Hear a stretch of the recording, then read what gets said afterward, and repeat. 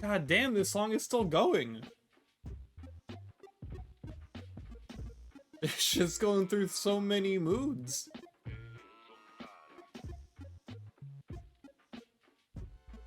Hello, everybody. Hello, Soul. Hello, Moon. Thank you for the support. Alright. So we got about 20 minutes, 19 minutes now until the indie world. I think the indie world itself is going to be 20 minutes. I don't know what they're going to show, except for one thing that Pyro leaked. Alright, now we reset. Now you reset. Hello, Techno.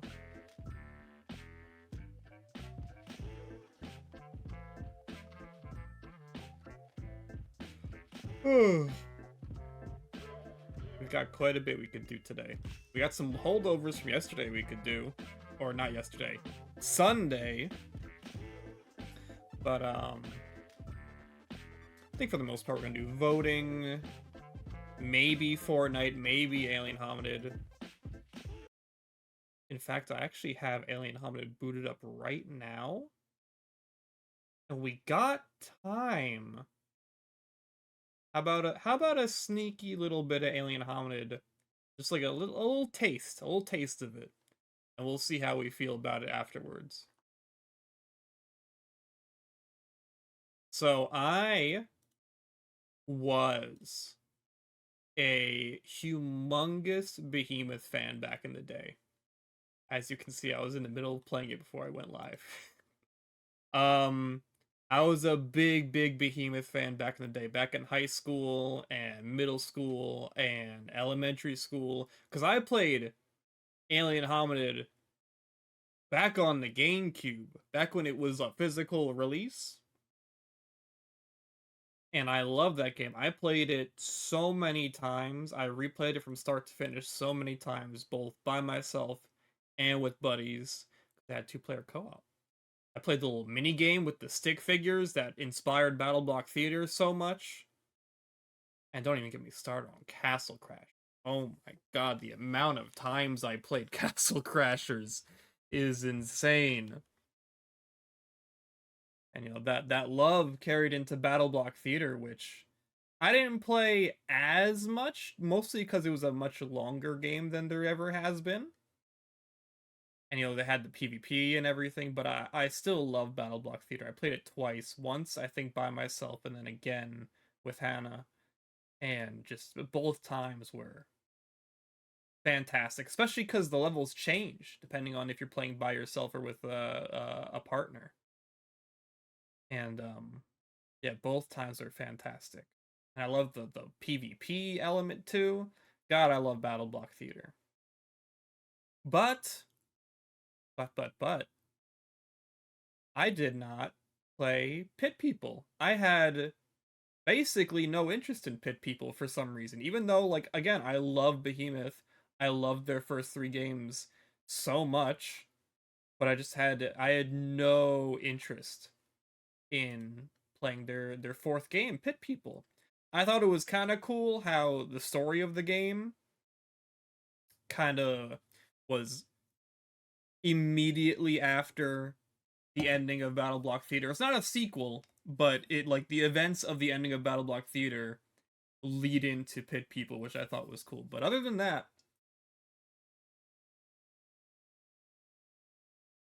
I was taking a sip. Other than that, I never had the drive to play it. That's like a whole generation of the Behemoth. I never got to experience. And now we're at their 5th game, and it's the sequel to Alien Hominid, their first game. Which, if you were gonna make a sequel to something, I feel like you should have done Castle Crashers, maybe.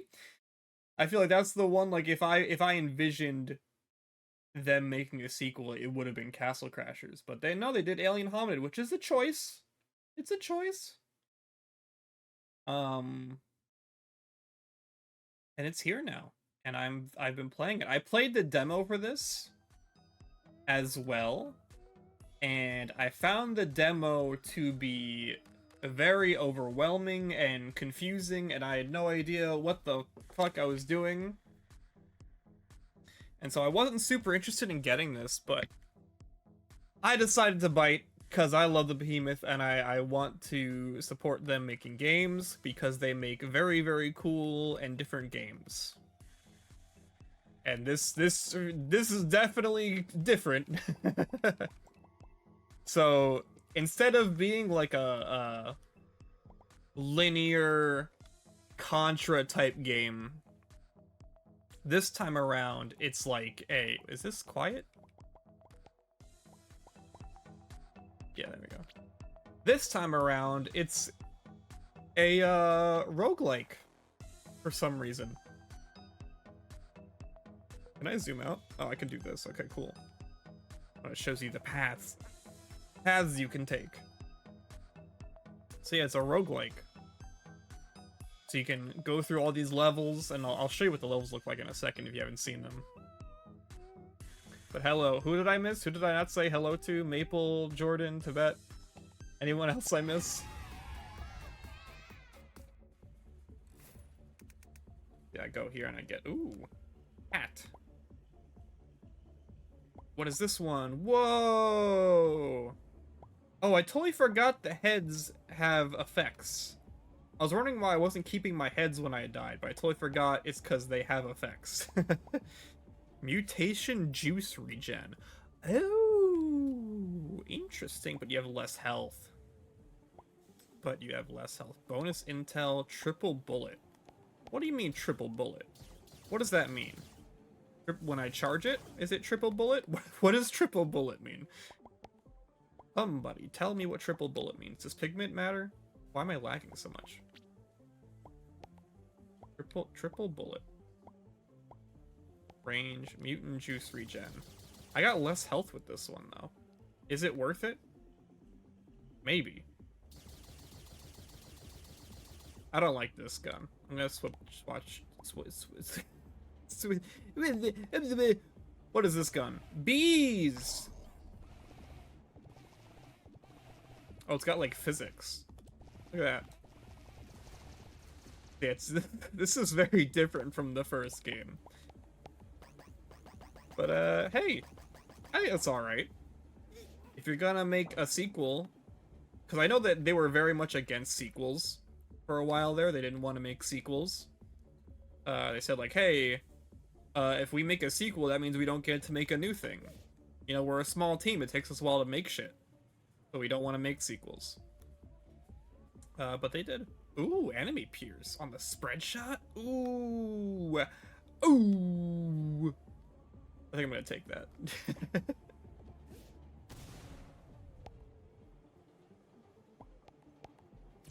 So this will go through. Wow. I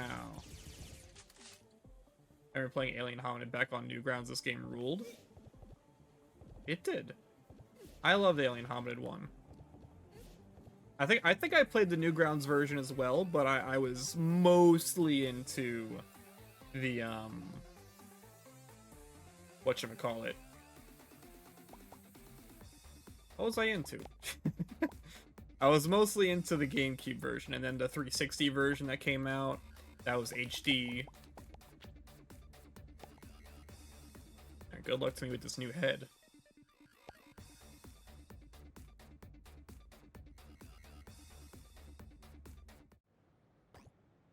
Hazards. Oh, fuck, not these things. Okay, so yeah, each level is like a looping arena, and you kind of get called in to do various objectives. So right now, I have to defeat enemies to get intel. And then I gotta bring that intel to a point. That's typically how, like, every level starts, but then as you do the other objectives, you get,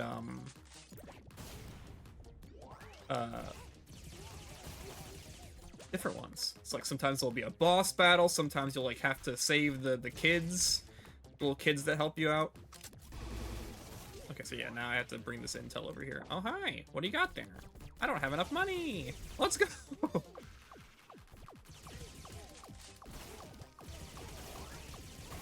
And yeah, I think the issue not even an issue. It's just like the thing that's difficult to get used to is just like, what the fuck am I even playing? You know?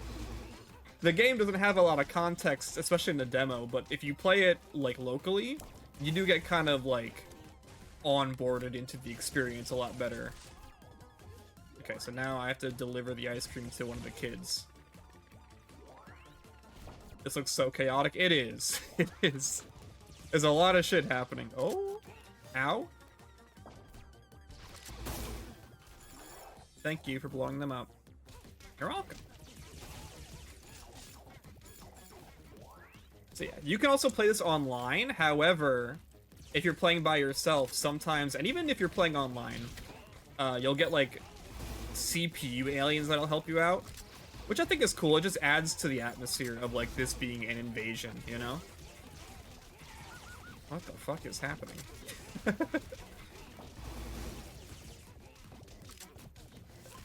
Guess I got another intel mission. That's fine.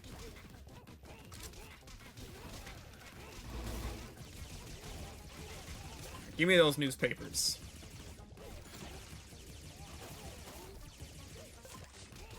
So you gotta roll, and in your roll, when you first roll, you get like iframes. And then you can also hold the roll to dig underground, which also makes you invincible. But you can't stay underground forever. And you obviously have to do objectives in order to beat the game, so you can't just like camp forever. And the longer you camp, the more enemies spawn. It's like Risk of Rain. You know Risk of Rain? Like, the longer you stay in the level, the harder it gets? Yeah. That's this, too. I'm going on this. Oop. I gotta defeat purple enemy. I can't defeat purple enemy. What the hell?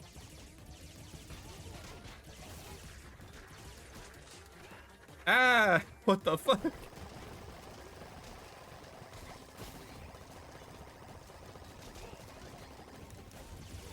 Alright, we gotta get all the purple guys. And of course, there's alien hominid, so you can, like, jump on people's backs. And it's very funny and silly, like, rah!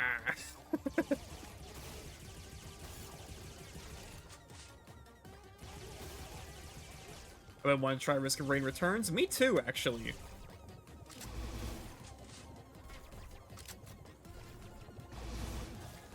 God damn, this has a lot of health.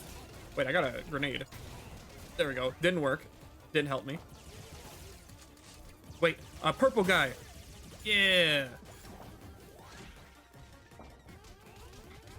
And so once you complete all the main objectives, you can stay and do bonus objectives to get more rewards, or you could just, like, leave. Or just get sniped. Or just get sniped. But obviously, the longer you stay, the harder it gets. So it's a Risk of Rain. The Rain being FBI agents. I'm gonna try and do this one bonus objective.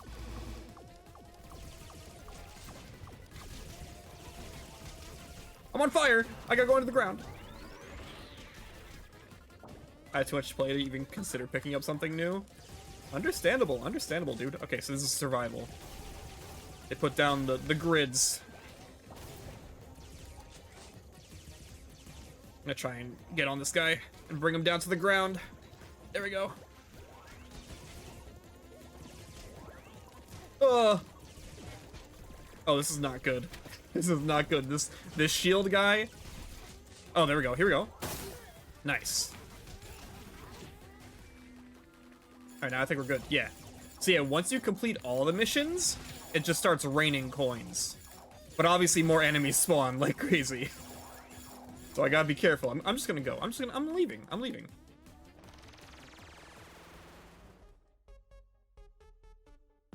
Hello, sirens.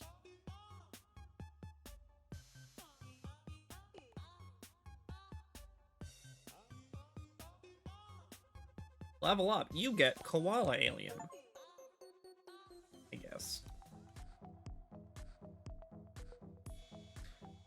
Yeah, that's we'll play this more, I think, after Indie World. Let's see. Health regen. Ooh. Whoa, that's a cool color scheme for this head. Who's ready for Silk Song?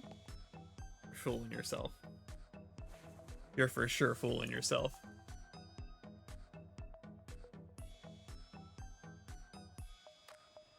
I don't know what you think is gonna happen, but it's not that.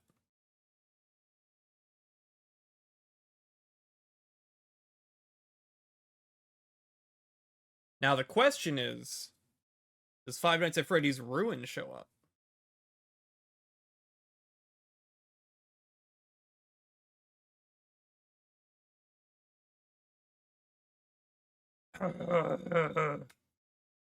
Sorry, excuse me.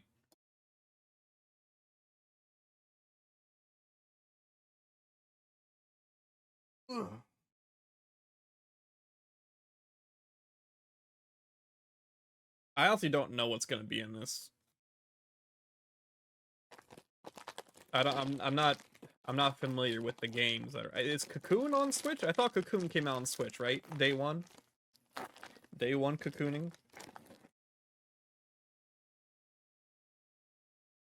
Hope some cool games. Me too.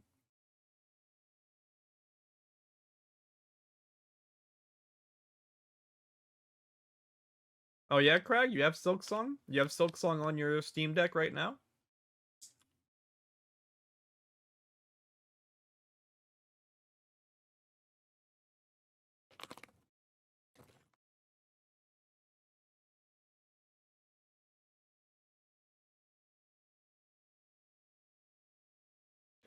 Mm-mm-mm-mm-mm.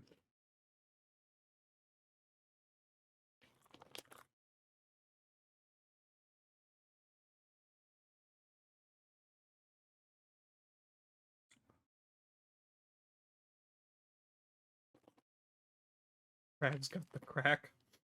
Craig's got the fucking Sony Vegas pirating software song playing on his computer right now, full blast.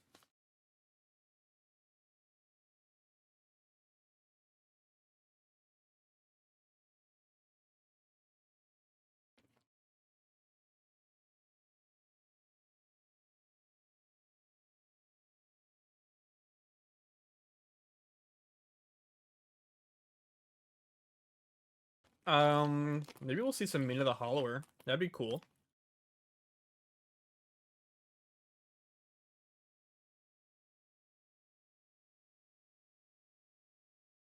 Trying to think of what else could be in this.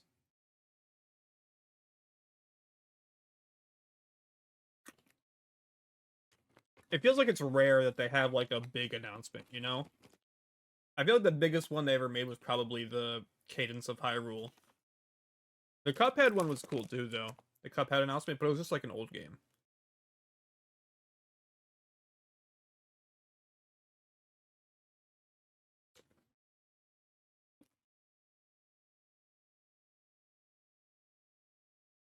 Are we expecting anything cool for this? I mean, I don't know. Dude, what if Silksong Shadow drops? What if that happens?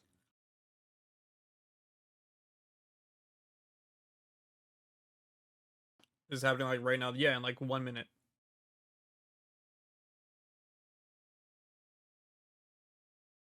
Neon White 2. Tattletale 2. Poppy Playtime coming to the Switch. Poppy Playtime's on mobile. It should be able to come to the Switch.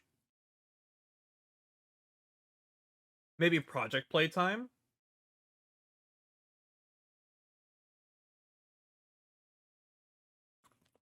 Oh, what if Click Team's Five Nights at Freddy's game is here? Oh, shit. Oh, shit.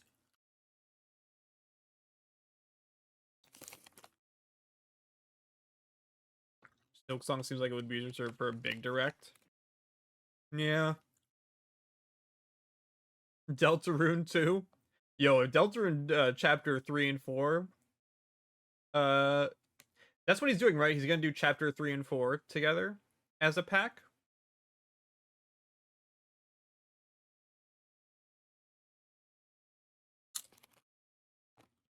But they do Undertale and Deltarune stuff in main directs. They don't do it in indie worlds.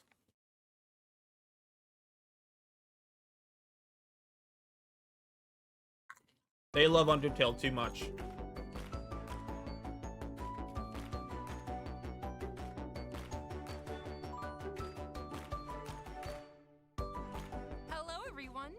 Welcome to Indie World. I'm Amber. And I'm Andrew. We've Hello, got Amber. another packed showcase full of indie games headed to the Nintendo Switch system. So, I forgot what the without guy's further name ado, was. Let's get into it.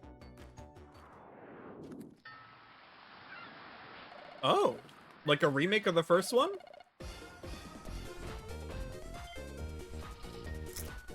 A sequel? What? Oh, is it just Shantae 2 remastered? It's Shantae 2 remastered. Got it. This is the oh, it's unreleased? What? What? Hey, that's a cool announcement. Yo, 4-player, what the fuck? Shantae Advance. This was announced a few months back. Hi, I'm Matt Oh. Bozon, creative director at Wave. Well, now it's not cool. And I'm Aaron Bozon, the creator of Shantae. In 2001, we started development of a Shantae sequel for Game Boy Advance. It was never completed, but we'd always hoped that someday we could go back and finish it. Now, more than 20 years later, we brought the original development team back together to complete the lost Shantae game. Shantae Advance Risky Revolution is coming Hello. to Nintendo Switch, and we cannot wait for you to play it. Good morning. Good After 20 mythical years, morning. This long-lost half-genie that a good platforming podcast? adventure Huh? is back. Is that a good and podcast? ready to I've grant never a heard few it. Wishes. Do be you good, have right? any, Like- Andrew? I mean, It's probably not good. obviously I wish for This guy's Shantae's gotta be good. signature hair It's whip probably attack. not good. Granted, If I had to It's smart. guess. It's gotta be good. But think bigger. Okay. How We're about watching. magic dances We're that watching let you Indie World. transform into different All right. animals with unique This abilities? game exists? Is this real? Bigger. How about Oh, wait, is this completely the- rearranging the stages one they by didn't finish? shifting the Yeah. foreground and background Yeah, okay, to solve nice, wow. puzzles and find new ways to progress? Now you're talking. Plus, for the first time in the series, It looks up to cute. 4 players can Looks take like turns Shantae, on the same you know? screen in a Mm. local multiplayer battle mode. Wow, I didn't even wish for that one. She's in Embark Blaster on Master this Zero, once fun fact. lost Is she really? revolutionary adventure. So is A lot of characters are Shantae. in that. Yeah, it's really cool how they translate how they play in that game. Next year. I liked Blaster Master when I played of it. It's a good game. It's classic. That Lloyd from Tales of Symphonia? Oh, I'm watching this on your fucking stream. What's wrong with me? Hello? What are you watching this on YouTube or Twitch? YouTube. Okay. I'm like, what are you talking about? We're not there yet. Is that Lloyd? Actually, it does look like the fellow from Tales of Symphonia. What the fuck? Oh, this shit got farming? Why does this look like fucking Realm of the Mad God all of a sudden? Hello? Looks like Core Keeper. Oh! Oh, because it is. Cool. I heard this is a lot of fun. Mysterious artifact, you find yourself stranded Dilbot's in been trying to get me to play it. caverns Oh, with really? relics and Yeah, he said it's a lot of fun. Gather resources But I'm and lazy, so, explore you know, procedurally trying to get me to play a game. Ugh, am I right? Yeah. It takes 2 million times. Years. It takes 2 million 2 years. million years. It takes 2 million years. Sure does. It sure does. Gotta be honest, Michael. I don't give a fuck about this game. I just had to speed up so I could sync up with you. What is this? Whoa, you're past me. What the fuck? A spit up! You went way past me. On your tail. On your tail. Use the brake. You're way past me. Mike, pause for 3 seconds. 1. Oh, look at this guy. 2.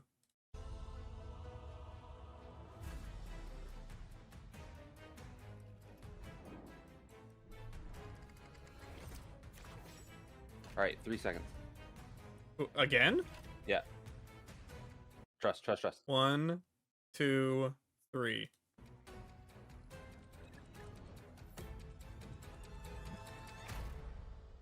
We're getting closer. Are you serious? Dude, I was like way behind you. 1, Right. 2, 3. Okay, don't change it again. This game We is should be- furry as hell. I'm now watching the people talk. They just came up. Really? Okay. 1, 2, 3. I like his rat shirt, dude. Would you wear that? Yeah. Per un paio di magiche settimane si viveva una vita diversa, si incontravano nuovi amici, si I'd esploravano wear that. posti nuovi e si facevano esperienze mai provate Gee, prima. Maple. L'avventura di Diana in Your Gotta be State è honest, my ispirata a pecs fucking hurt, quell'esperienza, dude. ma con un pizzico Yeah. di mistero in più. I Speriamo like che had an l'intervista insane con lift Marino yesterday. possa darvi quelle stesse sensazioni di intrigo Why e don't you both hit the meraviglia. 2x speed button? Presto. I don't wanna. I already did that. It says I'm live. Seaside mystery awaits in this narrative life sim with a little bit I'll of force Michael to come down to me. as the intrepid young Plus, detective Diana We explore look the like we're charming roughly in the village same of spot. Borgo We're Marino. at most like 2 seconds off. Hmm. Hang out with friends, play games in the Because the arcade, stream is or like, kick back and your stream is relax on with par some with where fish. I'm at, which How means you you're spend like your right summer there. is up to You know what I you. mean? Yeah. You don't have a huge Isn't delay there on your a stream. masked menace on So I'm the good enough with loose? that. Who's texting me? Yeah, about that. Use your investigation This isn't really and doing it for me. interrogation You? skills to get to the bottom of this mystery. Um, Collecting clue I don't cards really along care for the I way games will like help this. I don't really know what the this menace is. behind the mask Like- Investigations. Play your clue I think cards this right. diorama thing is kind of Might cute. just have a vacation you'll never Like forget. solving a mystery through a diorama. I think it's cute. Launches on Nintendo Switch. Oh yeah, like the idea of Console like exclusive putting it all next together year. in that sort of setting is cool. She has lived Time these console years, exclusive. but it Whoa. all fell apart Wow. when her brother was taken away. Oh shit, it's Wolfwalker. Is it? I don't know. What are you gonna say with such confidence then? Born deaf. 'Cause it looks like Gives her it. a unique protection against this curse. I like how that wolf like looked behind him like, what the Only fuck was restless that? nights she spent to perhaps Wait, this looks kind of neat though. unlucky fate of her brother. I like this art. Yeah. Ooh, like a stealth strategy game? Wait, this looks neat as hell. Hmm. I'm into this howl. Ooh, I'm into that. When is that coming out? He's into is being that. Ravaged by the howl, a sinister plague spread through sound alone. Only a deaf prophet can find the cure and bring back peace to this realm.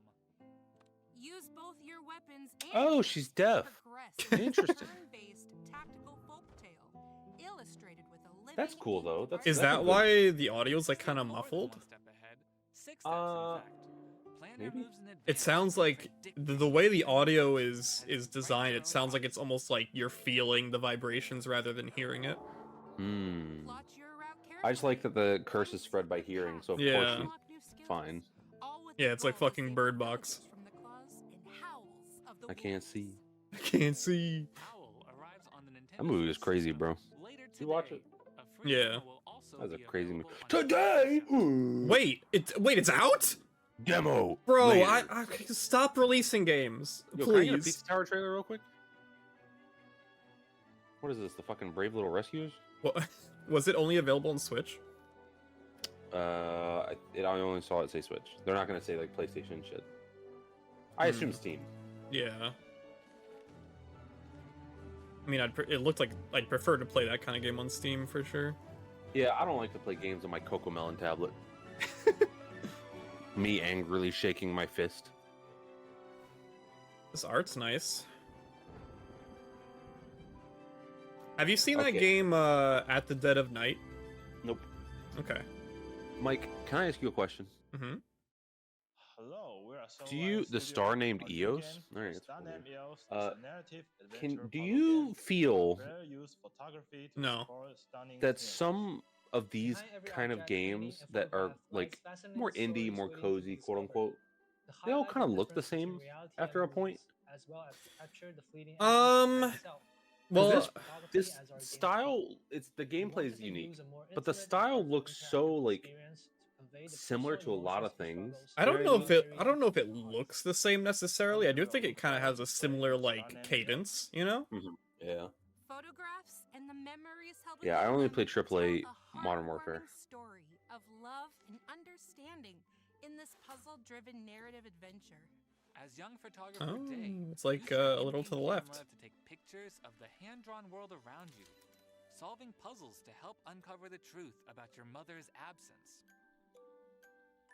Overcome challenges to recreate old photographs and piece together. You the just story. find out that she left a Use note on the these table that says snapshots she's going to to the look store. back in time and shed new light on the moments when the pictures were taken. Discover the beauty of the star named Eos. Launching on Neat, Nintendo cute. Switch Welcome to next Boundary spring. Break. We can take the camera anywhere. Welcome to Boundary Break. Here's an oddly Yeah, because he said we got to specific revisit those pictures and like question. What if see if we see anything new. packing a bag Oh, I remember makes you this. more powerful? Then each trip to the supermarket would make me a hero? Exactly. Though in the case Bro, of this roguelike deck builder, RE4 the coming back supermarket is a and giving perilous people like, dungeon full of damn, enemies I to love battle, allies to cache encounter, and adjusting. You know what I mean? treasures to find. This is like the I'd still third get to game be I've a seen with hero, this. though, right? Yes. This is a One neat way of locals doing that it. you Don't get me find in wrong. the dungeon I will love help inventory rebuild management. your hometown. People The apparently do. locals will certainly consider you a hero. Excellent. Collect hundreds of items with incredible powers and abilities, and I'm organize your not backpack interested in to this. unleash their It's full fine. potential. I would buy this on a sale. Find potent combinations and use each character's unique abilities. I would to spend kill $10 whatever on this. stand in your Hmm. way.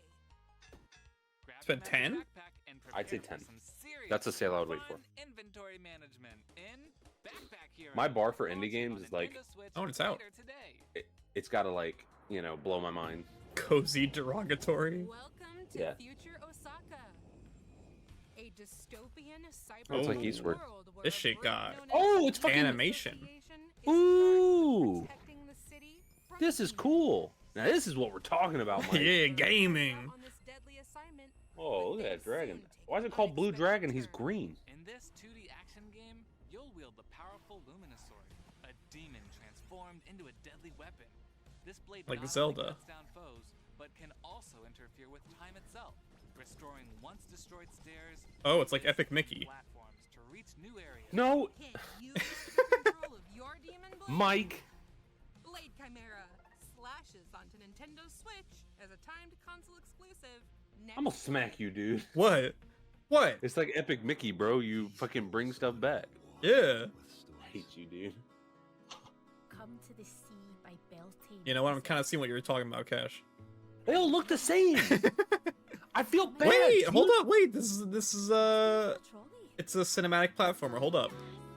Great. We're in there. I'll watch a YouTube video. Wait, it's also like a rhythm game? Oh shit, this might be a jam. Dude, I haven't played Planet of Lana yet. Dude, there's too many fucking games. Too many games, bro. I need to go to the Too Many Games convention and be like, there's too many games. So I went to Steam to see if anything came out today. There are 3 games that I think would be in this showcase that I'm curious to see if they're in there. Also, Hi, I'm Joe. why and are I'm all of these about like co-founding your Inkle, parents the telling you to go creative somewhere or your director parents are of missing? Island Song. And I'm Nat, lead level designer in the Why don't game. y'all just call your mom? Island Like, Song is all she's about probably how it okay. feels to explore the mountains Just of check your Florida. iPhone. And it's been directly inspired by our own adventures in the wilderness. Oh, dude, I thought I was tweaking out The remote because Scottish Highlands can this be chick on the left, beautiful, but also her audio harsh is like and desynced with her unforgiving if you're video. not prepared. That balance is something we've on tried the to one I was capture watching in for like a every second. step That was of really Island jarring. Song, from I was like, what is difficult happening? fast-paced rhythm runs. We're excited for you to immerse yourself in the landscape we've created. All Get right. ready to head for the hills. We're going on a It's pretty. foot-tapping Don't get me wrong. island It through looks Scottish cute. The Highlands. Very platforming, pretty. that looks a The little ocean weird. in this narrative platformer, and there are a lot of different roads to take.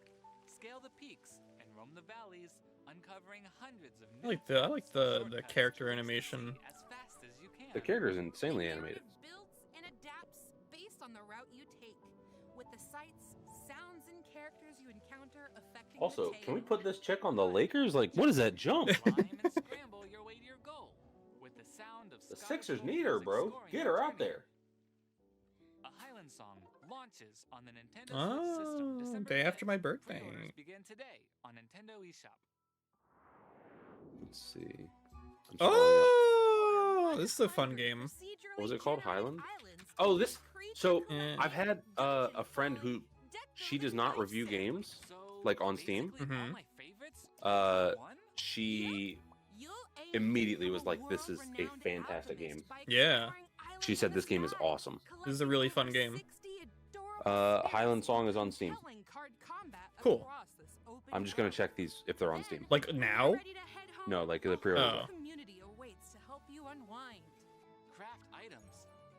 Tend to Oh, your damn, he garden, hit that shit. brew potions, decorate You see your that? home, Yeah. befriend the He local hit that villagers, shit. And who knows, maybe you'll even fall in love. I mean, Live your life Fine, wherever you know what I mean? choose in launching on Nintendo Switch to Sanson really likes this too. Everyone that has played it has been like, it's really outstanding. Time console exclusive unless you're on Steam, baby. Steam Deck. Whoa, what is this art? Yeah, can we start calling the Steam Deck a console yet, or is that not allowed? They would have to acknowledge the PC as a console. Hmm. This art's really unique. What the fuck? This shit look like that fucking Nanoland. No, not that one. What's the one with like the little girl that's like gray? I have no idea what you're talking about. It was like a Nickelodeon thing. Dandara? I don't know. No idea. I didn't know Nickelodeon made games. No, it was like a short that played before some movies. Oh, fucking oh my god. Angelina Anaconda? Yeah. 而且我们两个都是各种侦探故事的爱好者，所以那时候起一起制作一款侦探游戏这个想法就埋在了我们的脑海里。我们希望结合绚丽梦幻的 Is this Chinese or Korean? 以及丰富多彩的 I think it's Chinese. 群像故事， I can't 所 tell. 以我们就想到了马戏团。谢谢大 It 家， sounds more 希望 Chinese. 你们也会喜欢在双网把戏中破案， Either way, 了解这些马戏团人物。 I'm glad that like it's not just all EU and American games. Hmm. Seeing a lot Yeah, of the smaller countries. Digimon movie girl, not Nickelodeon. My bad. She had a show. Yeah, I know. It was on Nickelodeon. Okay. An unlikely Yeah, she had a show. detective duo, one a fellow magician, the other a private eye with Death Trick, unfortunate Double bout of Blind. Okay, amnesia. let's see. As they each investigate Hattie's disappearance, you'll need Good to news, combine gang. each character's clues We're decked in. to figure out which Demo's on suspects deck. have been clowning around. It also has a playtest that you can request access to. At your disposal, you'll need to carefully decide which It's so leads to crazy doing pursue. something like this, like Looking getting on the for Nindy thing. contradictions and the evidence You get like acquire. insane Look through your collection of clues, advertisement. get to Yeah. know Yeah. the stories of each Is whimsical is Howl character on you Steam? Did you encounter, check? and challenge Is it just called anyone Howl? you find Yeah. to be deceitful. The investigation Chat. begins when Death Trick Double Blind. Howl is on Steam. Let's fucking go. Demo live now. Free demo will be available on Nintendo eShop later today. First for consoles, by the way. Demo is currently on Steam. Deckers Rise Up. And there it is. This is what PRO leaked. Oh, bro. You played this? I tried it. Mike. I struggled to get into it. Oh, Mike. Chat, you guys know me. I don't recommend bad games. Play this game.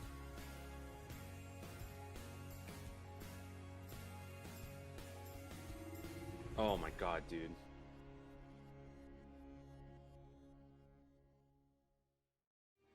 Exploration is key. Oh, this is the one that comes with the unraveling DLC. Nice. mysteries of this I don't peculiar follow many devs on Twitter. I This follow these guys. open-world adventure has you scouring multiple planets in search of clues, Mobius is legit. strange I've heard signals, this game and is ancient insane. alien I have texts heard to it. decipher. But don't dawdle. The solar system is trapped in a time loop. Bro. Hello, Here- don't spoil it! What the fuck? Dramatically as you explore. Delve into an underground Wow, they really city just said it, huh? swallowed by Come fear. on! Dodge sky-high cyclones and explore a planet collapsing into the black hole at its core. Find the keys to unlock the secrets of To the be fair, solar though, system in the I got most spoiled on that, and that's what made me dangerous of interested. places. I didn't get spoiled on that. When that happened to me, I actually was getting scared. Included echoes of the It's a cool moment. Yeah. The first time it happens. Grab your cosmic hiking gear when Outer Wilds Yeah, I heard Archaeologist the Edition Echoes of the Eye is really good touches as well. down on Nintendo Switch, December 7th. Pre-orders This begin is currently live on Nintendo Steam, chat. eShop. A physical version will also be available. You can just buy this now and play it in the not PS1. Whoa! Well, That's Amber, awesome. It looks like our time's almost up. Almost. But before we go, let's take a look at a few more indie games coming to You think we Nintendo see Switch. Silksong? No. I think it's I think Xbox will do that one. I think it's Or- Sizzle Reel and then we end. Okay, who's this? Planet of Lana. Okay, I'm. Oh, we're speed reeling. Okay, let me get fast. I played the demo of this on Steam. I know it's on Steam. All right, it's on Steam. You can buy it right now. Enjoy the It- diner. it's out today. Enjoy the Diner on Steam. $10. Heavenly Bodies. Heavenly Bodies on Steam. $20, and it has 2 DLCs.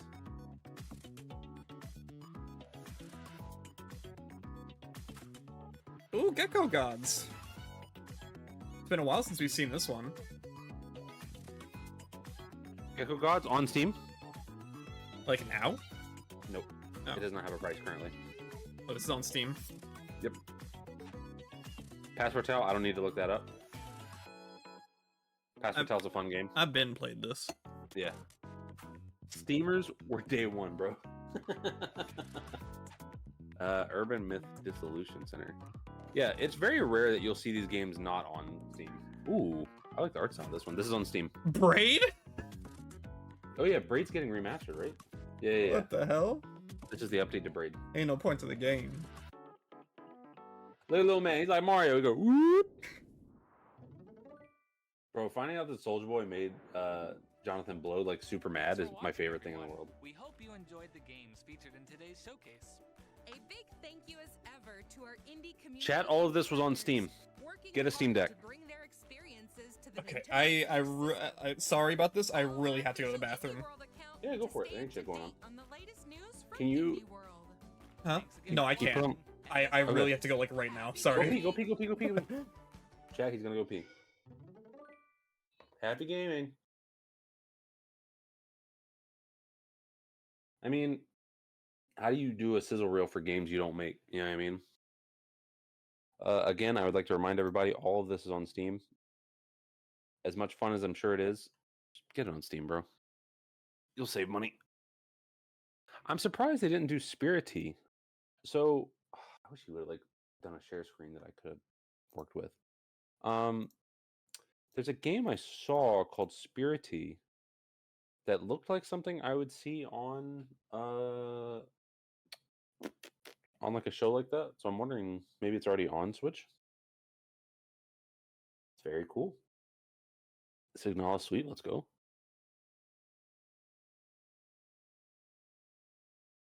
We love lesbian robots. Amen. One day I will sit down and actually play Signalis.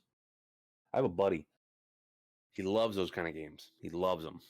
Shills it like crazy, and I keep telling him, I'm like, I'm not there yet. I need to I need to be like the holidays or something. You know what I mean? I got like a few days to really game. I feel like a game like that, I would want to bang out in one go. Let's see. Let me switch this tab. Oh, good. He switched it to okay. I wonder if he paused thing. He did. Okay, good. What else are we doing today? Oh yeah, we're doing Game Award stuff, right? Did you guys look at the nominees? We looked.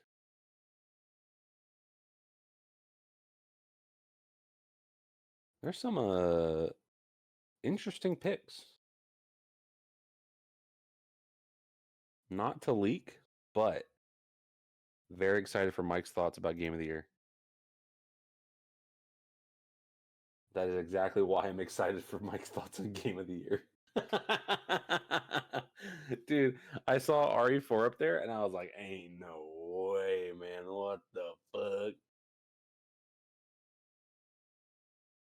Character of the Year? I think didn't they used to have Character of the Year? Am I misremembering that? Because I feel like we voted for Nathan Drake one time. Yeah, okay. I saw somebody on Twitter say they need to have a moment of the year, right? And the pictures they used, for example, was one where Sonic was like turning digital, and then also Clive doing the hit L3, R3 to accept the truth. And it's like, you want a spoiler section, bro? What are you smoking? I don't want that. Yeah, you vote for 621. Imagine. Oh man. You guys, hey, while Mike's gone, let's do some Steam Deck stuff. You guys want to talk about the Steam Deck? Are you guys getting the OLED? I'm thinking about it. Longer battery life, man. That's really interesting to me. I'm kind of interested. Want to give you my old one? Sure, bro. That OLED looks nice, bros. They were like, oh, the screen's nice and the battery's a little better. And then everybody like did reviews, and they were like, stuff kind of runs a little better too. Not gonna lie, and I was like, oh. It seems to be minimal though, so Valve's not really pushing that. But like, longer battery, bro. I saw that you could get like 2 hours of fucking Cyberpunk. I was like, that's crazy. I can get like maybe an hour now. That shit burns your battery down.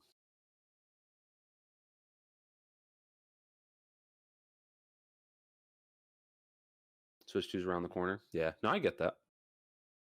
It's hard, man. You know, I feel so. There's a few things I always feel strongly about, right? PlayStation games, like PS5 games, I don't think those will ever get emulated. And if they do, it'll be forever. So at best, your best bet is to wait for those games to come onto Steam themselves. Nintendo fans are so goddamn rabid that like I can kind of count on them to make emulation work. You know what I mean? Like they'll figure it out no matter what. Those brothers are desperate to not pay for their games. And hey, I support it. You know what I mean? Because it means I get to play them. Still waiting on 16. Bad news, Sirens. You're going to be waiting another year minimum because we all know it's going to come to Epic Games first. True? Oh, man. OLED's so pretty as well.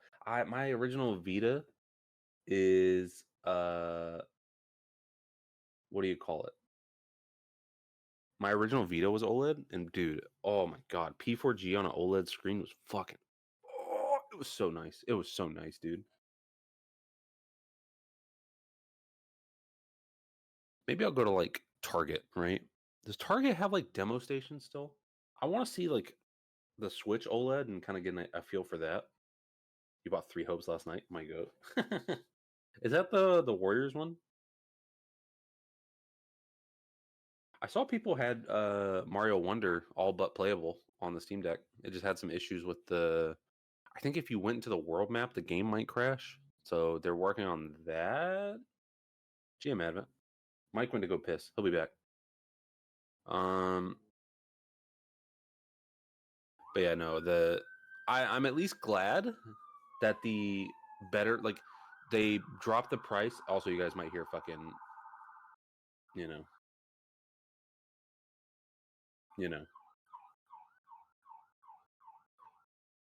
Yeah, I don't know if you heard that, but do I know anything about Alan Wake 2? Yes. Alan Wake 2 is apparently a very good game. I have not played it myself. I do know that it is Remedy. Remedy is very, like, Remedy's got that work on them. If people are saying their game is good, I believe in it. Them brothers made Max Payne, dude. That's crazy to think about. I played that when I was a kid. Because I remember there was one scene in Max Payne where he goes into like his baby's nursery and it plays like little nursery music, but the baby's gone. There's a little bit of blood because I think the baby got taken or something. And I remember the little nursery music used to freak me out because I'm like, where's the baby? Like it was scary. It completely snuck past your predictions. I mean, it just came out. You know what I mean? It's what is it? It's like 2 weeks, 3 weeks? It's new. But everyone that played it was like, dude, this is legitimate. This is really good. The only thing I've heard as a possible negative is it kind of expects you to have played all of Remedy's games like recently. Like they do call outs and stuff. Advent, they didn't really announce anything crazy. It was all just a bunch of like filler that you can just buy on Steam.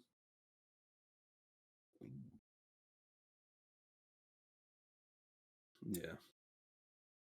But apparently Alan Wake 2 is really good, and I believe that. I believe that wholeheartedly.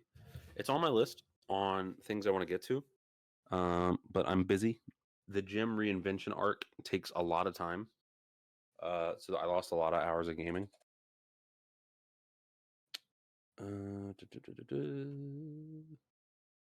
But I've been trying to think how I want to do it, and I'm thinking like I would do Max Payne 1 and 2 because you don't do Max Payne 3. Max Payne 3 is not Remedy, that's Rockstar. So you do Max Payne 1 and 2, then you do Alan Wake 1, then you do Alan Wake American's Nightmare, then you do Control, and then you do Alan Wake 2. I asked where the Ring Fit streams are. Bro, my workouts are so much. They're so much more intense than fucking Ring Fit, dude. I'm hitting the Stairmaster and shit, you know. I tell you what, though. Hold on. Let me get my stats. Hello. Hello. I'm going over my workout stats. I'm Okay. pressing the fans. You know how it is. Yeah. All right. So yesterday.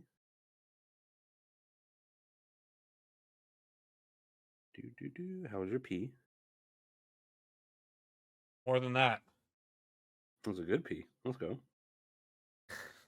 Yeah, bro. To bet yesterday, I did 6 sets of squats at 125 pounds, 10 per set. It was very good. I benched 85 pounds, 3 sets of 10, 100 pounds abdominal crunch 3 times, 10 reps a set. Oh yeah, I'm cranking numbers, Michael. You don't get to be as big as I am and not get bigger. You know what I'm saying? You get it. I get it. I understand. I was also saying that everybody should get a Steam Deck. I think I'm gonna get the OLED, man. Did I tell you that? The OLED? Yeah, You I'm think thinking so? about it. I'm thinking about it. Why? It's an OLED. You ever played on an OLED? It's very pretty. It's very pretty. Oh no, Tibet. I'm not losing weight. I'm putting on mass. Like my weight currently, I'm fluctuating. So I started at 300. I'm currently fluctuating around 280, 290. Kind of staying within the 280, 285 range. Because a lot of the weight is like converting really hard. And my legs are very strong now. My arms are very strong now. My chest is tight and fucking huge. You know what I'm saying, Mike? He gets it. I don't know how to respond to this. What is your picture, by the way? That's Johnny Appleseed. Oh. He looks like me, doesn't he? Yeah. He really does, dude. Somebody tried telling me he didn't. I was tweaking when I saw it.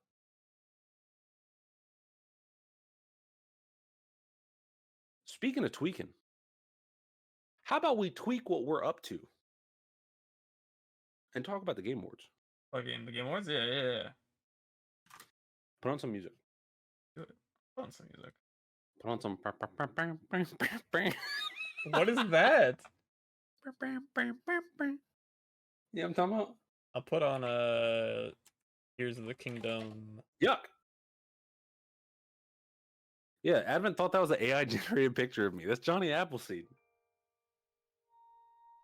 Try pause reps on squat? What do you mean? You like... Oh, do you like hold it when you go down? I'd fucking vomit, dude. I would fucking vomit. Oh my God. You might die doing that. Oh! Dude, I would have to do like... I would have to do like sets of 3 or something. It'd have to be so much smaller. So, I'm thinking... How you want to do this? I'm thinking we skip the esports categories for the most part. I'm not knowledgeable enough. I think we can touch them, right? You think we can touch them?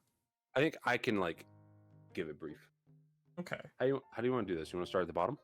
Yeah, we're starting at the bottom. All right, give me a and we're gonna worry it's a game of the year. This is a fucking terrible website. Do I just do view all categories and then scroll down? Yeah. Yeah. All right, ready? Yeah, they used to have it. They used to have everything on one page. Yeah, to vote. Fuck out of here, man. How are they supposed to count your vote if you don't have an account? Just sign in with your X. I did. You want to see a funny picture? Sure.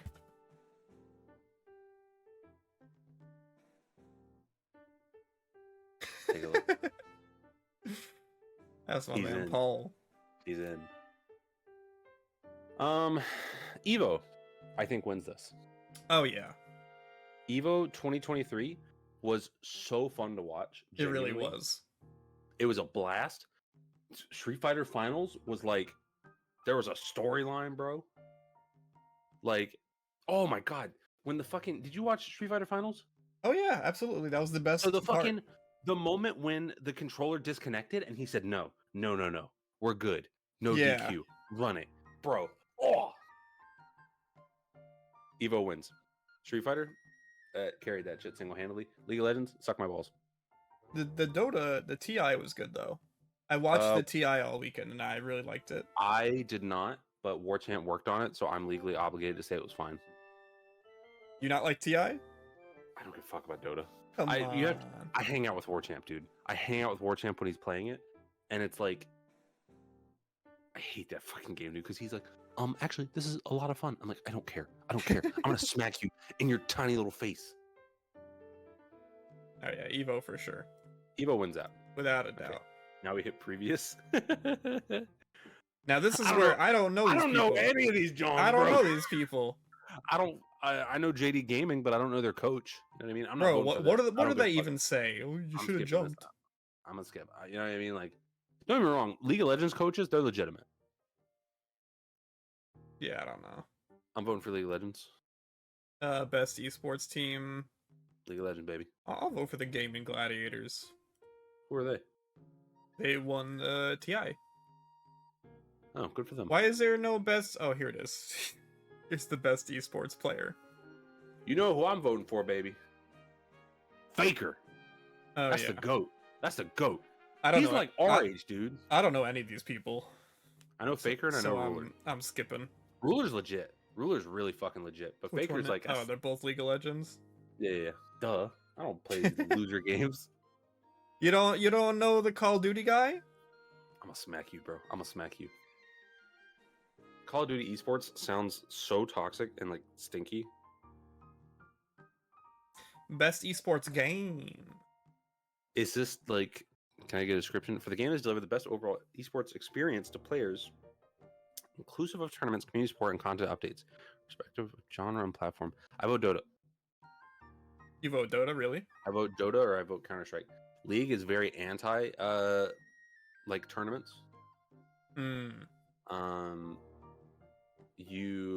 They don't really like it super hard. Yeah, it's really crazy the FGC gets snubbed with esports. I never understand that. Like, why is Angry Bird not on for best esports competitor? You know what I mean? Like, yeah, those brothers travel. Didn't Sonic Fox win once? He might have won content creator or something. I don't know. I thought he won best esports player. I could be wrong. I'm voting Dota. Yeah, I'll vote Dota as well. I'll vote Dota too. You on the real categories yet, bro? Oh, Iron Mouse sweep. Iron Mouse. Yeah. I don't give a fuck about these dudes, and they all look like they would be mean to me in Discord private DMs, and I don't want that. Iron Mouse sweep for sure. Oh, dude. Here's another sweep. FF7 sweep. Now hold on. All right, I'm holding. My hands are in the air. Hades 2. Incredibly excited. Like a Dragon Infinite Wealth. Incredibly excited. Final Fantasy VII Rebirth, I have a deluxe edition pre-ordered. I think that says a lot. We talked about this in co-stream yesterday, and I don't get these games for this description. Recognize an announced game that has demonstratively illustrated potential to push the game medium forward. How is Tekken 8 gonna push the medium forward? That shit ain't got rollback. Tekken 8! No challenger!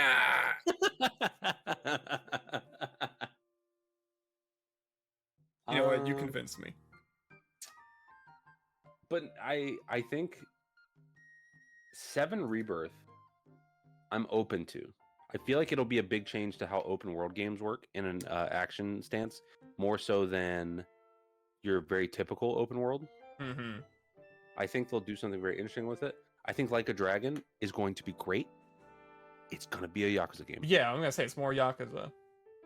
It's going to be a Yakuza game. You know how they work. And Star Wars is a Ubisoft game. I don't know shit about Star Wars. I know you're like a rogue. People apparently think that shit looks really good. I haven't looked too much into it. I will probably look at it when it comes out because I love Star Wars. Mm-hmm. And then Hades 2 is just, I don't need to. Hades 2 is going to be godlike. Yeah. Hades 1, I spent like 40-50 hours. You know what I mean? Yeah, I'm probably gonna say Rebirth still, even after all that. Dude, Rebirth fucking all the devs are like out on interviews and stuff, and it'll be like, what do you guys think about that moment? And I'm like, you guys are just shut up. Okay, I'm interested in your thoughts on this one. Okay, so first off, okay, Gran Turismo should not be here. Gran Turismo is not an adaptation of the fucking fiction of the game. Okay. It's literally a real life thing that happened in real life that just involved the game. Does it have cars? Yeah. There you go. But it's not Gran Turismo. Get owned. I did not watch Castlevania Nocturne, but I did see the one scene where Richter looked like he was gonna do something fucking rad, and he says "fuck it." And yeah. I'm like, and that kind of killed it for me. I did see that.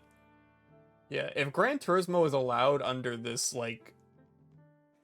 under these rulings, then like Tetris should be allowed, and then Tetris should have won.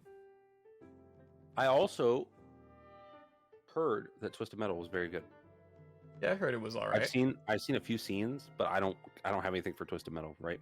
So then the real question, Michael, number 1, number 2. What? Mario or Last of Us? Oh, I think it's got to be Last of Us. I have a lot of issues with the Last of Us show. Obviously in regards to like characterization and replacing iconic lines with like one-word responses. Yeah, replacing iconic lines with them going, I was going to say something cool, but fuck it. Yeah. I don't know what's up with that. I think that's just writers wanting to put their own spin on something. Fucking replacing the fucking, yeah, you just tell yourself that bullshit. With him being like, I do. See, Techno, but if you go, it only doesn't hold up if you compare it to the game when we're talking about best adaptation. That's not good. I think the thing about The Last of Us is I feel like, unlike a lot of these other adaptations, is it reaches for so much. You know, it's like the bigger things are, the harder they fall kind of thing. 100%. Where it's like, Last of Us had money, dude. Yeah. They had money in that shit. Was like, there were moments in The Last of Us show where it was like top tier television, you know? Like episode 3 and the flashback Left Behind. Like those episodes. That's a good one. Yeah, those episodes were like, the first episode was fantastic too. Oh yeah, I watched it weekly with my girlfriend. Every week it was a great show, but I think the game's story and characterization is stronger. Mike, I'm gonna let you in on a secret. I voted for Mario as soon as we got here. Oh really? My answer was set. That's why I didn't say nothing. Yeah, I also really enjoyed the Mario movie. I liked the Mario movie. I had a fantastic time with the Mario movie. I had a really good time too. It reminded me of why I like certain parts of Mario. It made me feel good. I was like, they played fucking Thunderstruck, and I was like, I love Mario. Yeah, I mean, where was Five Nights at Freddy's, bro? Is it in the cutoff? I don't think so. I thought the cutoff was like early November, and it came out in October. That shit's all scripted anyway. So we can get the dinner scene orchestrated? Bro, imagine. What are your thoughts, Mike? What are you gonna do? I'm gonna vote. My choice was made. I'm gonna vote Last of Us. Okay. I think kind of dog shit, but okay. You liked the show. You were telling me after every episode, like, this is some of the best TV I've ever seen. This is me sobbing, crying. This is just so good. All right, next one. So I want to point out one thing. It is so funny to me that Party Animals is just there. I love this little gator guy, like, just between these mega giants. Yeah, just like all this promo art and just this in-game screenshot of the alligator. So, I did not play Mario Wonder, but my understanding is there's not really multiplayer there. So, I actually think the multiplayer in Mario Wonder is really freaking cool, and it elevated my gameplay experience like twofold, threefold. So Mario, it doesn't have like you're bouncing off of each other multiplayer, but those ghosts you mentioned are players playing in real time. So the way I've seen people say it's like Dark Souls-y. I think it's more it feels to me the same way I felt playing Journey. Have you ever played Journey? Okay, the end segment with the I know what you're talking about. It's not like Dark Souls where it's like, I'm having trouble with this boss, I'm gonna call for help or whatever. It's like you're just playing the game, and you'll be randomly dropped into other people's games, and you can see them and interact with them in like various ways. I did see the little statues you can place to like give somebody something. It was like health or whatever. Yeah, no, shout out Party Animals. Party Animals being on this list that's massive. So I had a lot of great moments with Mario Wonders multiplayer, like especially like as a first time playthrough, like trying to find all the secrets together. Like there's specific levels in the game that are all about trying to find these secret items. Mm-hmm. And I played it once and I dropped into a lobby and we all kind of like split up, and whenever someone found something, they would like spam the speaker emoji to get everyone to come over. Mm-hmm. It's just, it was really cute, and you know I had a lot of clippable moments on there. He's only thinking about the content, chat. See me? I'm not. No, not like that. Not like that. I'm thinking about the quality, chat. SF6, fantastic multiplayer game. Oh yeah, I love SF6 is insanely fun. The spectating features, the whole hub world. I love. Yeah, the hub is huge. Battle Hub is huge. That's so fun to go into that you can just do. Yeah. Just playing online as well. Like I love playing Street Fighter 6. I'm not currently playing it. I love playing Street Fighter 6. Anytime I boot it up, I'm like, this is so fucking fun. Yeah.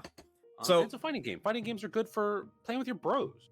So my thing with this category is like, it's not like what is the most fun to play with friends. It's like what is like a cool new gameplay and design, including co-op and massive multiplayer experiences, irrespective of game genre or platform. Which is why Street Fighter is a fighting game at the end of the day.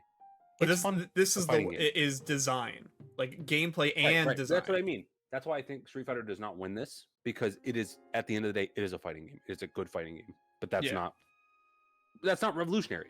That's expected more than anything else. Yeah. Versus Party Animals, I did not play.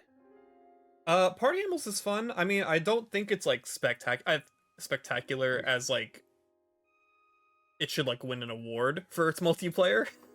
Do you think it's like anything of note? Does it do anything crazy?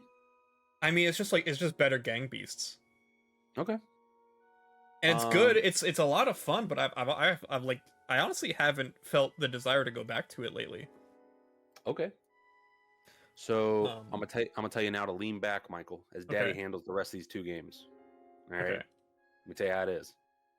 Diablo 4 is a lot of fun. I heard Diablo 4 has like new multiplayer stuff too. So Diablo 4 is more MMO focused in a way.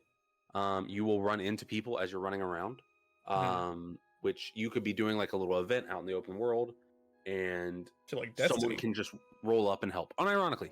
Yeah. And it's cool, and it's really interesting to feel like the world's alive, but you're still kind of doing your own single player thing. I think it's a negative for Diablo because I want to play it offline and I can't because of these systems. Okay. It forces a terminally online thing, so I think it's a negative of the way it does its multiplayer and co-op. And the other big thing is if I'm level 1,000, right, and you're level 2, the enemies are scaled for both of us individually. Okay, weird.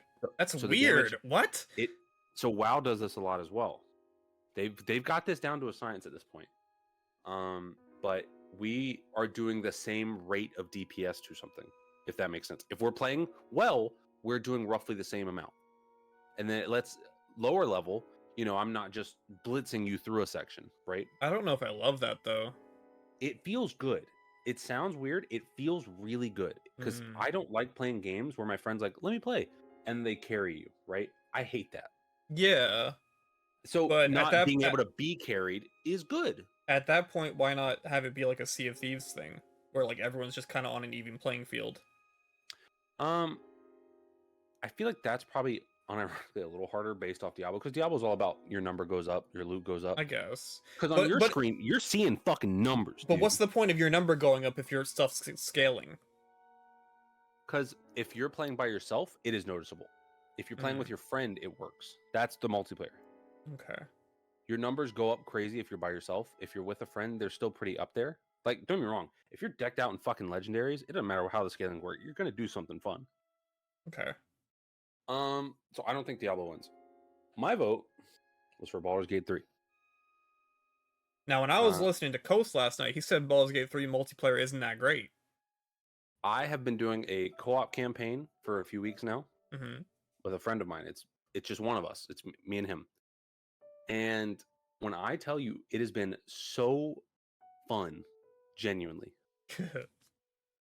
At any point, I can completely separate from him and go anywhere on the map I want. Yes, multiplayer. I can go anywhere. No, but like, you know what I mean? It's an RPG. Yeah, I get it. I'm not tied to him, right? Yeah. Me and Coast had fun in multiplayer. He can gargle my balls. But you know, one of us. Well, it feels like we're discussing, like we're playing D&D when we do it. Yeah. Bro, I gotta get my hands on this game, dude. I think this game is just, I think it's gonna hard sweep, and it deserves it, truly and honestly. You know me, I don't shill stuff that I think is bad. I'm constantly mind blown by this game because again, so for example, we were doing a battle and we were getting clowned on, dude. We were getting rocked so hard. My buddy hits the meanest crit of his life. He gets a high ass roll, and both of us just go, yeah! I love crits, dude, because it won the fight, right? Yeah. Because it was like we were losing hard, bro, and then he gets the meanest crit of his life, and we're just like, yes, dude. Fuck, we needed it so bad. Like, we were sweaty when we were done with that battle, bro, because we were sitting there like, okay, so if I do this, okay, so I'm gonna cast hold, and then you should be able to go in for a crit. It's like, okay, I have enough movement. Oh, I slipped, damn it. Okay, so now I'm gonna cast it. Okay, then we do this, and you'll do this. Okay, oh, good stab. Like, it feels very engaging to play with someone. Okay. Especially if you're open to, I've played a little more than him, so I'm very much, I'll let you make some of the dialogue choices. Do what you want to do, right? I'm open to that. That's how D&D is, right? You have the face of the party. Yeah. But it's very cool seeing I'm able to make choices as well, and it doesn't like mess it up, if that makes sense, right? Yeah. Like I can go up to something and make a choice, and we talk about our choices. Where my goal is I'm collecting every ounce of power that I can, and I will betray everyone for the power. We fought this woman, and right before she died, she goes, listen, hey, I will give you some juice if you let me leave. And I looked at him, I was like, look, I'm a simple man, all right? She offered me some juice. I'm thirsty, And we talked about it, and he said, I'm open to it. And we did it, and I got a huge power boost from it, and it felt cool because it was something we talked about. It was engaging. It feels how I imagine playing D&D with your friends feels like, and it's an astronomical experience. I think it's a fantastic multiplayer game, and I'm blown away that that game is able to be played that way. So I vote Baldur's Gate. That's awesome. That is very convincing, but I never got to experience it. So totally fine. Vote for whoever you want. Yeah, we're just giving our piece. You know what I mean? No, yeah, that actually sounds like every time you talk about this game, like it makes me want to play it even more. I'm a firm believer. Even if you don't like turn-based RPGs, play this game. You know what I mean? It's so cool. It's so cool. Everybody, pick party animals. Yeah, for me, I know no one wants me to vote for this, but like genuinely, I can't see your votes. I think Mario Wonder is the coolest multiplayer thing I experienced this year. I'm gonna be honest. You kind of sold me a little bit on it, where I'm interested. I thought like using the Dark Souls analogy, I think helps a lot. Where it's like, oh, that's a good feeling of like, oh, dude, there's a guy. Yeah. Yeah. Like I never turned the multiplayer off because it just added so much to my playthrough. Oh, dude, you're gonna love this next category. So I voted Baldur's Gate. Mike voted Mario. Why am I gonna love this category? You looking at it? Sports and racing? Yeah, buddy. You know what I'm voting for? Hot Wheels. Hot Wheels Unleashed. Hot Wheels, yeah. Life is a highway. I want Hot Wheels to win. Just fuck all these other games, bro. All right, what's next? Oh, Pikmin. Yeah, Pikmin. I mean, I don't play a lot of these games. Pikmin is everyone I talked to, everyone I watched. It looked outstanding. Pikmin 4, like out of all these games, Pikmin 4 is a go-to contender for me. Interesting. I heard Engage was fun. I also Yeah, heard Engage is F-Zero fun. 99 not being in racing is actually a fantastic point. Yeah. Also, Advance Wars is just the first and second game again, isn't it? Yeah, it's literally like the same game but with new art. Yeah, I'm not voting for that. We hate remakes here. Yeah, come on.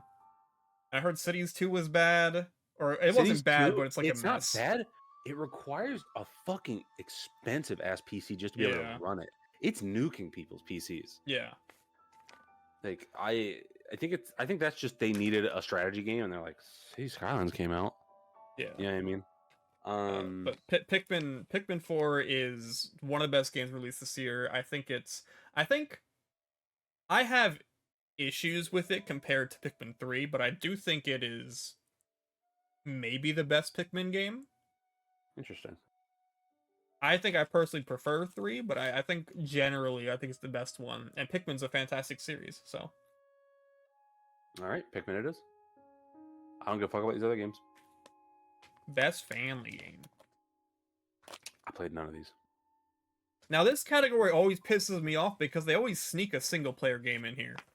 Which one's a single player one? Pikmin 4. I mean, you got Dandori battles, right? They aren't that good. Okay. I feel like this one, off of just base knowledge, I don't know shit about Illusion Island. I don't know what that is. I like the art, but I don't know what that is. It didn't look good. I feel like Mario Wonder would sweep this, right? Now, playing Mario with like your little cousins and stuff. I'm gonna tell you, I played this with my nephew the other day. And one thing I really love, compared to like the other Mario games, is that if the player in the lead is like going forward, instead, and like the one person's lagging behind or whatever, the edge of the screen will not like consume them and make them like go bubble mode.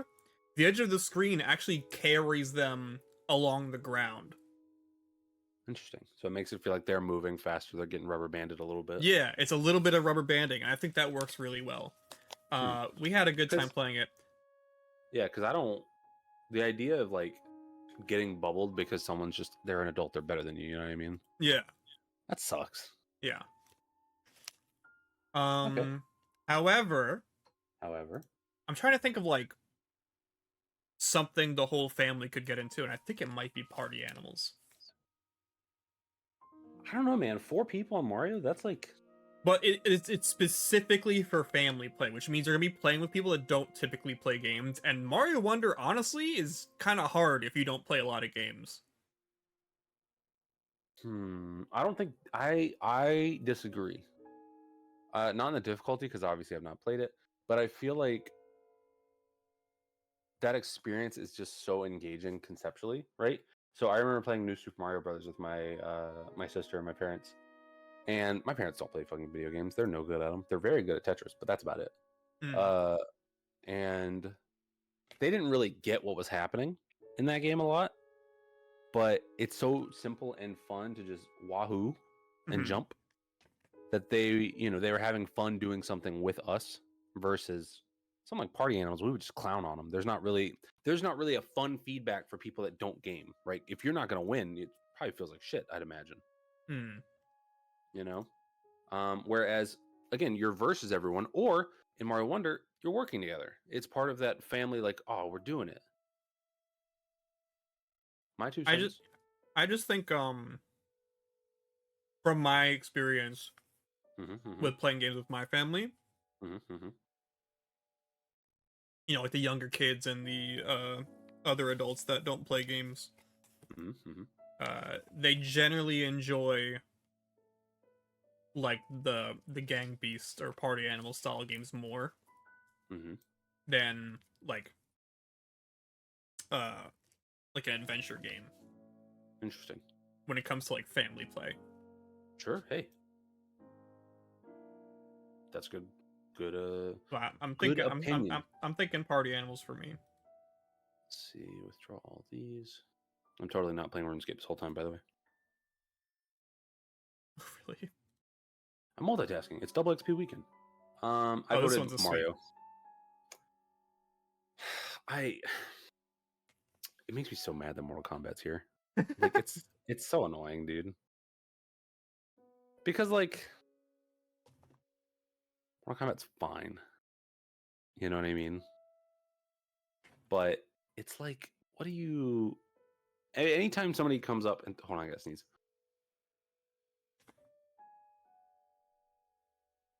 Oh, I didn't sneeze. Come on, man! Oh, Hate that. That's the worst fucking Hate feeling, that. bro. I like look to the sun and everything. Oh, that felt horrible. I'm gonna just jump. People are arguing that Mortal Kombat should win best multiplayer or best fighting because it has all this single player content, which it does. It has a good amount of single player content. But I would also argue that Street Fighter has a good amount of single player content. Yeah. Street Fighter has a lot of single player content. IMO. It's actually astounding sometimes where like the fucking there's a lot of like mixed feelings with the World Tour stuff. Mm-hmm. Because World Tour at the end of the day, like nothing happens, kind of. Yeah. The ending is very whatever. But it still exists. You know, you can play hot old pizza. You know what I'm talking about?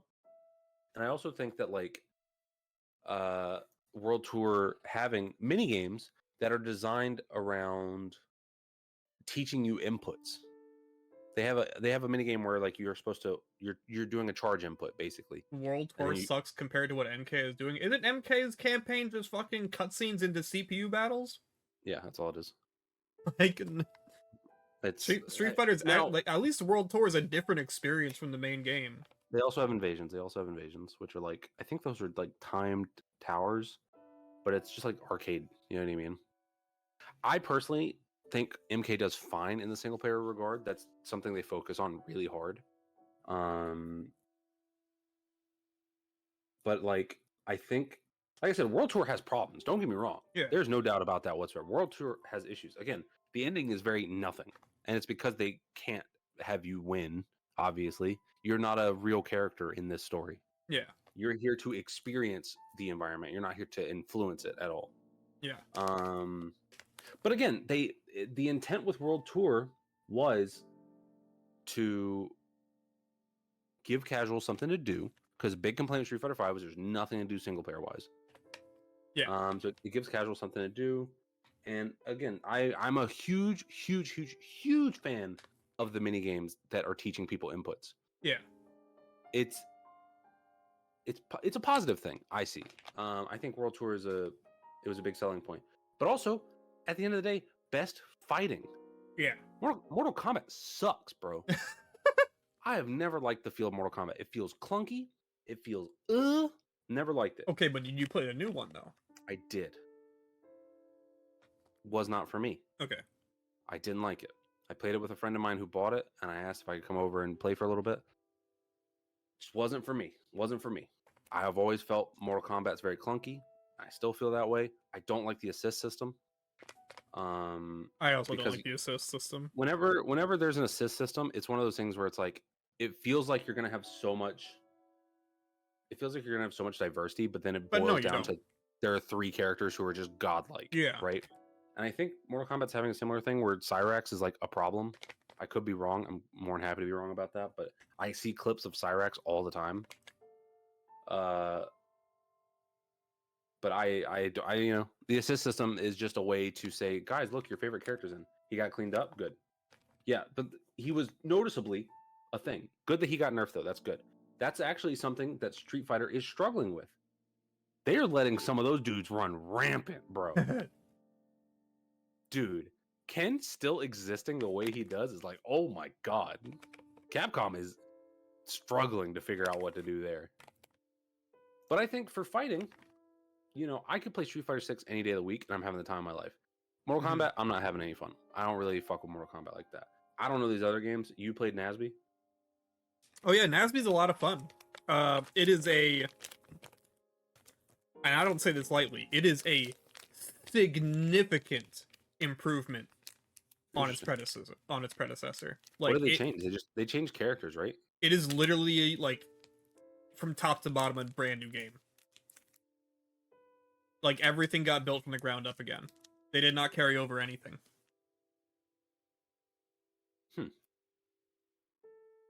That's a bold choice. Yeah, it really was. And it meant that half the roster had to get cut, but I think it was worth it. I think the new roster is a lot better. They got SpongeBob. Yeah, I mean, who else you need? Patrick. I don't need him. He's in there. Wait, he's in there. I know. Yeah, then you're good. Yeah. Yeah. I Do you really. do you have Daniel Phantom? Yeah, of course. Sold. And you got Ember McLean. Whoa. She's cute. Yeah, they made a lot of improvements to the game. It feels really nice and also like looks really good too, which is another big step up from the first game. The correct me if I'm wrong. The first game had voice clips or no? It got voice clips in an update and they were not implemented very well. Okay. I saw a clip of Plankton anti-airing someone and saying, "Stop jumping!" And it was an anti-air into stop jumping into that guy died. And I was like, that's cool. I like that a lot. It made me laugh like really hard. I think the slime mechanics are a really cool addition that like makes it feel unique from other platform fighters. And what's the slime mechanic? So you have a slime meter that can fill up to 3 bars. And you can spend those bars on a number of things, such as a Roman cancel. They got Roman cancels? Yeah. Yeah, it's crazy. What? Hell yeah. You can get EX versions of all your specials. You can EX your charge attacks. You can use air dash with slime. Okay. And if you get all 3 bars, you can do a final smash. It's a really, really cool system. It sounds thought out. Yeah. And I haven't played it yet, but the single player stuff looked really interesting too. It's like a roguelike kind of thing. Okay. Which works for fighting games. Yeah. It makes it where you're not having to get too creative on the why and the how. Yeah. That's always the biggest problem with fighting games is like, does this count as a canon fight? It's like, no. Yeah. I think I'm going to be playing NASB 2 for like a long time, actually. Hell yeah. So like, I think for personal... So is NASB 1 just dead? Like there's no... No, I think there's a lot of people that do really love NASB 1 still, because NASB 2 did take out a lot of stuff that NASB 1 had that was like unique. Like the way grabs work in NASB 1 is very different from every other platform fighter. Shielding worked differently. You have like the rock paper scissors mechanic with the charge attacks. It's a different game, but I think NASB 2 is just better. Oh yeah. I think for personal, if I was voting personally off like personal enjoyment, I would pick NASB 2 over Street Fighter. But I think Street Fighter 6 is just like an achievement. I think Street Fighter 6 is outstanding. I think every character they put out is interesting so far. Rashid's really cool. Aki's really cool. I'm very excited for Ed and Akuma. Akuma's gonna ruin that game. I can't wait. I voted Street Fighter. Yeah, I'm gonna vote Street Fighter as well. I also would like to point out Mortal Kombat. I think it's worth acknowledging that, like, again, it's a step up from Mortal Kombat like crazy. But all I'm saying is, Liu Kang, if you're remaking the universe into the perfect image, why the fuck did you make Shang Tsung again? Come on. Think about that, bro. Think about it. Yeah, 2 big thumbs up for NASB 2 for me. Before we move on. You know what? I'll give 1 too, because the other hand's clicking on RuneScape. Best RPG. So I think Baldur's Gate just wins, right? So, yes, but it's because of one reason alone that I can't stand. 1, Sea of Mid, get that shit out of here. It's very boring. It's not much of an RPG. They have the illusion of choice. It's lame. Lies of P and Final Fantasy 16 are not RPGs, bro. They're action games. No, they're action RPGs. No. Yeah. Is fucking Elden Ring an RPG? Yes, it is. Nope. Yes, nope. It's an action literally game. is. It's an action game. I'm swinging. Get fucked on, Mike. Elden Ring is literally an RPG. Elden Ring is more of an RPG than most of the games on here. You're so owned, dude. Get owned. I do think 16 though, especially, is not an RPG, just because RPGs implying that I'm customizing stuff, I'm doing stuff. You're customizing stuff. Would you let me fucking speak? I'm gonna shit. When I think RPG, I think more like stats, builds, things like that. There's not. It's like a weird area, right? Because you're doing moves. I akin it to like Devil May Cry weapons, right? Where you're switching how you play based off of, oh, I like this weapon, or oh, I like this style, right? That's not really an RPG thing. That's more of an action game thing. IMO. There are action RPGs. Yes, I don't think 16 is an RPG. Liza P, I've heard there's stat stuff, but I keep hearing it's an action game as well. And when I looked at it, it looks like an action game. Gonna lie? Yeah, you make choices in fucking every game, dude. You gonna lie in the Liza I'm lying, bro. I'm lying. You getting the bad ending? I'm lying. I'm handling it. I'm not a real boy. You know what I'm saying? Would you say something like Kingdom Hearts is an RPG?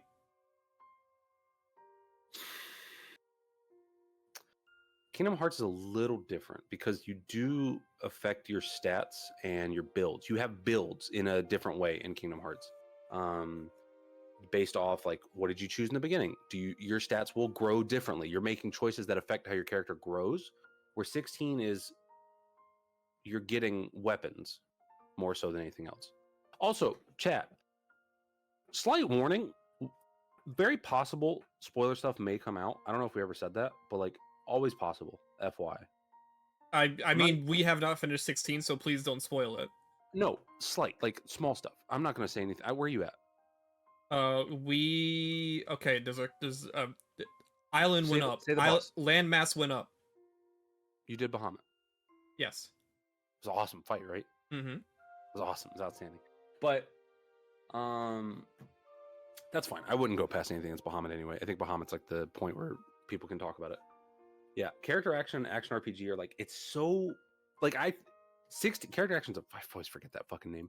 Character action is a perfect way to describe 16, where it's more so about the combat and how good you are at the combat versus, well, I had the sword that gives me a +2 to magic. You know what I mean? Mm-hmm. Where that's where when I think of RPG, I'm thinking of stuff like that, where like Baldur's Gate, I'm picking a class, picking a build, I have intent behind what I'm doing.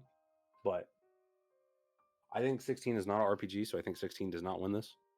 Sea of Stars sucks. Starfield, I don't hear anybody talk about Starfield anymore. No, Starfield's over. That shit like fell the fuck off, dude. Yeah. What happened? I have no idea. Did you play it? I played. Okay, so the PC version has performance issues. Whoa.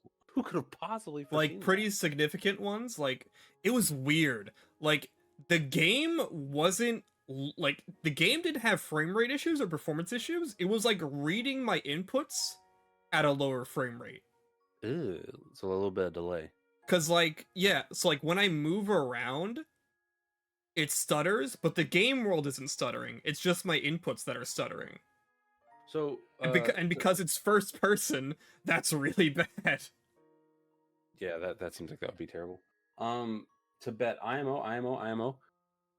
That's kind of the big problem is almost every game has stats at some level now. Think about a game like God of War, where it's very +2 to poison damage. You know what I mean? Every game has some level of that, and that's I think that's in a lot of games. RPG elements have infested basically every genre. Right, which doesn't make a game an RPG. It just means it has those elements. It's kind of like the open world map, right? It's not an adventure game just because it has an open world map. I would say on a path. To go to that example, I think if Bayonetta had like NPCs that handed out side quests, and you got rewards for those side quests that are like unique, I think I would say Bayonetta was kind of RPG-esque at that point. Kratos doesn't level up. Kratos levels up based off of your item score. So if you equip a level 4 item, you get experience towards level 4. He's based off what armor he's wearing. Anyway, I don't even know why we're talking about this. Baldur's Gate 3 wins. Baldur's Gate 3 wins, like 100%. Like I'm not gonna. There's no. I clicked it like 3 minutes ago. Like, because again, Baldur's like rich player character customization and progression, including massively multiplayer experiences. And no fucking MMOs are on here. What? So rich player character customization and progression, Baldur's Gate. Yeah. I'm running a necromancer right now, and we got a wand that gives me the ability to summon some random guy, some woman's dead husband, and he's now my servant. That's awesome. 16, there's no rich player progression. You get a sword after every boss because that's how the game flows. Sea of Stars has bad progression. You level up and it goes, pick a stat, but that stat doesn't matter. It gives you like a +2 to that stat. It's nothing. And that game sucks. You can lie and pee. You can lie and pee. You can lie and pee. He's lying. That's so crazy. That's the name of that game. Do you think the game is better if it's called Lies of Pinocchio, or do you think Lies of P? No, Lies of P is better. Is it because it's funny though? It is because it's funny. It's because it's funny. Do you think he's got like pee power? They fucking bring back the Mario 3 P meter for him. Oh, this next one's gonna be fun. I think it's Zelda. Says the person that only ever played Zelda on this list so far. Combining combat with traversal and puzzle solving. I want to say RE4. Why? RE4 is a very noticeable upgrade from the original RE4. It's debatable. It's fine. You know, you're allowed to be bold. And the stuff I've seen people do, people who are long-term fans of Resident Evil, the stuff they find, the stuff they say, they do, they're ecstatic about it, right? Of like, oh my god, you can do this now, you can go into this, and you can do this. And the combat's also very engaging. The other problem I have with this category is Alan Wake probably wins this. And I don't know if it should or should not, but based off what I'm hearing, I feel like Alan Wake's going to win this. Yeah, my ass doesn't know anything about any of these other games, so I can't say for certain. Spider-Man is just Spider-Man 1 again. It's cool, but Spider-Man is just Spider-Man 1 again. Zelda can suck my nuts. My problem with Zelda was just that the combat's obviously still nothing, but like the traversal's good. The puzzle solving is weird. It's weird because you're not solving puzzles. 9 times out of 10, you're cheesing a puzzle. Yeah. And that was like one of my biggest complaints with the game is like, I don't feel like I'm solving a puzzle. I feel like I'm brute forcing it a little way. Let Zelda win nothing. Zelda's going to win something. That's totally fine. Like, I think if Zelda was to win something, it would be this one. I could see this one. Just as, like, give them something. Because, bro, if Zelda wins Game of the Year, this shit's rigged. Why are people so weird about this game? I think it's because when you first play it, you're like, oh, Zelda. Oh, you're Tears. Like, oh, yeah. But, like, I've talked to a good amount of people that have fallen off the game pretty hard in the same kind of, they get like 30, 40%, and they're like, I didn't really want to finish it. I mean, I think the game gives you too much freedom. I finished it and I loved it. But my major issues with it is obviously we talked about the building.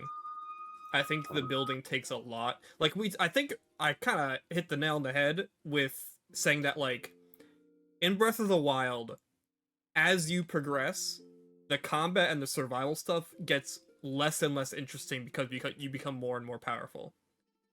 And what Tears of the Kingdom does is it kind of does that same kind of weird negative progression, but for the rest of the game. Like exploration and puzzle solving. Because there's also a point where the building... Think about it this way, right? When everybody discovered the hover bike, it's an immediate moment of, oh, I don't have to build anything else. Yeah. And then that takes away from the building. The building is no longer interesting and unique because you don't need to. There's no reason to. The bike ruined the game. I stand by that 1,000%. As soon as I saw it, I went, fuck. Because there's no reason to... Like, I built some things complex because I wanted to see, but I didn't use them. It was wasteful. Yeah, the amount of times I spent also, like... rupees were so scarce, and energy was... Like, Zonite was so scarce, I didn't want to waste materials. Yep. Like, God forbid.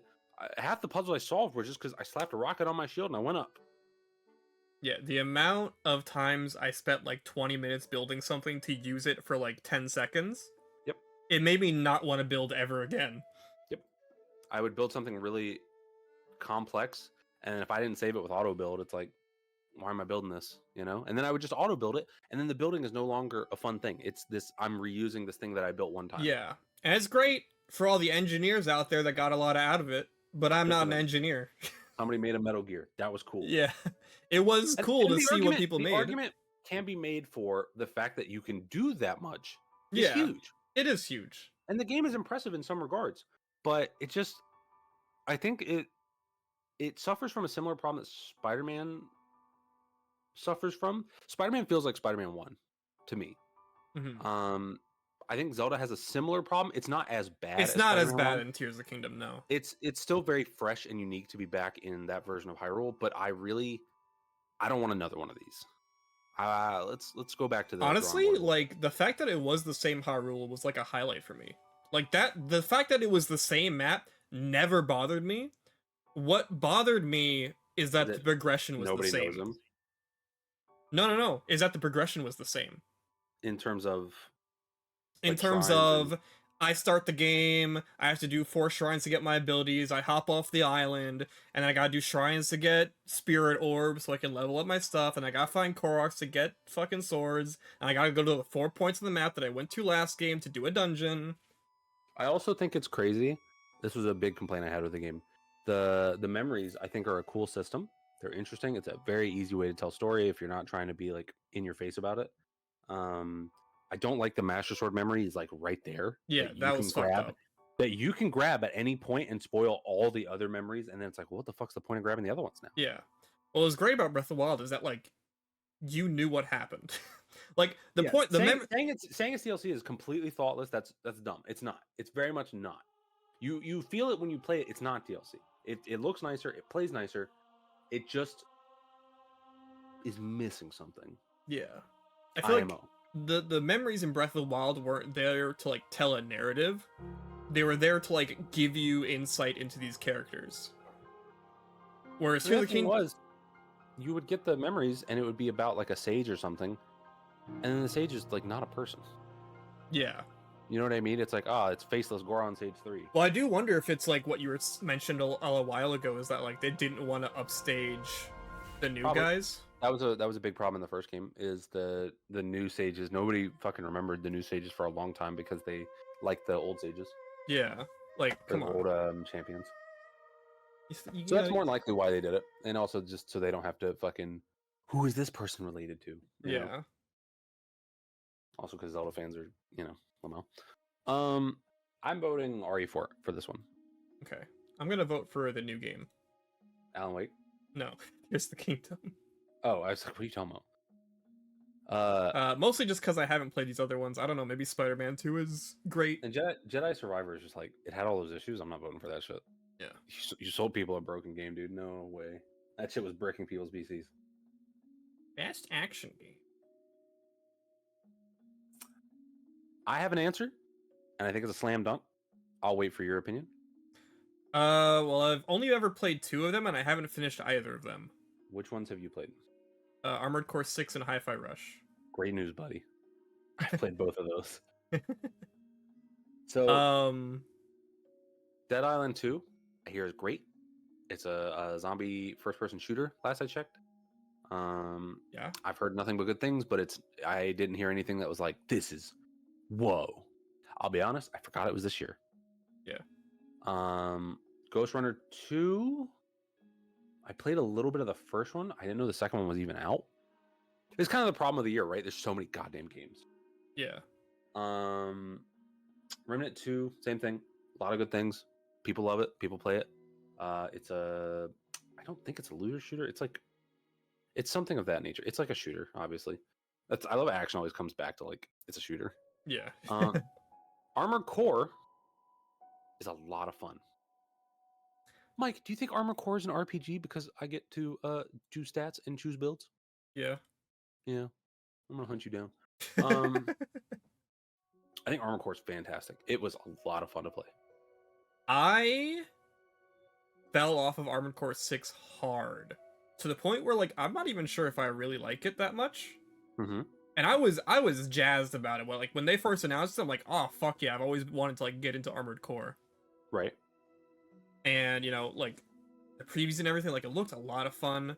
But when I played it, I don't know, man. The mission design is really not good. The mission design is very like pick up and play. I really like when I did a mission and I like just like shot a bunch of like fucking mosquitoes, and he's like, all right, fucking what does he call you? Fucking 621, I think it's something like that. 621. Oh, Raven. All right, Raven, pack it up, get back to base. Like I didn't fucking do anything.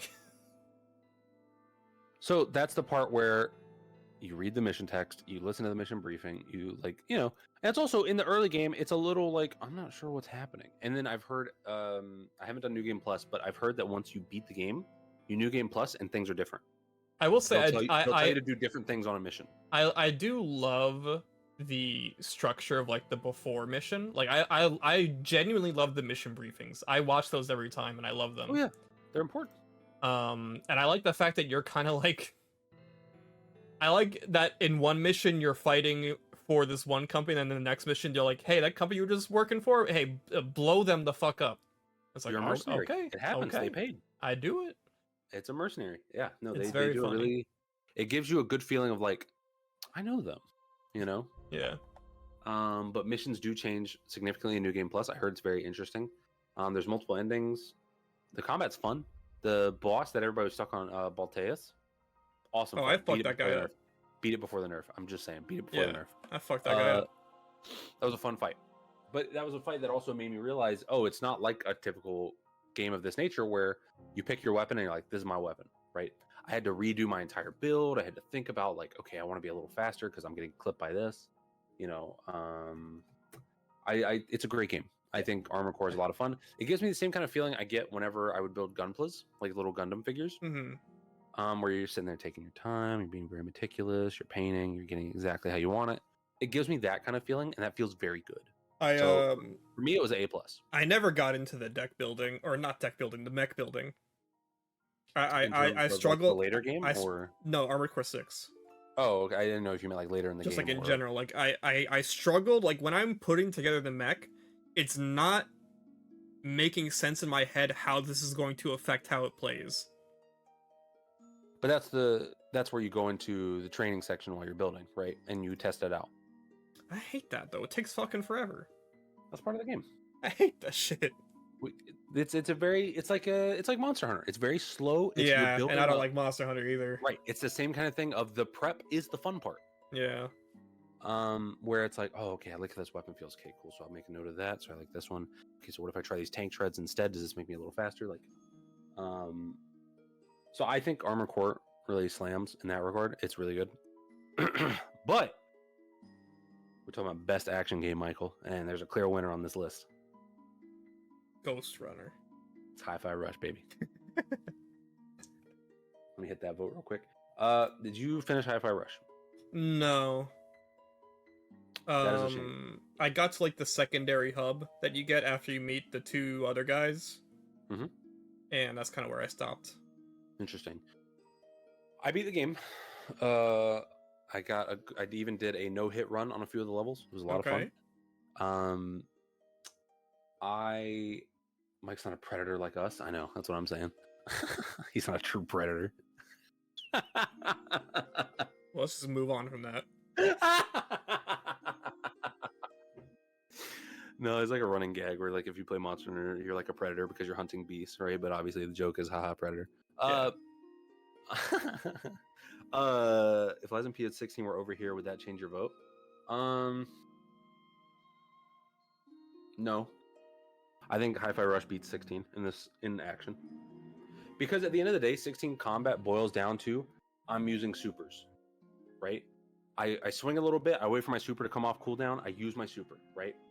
And then I swing a little bit and I'm using my supers. The very like end of the game, when you have everything, you're unironically every slot is a super from each of them. I might go back to I'm more likely to go back to Hi-Fi than Armored Core, I think. I think that's a big factor as well.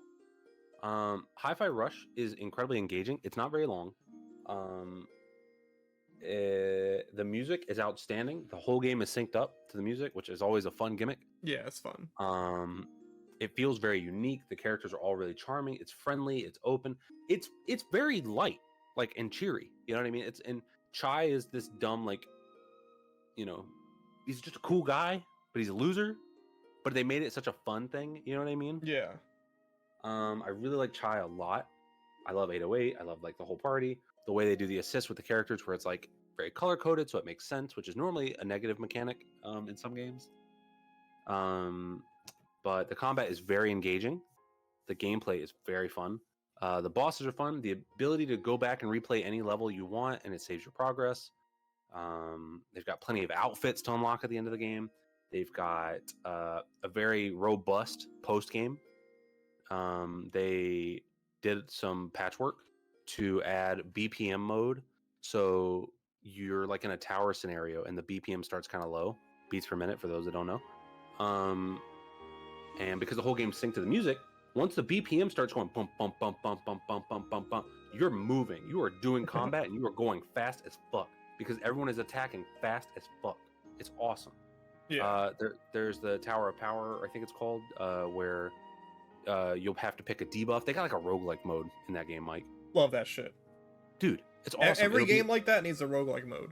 It works so well where it's like you have 30% less health, but if you parry, you get more health back, right? Like it gives you a fun replayability to, because again, when you play a game like this, you just want to bang your head on stuff. You just want to fight stuff, man. Yeah. It feels good.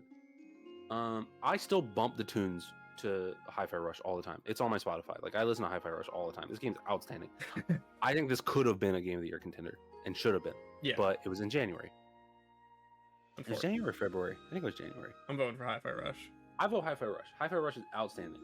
It is a 100% feature complete game, and they still added more free shit. You know what I mean? Oh, I played it without the licensed music, and it was really good. The like music they made in house is just outstanding. They're very good. What's next? Oh, I don't know. This is you. Yeah, I mean, looking at this, I mean, was the year for VR really that bad? I mean, so I feel like in what I know, right? I feel like a game like Gran Turismo, these all PlayStation games? No. I feel like yeah, these are all on PSVR too. Some of them are exclusive. Gran Turismo, I feel like would be a big one because racing in VR sounds awesome. Resident Evil Village all being playable in VR, I feel like is a big accomplishment. Yeah, Gran Turismo 7 I did here in VR was like insane. Like it made it worth picking up PSVR for some people. Interesting. And then Call of the Mountain, just Lamau, Horizon. Yeah, Resident Evil VR.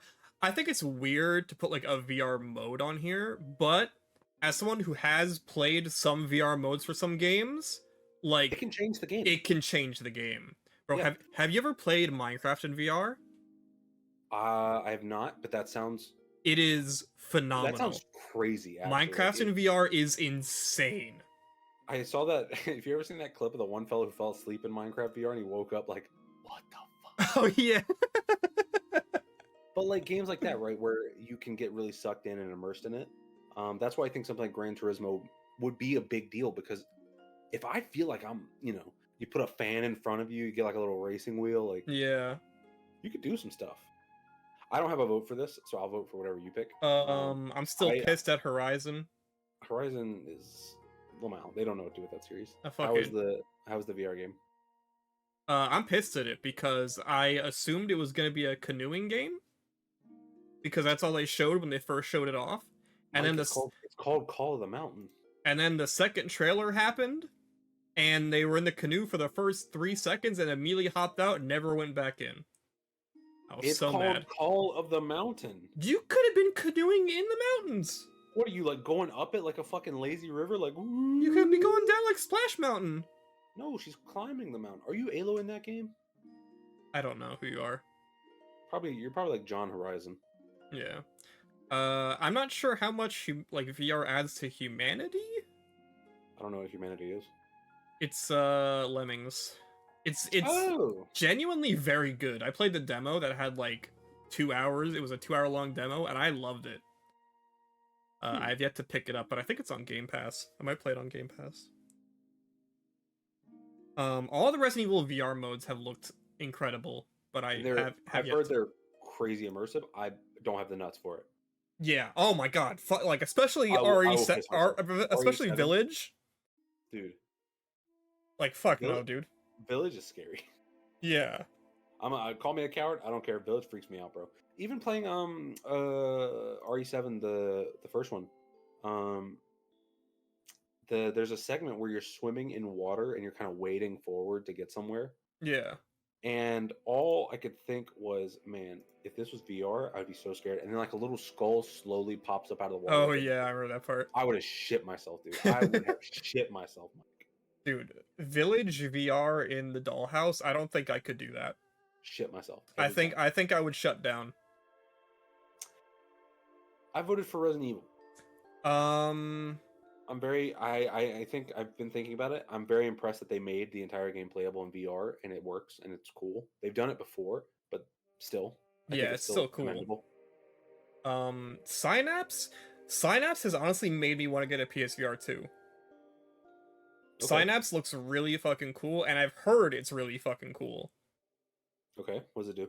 What's the gimmick? So the gimmick is that, you know, you have a handgun in your right hand, and then your left hand, you have like telekinetic powers. Okay. So like, you can pick up a block and like set. It's like a gravity gun almost, like not like the Half-Life Alyx gravity gun, but like the Half-Life 2 gravity gun. You know what I'm saying? That's you know what I'm saying? Freeman. That's Gordon Freeman. But in VR, VR exclusive games are cringe. What the fuck? What? I disagree. Very much disagree. If VR games weren't exclusive, there would be. It's because he's missing out on experiences that he wants to try, but he can't because he doesn't have VR because he's poor. But I think VR needs exclusive experiences, especially if we're going to invest in that kind of like people want that to be a future and an option. You need to have something that's a selling point of like, there's some things you can't experience with a controller in like watching on your TV versus you are in that world. You are immersed. You know what I mean? Yeah, like especially like if you played some games that are like built for VR and they eventually release like a flat mode version, it sucks. It takes away the fun part normally. Like but then the question is the game fun or is the VR cool? Well, that's not a fair argument. Society. Because like you're taking a game out of its like fucking it's like playing Skyward Sword with the stick controls. Like yeah, it's cool if you don't like the motion controls. It's fine. But you're taking away the experience a little bit. Probably not the best example. I'm trying to think of a better one. Kirby Tilt and Tumble without gyro. There we go. That's a better example. Nope.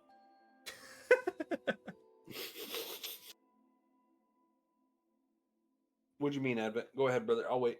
I'll vote Synapse.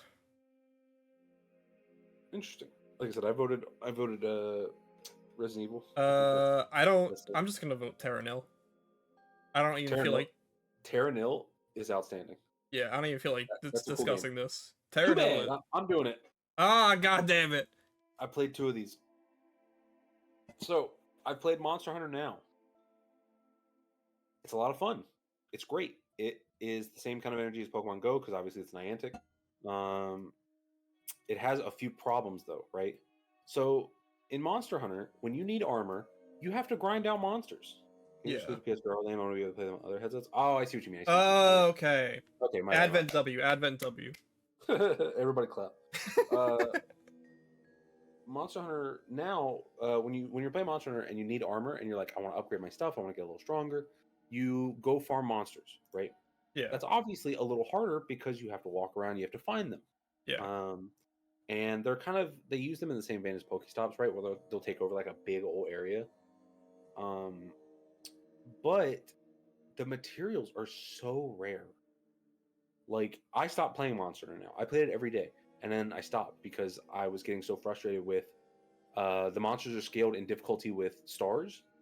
And I was fighting 5-star monsters that was taking me the full like 70-second timer to fight. Jesus.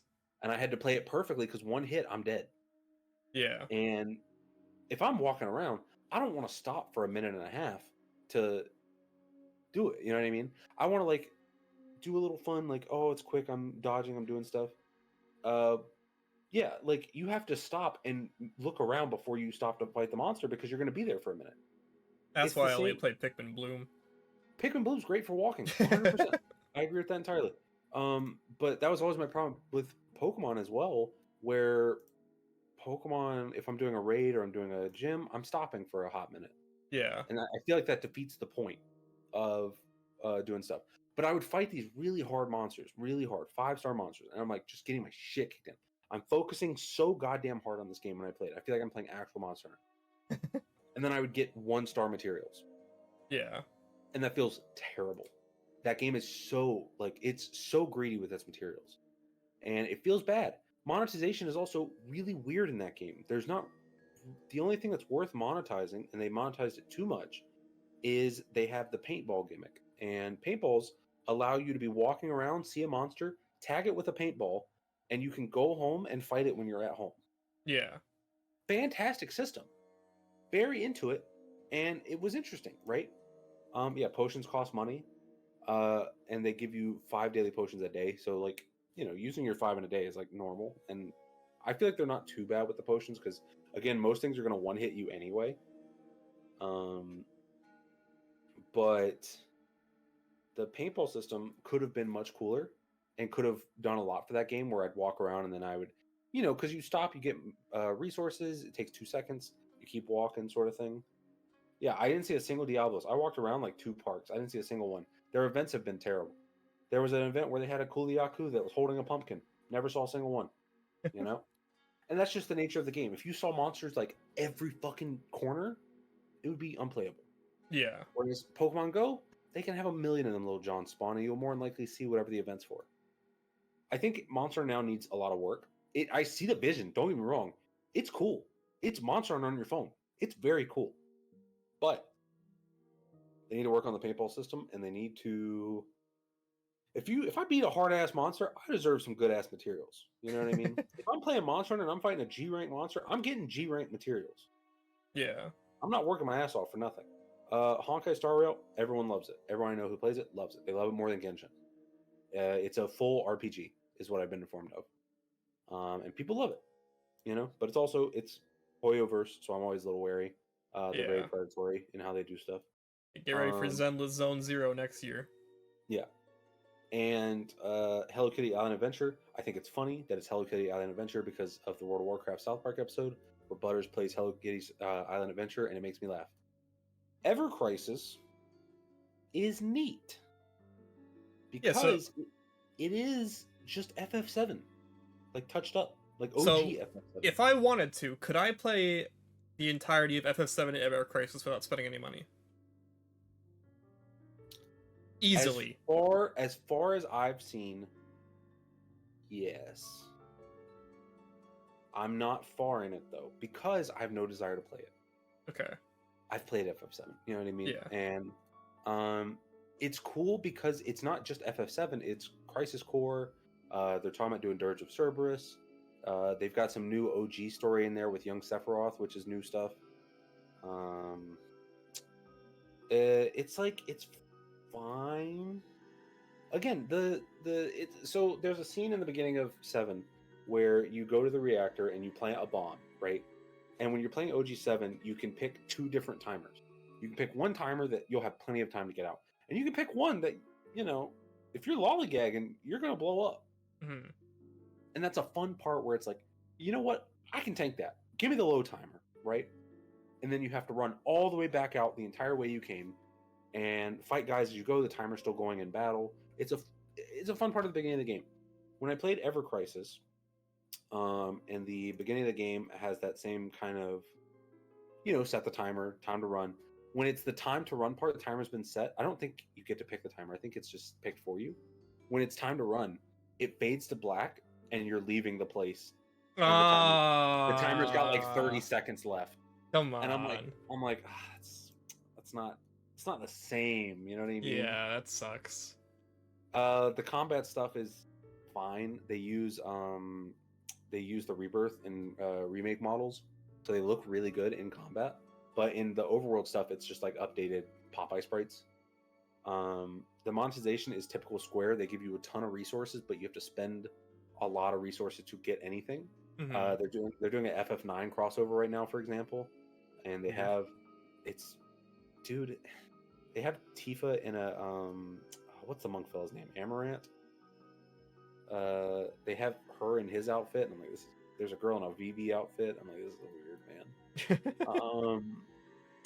I think this either goes to Terra Nil or Honkai. I don't want to vote Honkai because I don't like Hoyoverse. I don't like what they do. So I'm voting Terra Nil. Yeah, Terra Nil. Come on. But I wanted to give the games I played their time. No, I appreciate your thoughts. Hey, you're glad that I do nothing but play games. I get it. Play games and live now. Amen. Oh, this is a fucking slam dunk for me. Is it Pizza Tower? You know it is, bro. It's the only place we're gonna be able to vote for it. Yep. It's so crazy to me. I have heard though that Dredge is like outstanding. I've heard Dredge is outstanding. I have heard Cocoon is outstanding. And I've heard Venba is cute. All I'm saying is, I'm also more likely to vote for an indie game that doesn't have a publisher attached to it. IMO. Yeah, 'Cause it's and harder. Pizza Tower is one. Pizza Tower? That shit is Torta Pizza. That is John Torta Pizza.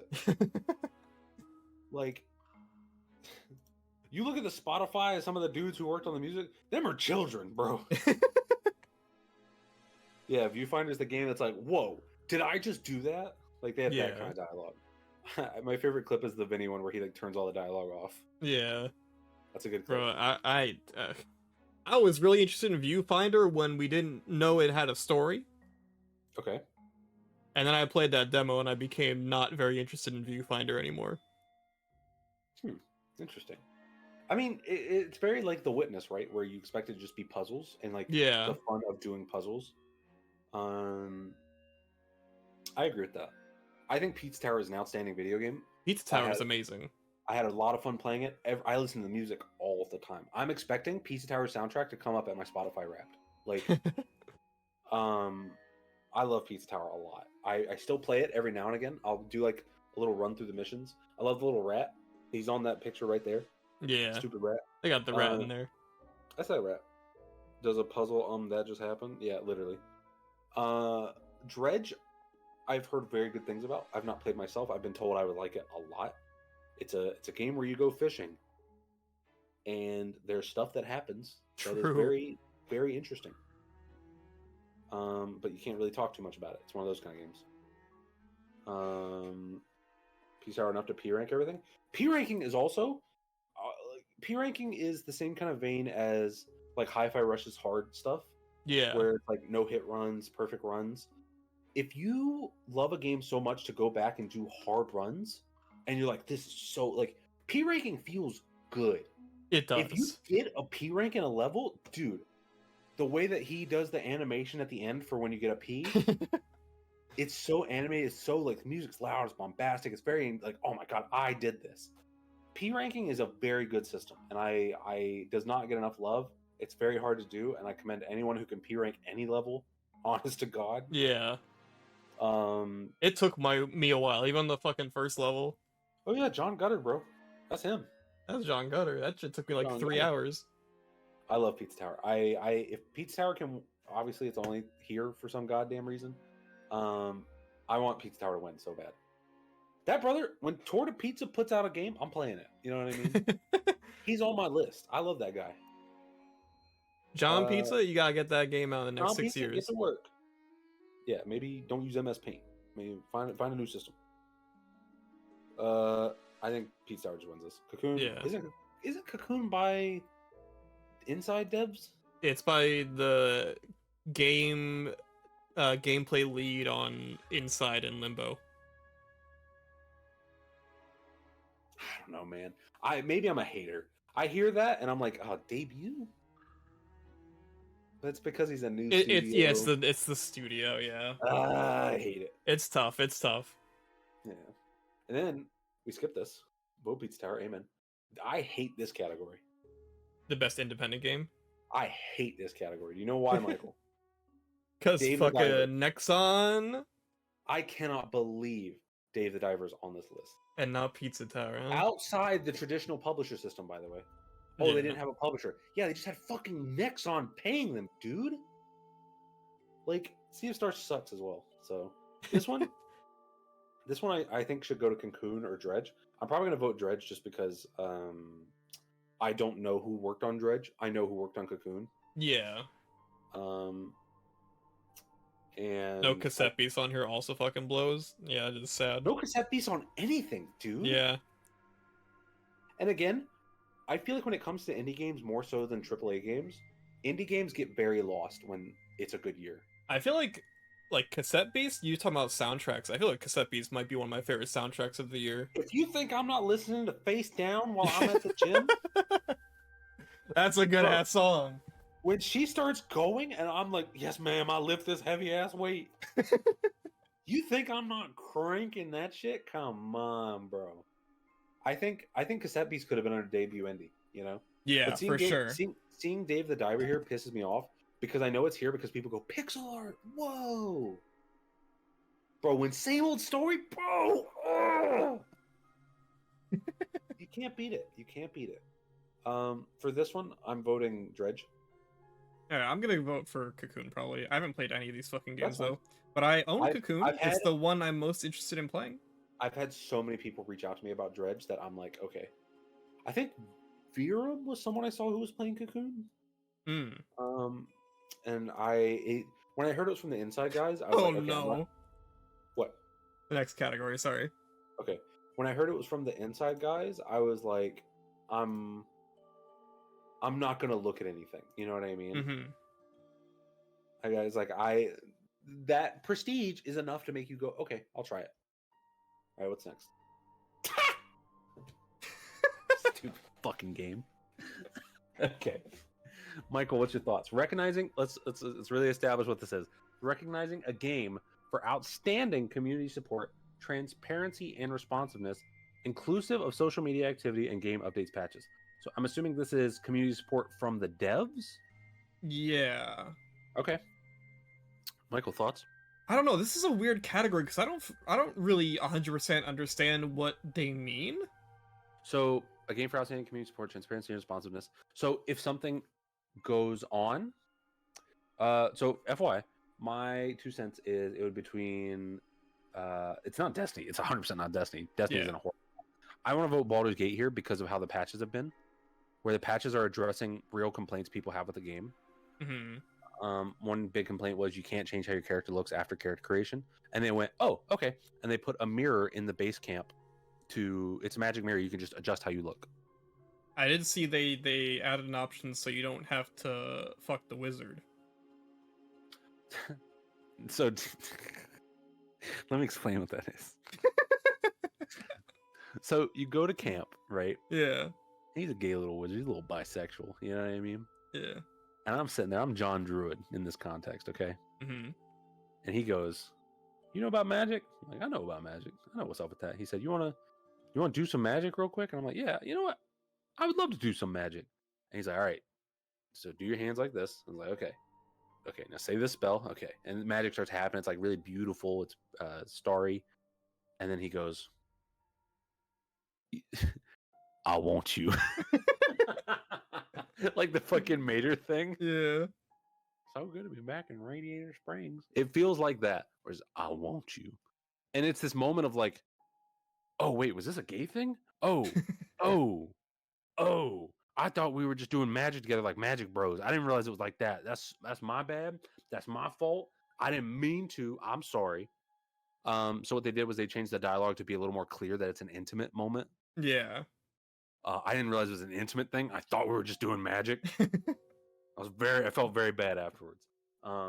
But they addressed it, right? Where people were like, that really kind of blindsided me a little bit. I didn't realize that was like that kind of thing. And it was addressed. Cyberpunk 2077. Sure. It's good now, apparently. They fixed the game. Idris Elba said so. The game is fixed. I mean, that's different though. Like the game didn't work. You know what I mean? The game not working and you fixing it to work is a lot different than, guys, we don't really like this, and them going, okay, I'm fixing it. Right? Have I played Final Fantasy 14 Fall Guys? I have. I really enjoyed it. Sucks so bad. It sucks so bad. I really enjoyed it. My God, I played it. Mode I've ever fucking played. I played it yesterday and I had can't fun. Stand it. I unsubscribed as soon as I played it. That's not a joke. I always want to give it to No Man's Sky because they've been putting in work for like fucking 6 years, all for free. I agree. It's like significant improvements. But I just gotta vote Baldur's Gate. I gotta vote Baldur's Gate. I'm seeing the devs on Twitter all the time. You know what? I gotta give it to Baldur's Gate for the wizard. They fixed the gay wizard. You know. They fixed the wizard. Thank you, Gail, for being fixed. I will now feed you 50 shoes. No Man's Sky got voter fatigue. Yeah, kind of. A little bit, because it always kind of is it feels like a token, right? Of like, what's a game that gets a lot of patches? People still play No Man's Sky. Yeah. I don't want 14 to win. I'm gonna say it with my chest. I don't want 14 to win shit. 14's problem is they listen to the community too much. They need to like pull back a little bit. Stop listening. You know what I mean? That game is in a weird spot right now, and I'm bare because the work is making in the mail bounce of a proposal. Hold on, a work email. I will message you back later, buddy. What was I saying? Oh, yeah, 14. They need to like, yeah, 14 can win ongoing, right? Yeah, but I could see something like that. I mean, even problem is Endwalker was good, right? But like the post Endwalker's been rough. Yeah, like Endwalker the expansion. Endwalker was cool. Yeah, I loved Endwalker. It was a little long, but that was because they were trying to really double up on that shit. Playing a different game to you guys? What game are you playing? You playing Destiny 2? Mike, she's on Destiny 2. He is not on Destiny 2. That deep dungeon had me sleeping. I like that deep dungeon. I like it only because it's a better intro into soloing deep dungeons than the other two are. The Eureka Orthos is a very good first solo deep dungeon. I've enjoyed post Endwalker, like MSQ specifically. It's fine. It's my biggest problem is it's just FF4. It's literally like 1 for 1. I'd say like I enjoyed post Endwalker more than I enjoyed post Shadowbringers. MSQ. Yeah, the Shadowbringers MSQ was confusing at times. I think the problem with the Endwalker patches is I don't feel a reason to log on, and that sucks. It's the weird complaint of, I want to play your game so bad, right? I want to give you money every month. I want to play your game, but I don't have a reason to, and that feels bad because I love the game so much, and I want to play it, and I want to have fun, and I want to do stuff, but it doesn't feel like there's really anything engaging or any reason to play, right? Have you reached top rank in Chocobo Racing yet? Mike, have you ever played Chocobo Racing? Yeah. Yeah, thanks. I like it. I like Chocobo Racing. It's just that no one plays it, so I'm always with computers. Yeah, that feels terrible. I don't want to race computers all the time. I want to race people, you know? But should the booster course pass be here? No. No, it shouldn't be here. What? Why should booster course pass not be here? A DLC? For a fucking Wii U game? Fuck no. It's ongoing. Isn't it done? That shit going on. Didn't they do one? Isn't it over? It's over now. No. That's not community support. That's we've moved on to best. We've moved on. Are we? Oh, I thought we were still on community support. No, we're on ongoing. Oh, okay. I was confused. I was like, why is that in community support? All right, I understand. For best ongoing, we're going to game content that evolves the player experience over time. So Cyberpunk being here is weird. Oh shit! Hold up, Robbie's theme came up. So dumb, dude. I'm a little mixed on Cyberpunk being here because I didn't play Phantom Liberty, but I've heard it's fantastic. I have also heard that. There are too many games, brother. There are too many games. And this part of the theme? No, this shit's Robbie's theme, right? Pash, you know Robbie. Hold on. I'm turning.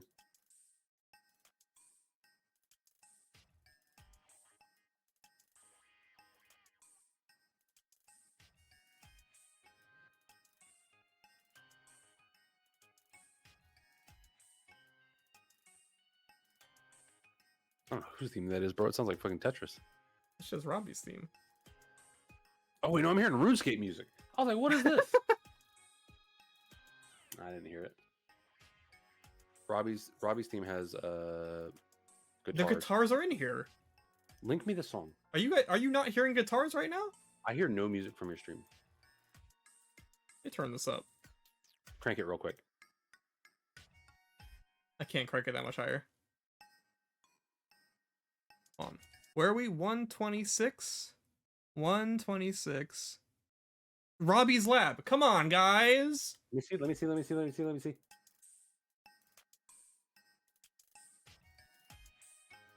I'm in a playlist. So I have to link the time one. Timestamp it, yeah.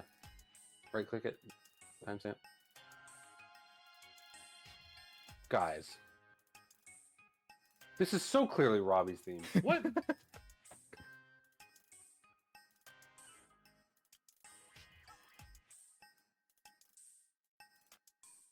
Because it's got the little like beep and boop, more robotic sound. Because I hate you guys. That's an easy answer.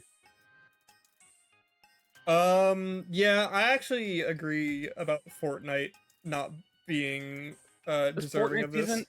This Fortnite season is whatever. It's literally the same nostalgia map. bait. I literally played it last night with some friends and was kind of just like, I didn't like this part of Fortnite. Yeah, it's the I old map. I like where Fortnite's at before, you know? Honestly, I don't.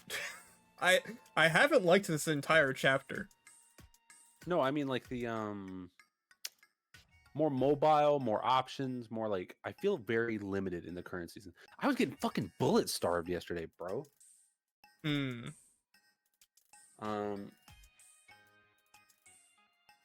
feels weird with how the maps are designed for things like the grappling hook, the little plunger Spider-Man thing.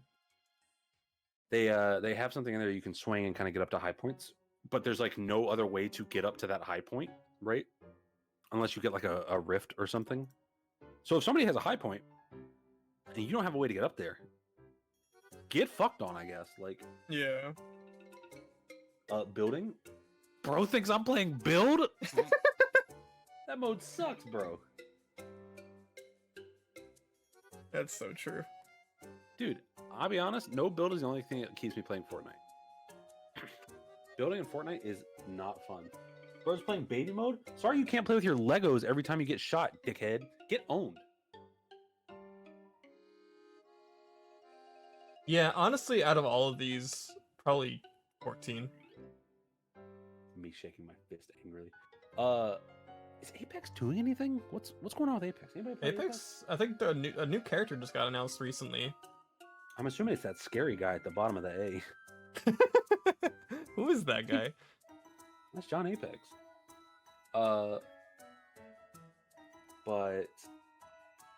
I don't want to give it a 14 because 14's fine, whatever. I mean, I enjoyed Zero's story. I enjoyed the Raid series. I enjoyed Fall Guys. Fall Guys makes me so mad, dude. That game is not made for Fall Guys. It's so funny. I did end up enjoying Pandemonium by the end. And the FanFest stuff they announced has all been really cool. I'm looking forward to it. I'm open to Dawn Trail. If Dawn Trail's good, I'm down. If it's bad, I just won't play 14 anymore. Just hard quit. Honestly, yeah, that's kind of where I'm at. The expansion, for a more like hardcore perspective, has been very lacking. Yeah, Island Sanctuary ended up being a Hannah mode more than a Mike mode. That mode sucks, dude. Like, I just check the spreadsheet, I input everything, and then I leave it alone for a week. I wanted it to be a little more engaging than that. When it first started, it was engaging because you had to like gather, you had to do stuff, but like, I don't know. I don't know what their intent was for that mode because they had to know it was going to become a spreadsheet. Yeah, I think that was the whole point. It's one of those farming games. IMO. Yeah, but farming games aren't a spreadsheet. You're like doing stuff. I'm telling my minions to do everything in a menu, and then I leave.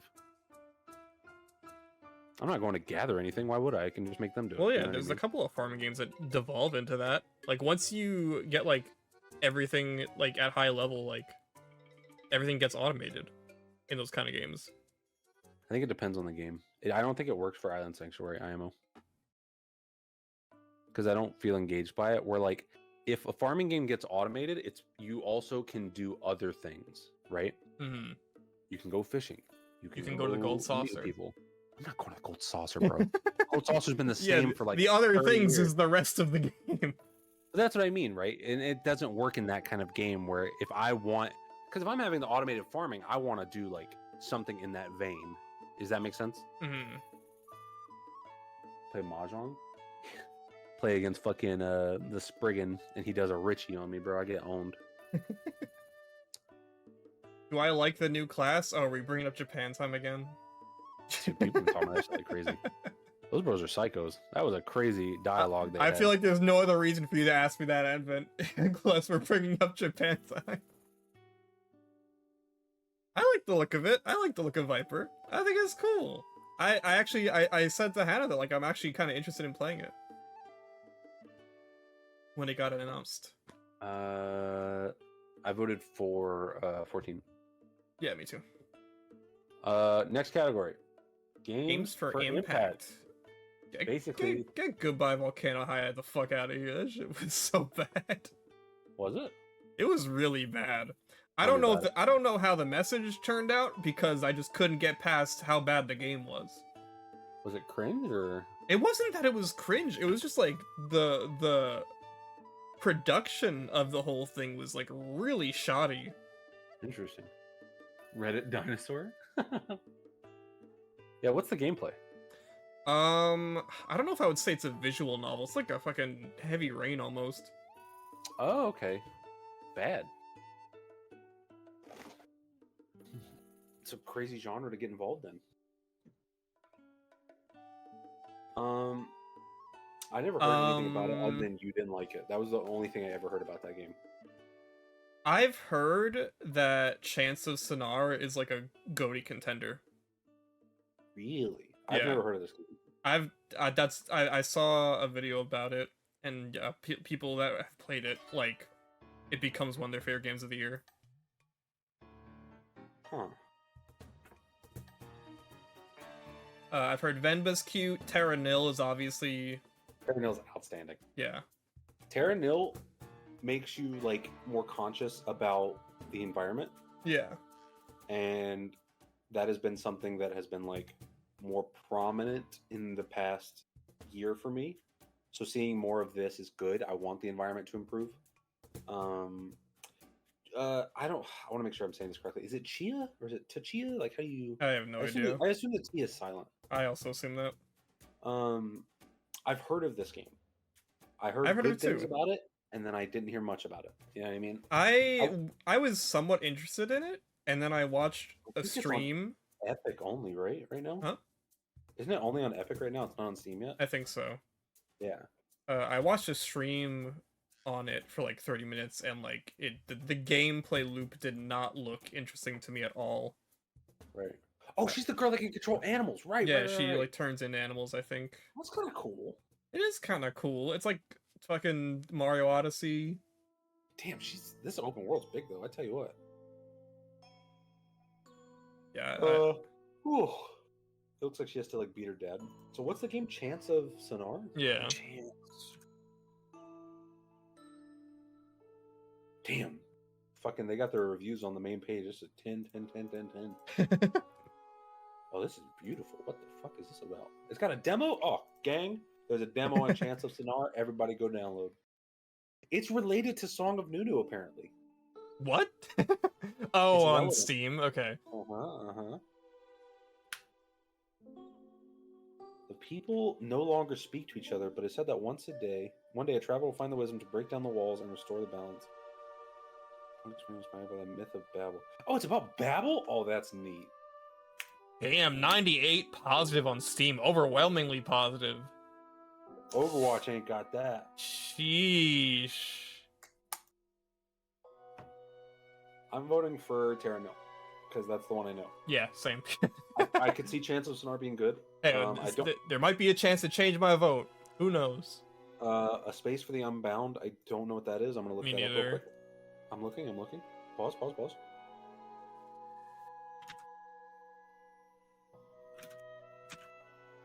Let's see. Oh yeah, by the way, Howl has released on Steam. It is $15. Let's go. Oh, this shit looking like an Earthbound. This shit looking like a Lisa.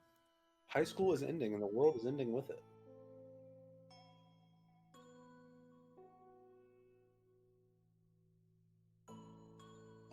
$96 overwhelmingly positive.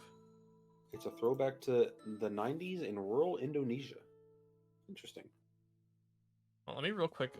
I've had Alien Hominid open this whole time because I didn't know if you were going to be here. Let me quit.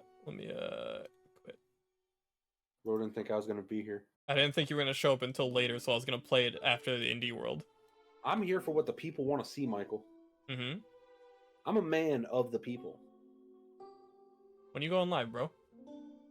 I'm reinventing myself, all right?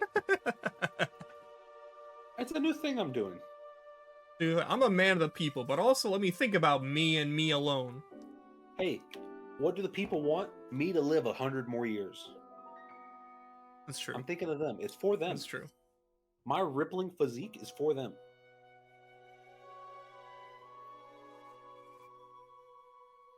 Oh, the next one's gonna be a tough one. Innovation. I'm gonna be honest. When I saw Street Fighter 6 and I saw the option you can set up where like the beeps get louder as you get closer, They get louder. They have different sounds. That shit is crazy. Like you can play Street Fighter 6. Blind, dude? You can play this completely blind. Like, and that's crazy. Dude did. It was in a tournament. Yeah. It was cool. He whooped ass. That is awesome. I don't know what the other games. I wish for this category, Jeff, I know you're watching. In the future, I want them to like give me a little write up about what they did. This is hard to look into for yourself. Yeah. You know what I mean? I don't know what the fuck Diablo's done. I assume it's audio and visuals, but like, what? You know what I mean? Yeah. Hi-Fi Rush is probably just like it's accessible for if you can't hear. Yeah.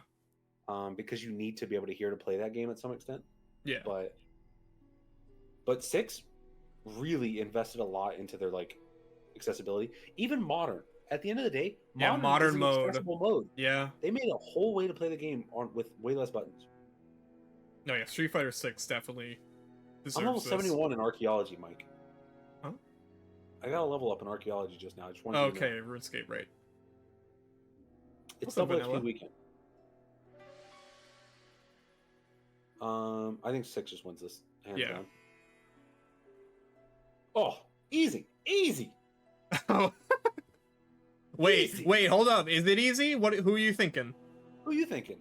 I was thinking my guy Clive. I'm thinking Clive High. I'm thinking Clive Rossfield. Clive High, rise up. I'm not voting for Yuri. He's fucking 30,000 years old.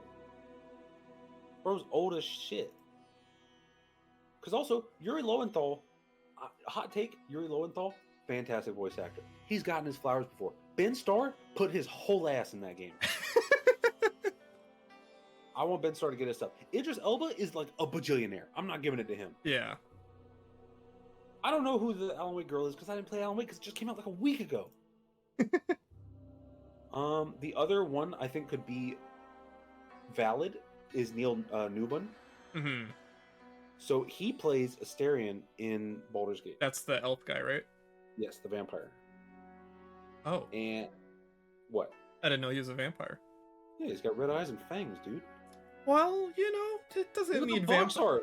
It doesn't mean vampire. Anyway, he's very good. All of the voice actors in Baldur's Gate are outstanding. They are very, very good. Like they feel really real. It's kind of crazy.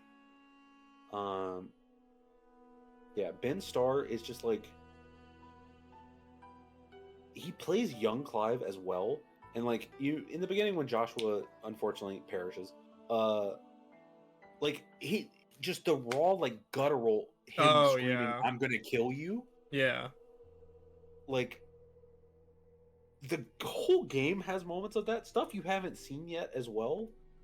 Of very like, you know, the scene where before you confront Ifrit, it's you and Jill in the barn. Yeah. And they look at the moon, they're talking to each other. He's crying. He's sobbing. He can't believe what he is. All that guttural hate he had is now towards himself, and he doesn't know how to deal with it. And Clive or Ben Starr does look, same person. Ben Starr does such a fantastic job of you like. He's so emotional, dude, and it's like, oh, I want Ben Starr to win. I love Ben Starr. I think he's great. Yeah, he did fantastic. I think Ben Starr deserves this win. Yeah, bro, and he's constantly that brother's constantly posting videos as Clive. He did an audition for Link in the live action, but he just did Clive's voice. He's like, Zelda's a girl's name. No, I think Ben wins this, and I really hope he does. Because the other thing is also, I'm a little biased. He used a lot, like his dad died during production. I don't know. Oh if my you know this. god. So a lot of his like raw ass emotions, he said that the game helped him to process those and get them out. Jesus. So that's why he puts how he feels in that goddamn game, dude, and it feels real. Yeah. I'm Ben Star, baby. Next category. I've only played Hi-Fi Rush, dude. I'm gonna say Hi-Fi Rush. Best in-game audio and sound design. The whole game is sound. I know, but it's always cheating, right? Like, especially like when I don't think it is. When Oscars do sound design, the music movie always wins. No, but like, because it focuses on that, I don't think that should take away from it. What else would be? I could see an argument for Dead Space. The sounds in that game are really crunchy and feel very wet. I was like thinking Dead Space, yeah. Dead Space apparently has very good sound design. I think it's Hi-Fi only because the way everything's synced up to the music is difficult. It's very difficult to sync an entire everything up to music, and it feels good. When you're doing combos, it feels like you're playing music, right? It's more than just the music, obviously. It's the sounds of you doing stuff, and it all feels very thematic. It feels very appropriate. Yeah, when you end a combo, it goes like chai. Yeah, when you're hitting your combo well and you're on beat, chai, chai, chai. Like Dead Space, I think though is a very good argument here. I don't think Spider-Man. I don't give a fuck. What am I? Foot. You know what I mean? Like, great. I don't care. Crunchy ass Venom, piss noises. Why is the piss crunchy? I don't know. That's just the first thing that came to mind. I didn't play RE4. I don't have anything to add there. But Dead Space, I do remember when Dead Space was being talked about, everyone being like, it fucking sounds like you are crushing someone's skull. Yeah. Like, they were like, which is good, because that gives you the feeling of, the thing I'm doing is real. You know what I mean? Dude, I just found out Dead Space Remake just came out on Game Pass. Woo! I'm so excited. Halloween game, guys. I love Dead Space. I love Dead Space. Dead Space 1's really great. I wasn't really a big fan of when they started making him talk in Dead Space 2. Yeah. But I love They make him talk now. Is he talking Dead Space 1? They made him, they changed it so he talks in the new one. I'm open to that. Because now it's intent versus we need John Shepard. Yeah. That was the whole reason they made Isaac the way they did in the later games. I've heard the Dead Space remake is just like, it's very good. An improvement in like almost every way. Shout out Callisto Protocol, a game that was meant to be Dead Space like and came out at the same time as literally Dead Space. Get fucked on, by the way. I'm gonna vote Dead Space because it's not gonna win anything else. I'm gonna vote Hi-Fi just because I wanna. I'm a little. This is where bias is coming in. Of I want Hi-Fi to win something. Yeah. I think Dead Space deserves to. That's why I'm glad we're talking about it. Dead Space, it deserves. If they win this, I'm not mad. Yeah.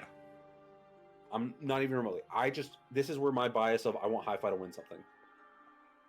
I think Hi-Fi wins action, but if they don't, this is a pretty close second they could win. Yeah. Next. Best score and music.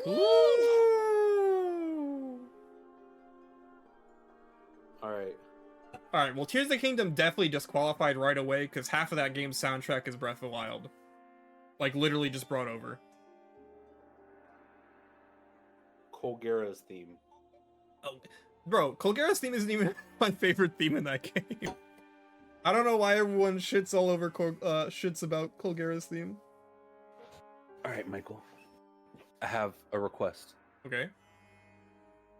Hold on. Let me close RuneScape. We're gonna do a bit for this one. What? Don't worry. Trust me. Michael, can I ask you to share a Discord screen? Sure. Do you need the audio too? I need the audio. Okay. I'm gonna do no spoilers. Okay.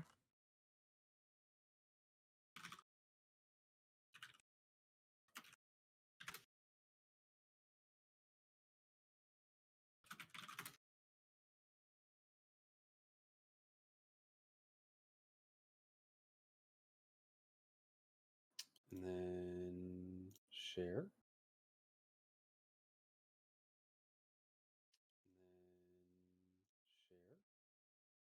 Are you listening to the stream? Because I hear the stream.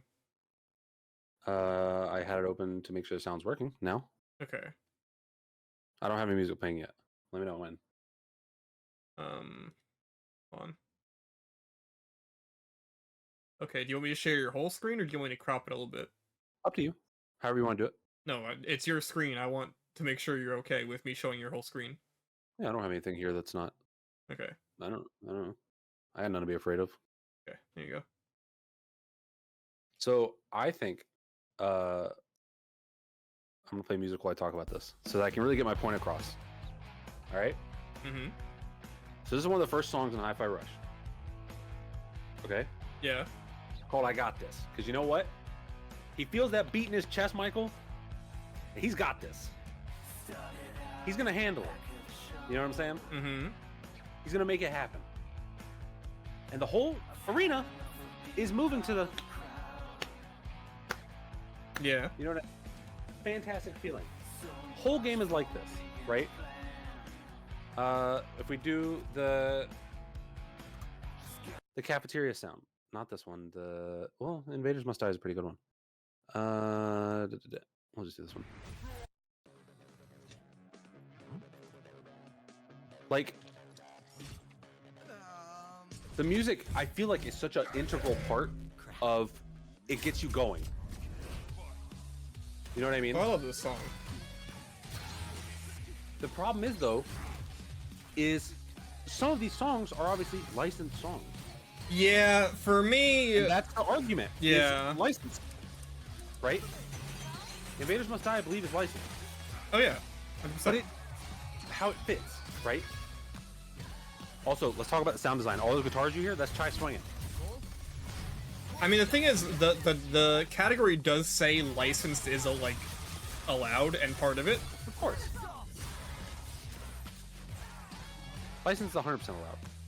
But for me, I do give bonus points to completely original soundtracks. Which is where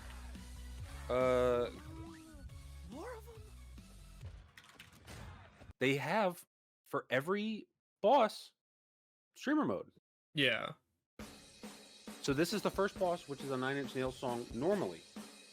I like this song more. This song is called Too Big to Fail. And it is in the same vein of the 9 Inch Nails song, but it's still like, you know, like it gets you pumped. Yeah. So I definitely think they deserve to be acknowledged for not only because most games when they do streamer mode, they just don't do anything if you're in streamer mode. Yeah. So scenes will have no music at all, and it feels terrible. Bro, where's the fucking chorus? Hold on, right here, bro. Wait for it. Here it is. Yeah. When the back is like too big to fail. Like, oh, dude, fuck, man. This shit rules. They have a 9 Inch Nails song in this place, Michael, and they instead were like, we're gonna make Peak as well. Whole games like that, right? Whole games like that. But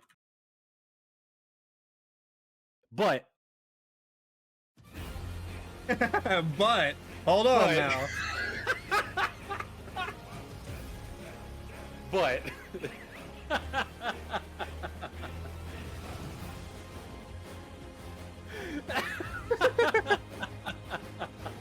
counter argument. We just wanted to give Hi-Fi its moment in the sun for a second. Hi-Fi needs it. Hi-Fi needs it. The chills I got to this song, bro.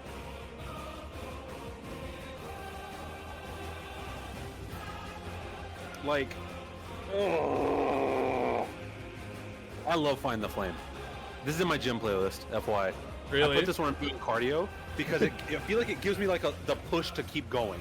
You know what I mean? Yeah. I got this shit cranked so loud I can't breathe type shit, and I'm just fucking. I want to see Soken's little ass up there saying thank you, because that brother deserves awards, bro. Yeah. This shit is astounding. The whole soundtrack is like this, Mike. Don't say. Wait. Go up. You're good. There's no spoilers. Okay. I've listened to none of the things past Bahamut. Okay. Don't worry. I'm looking. Careful. Careful. You're fine. I'm good at this. Michael, I'm a professional niche internet micro celebrity. I know what I'm doing. Think of Away, right? Away is such a sad song,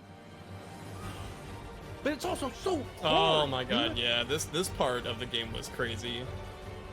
I love they make you do this part twice. People complained about it, but doing it once where you're just a beast and you're not really sure what's happening, yeah, doing it twice into Joshua going, "I'll kill you." He's a child, bro.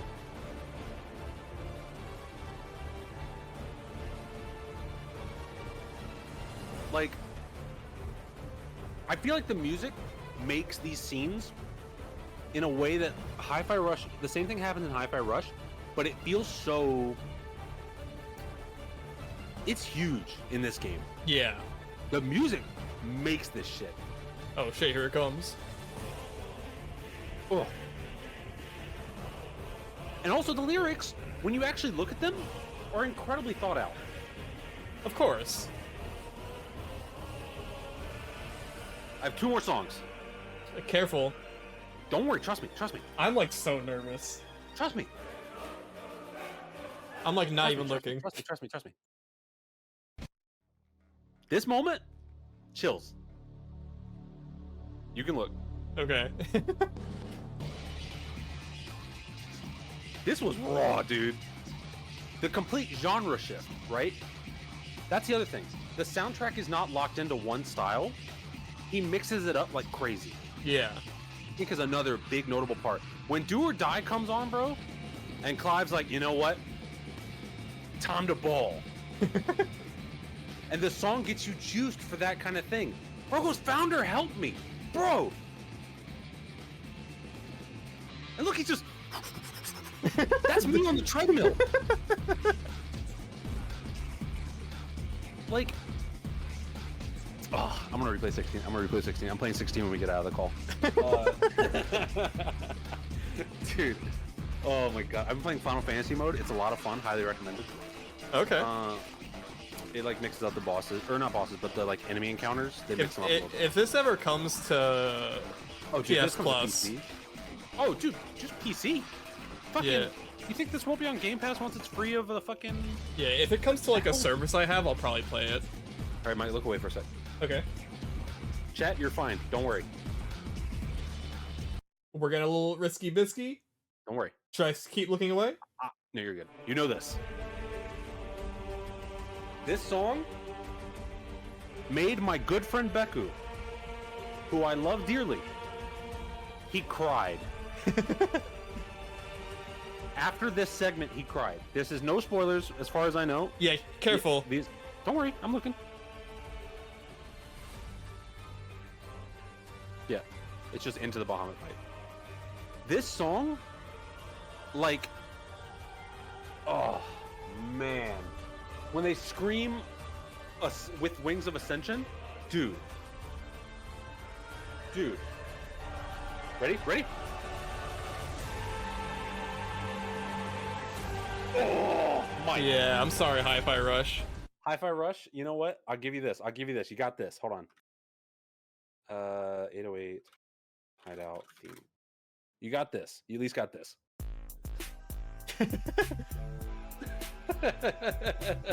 It doesn't quite hit. It doesn't quite hit as much. Oh yeah, Mike. Wait for it. 1 sec. Uno momento, por favor. Here it comes. There it is. Yeah, me on Fruit Loops. Sounds like a Fortnite lobby track.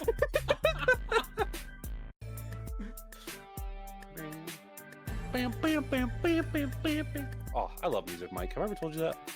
All right, you can close this. Okay. Because I'm going to keep this song playing. My Okay. Fortnite music.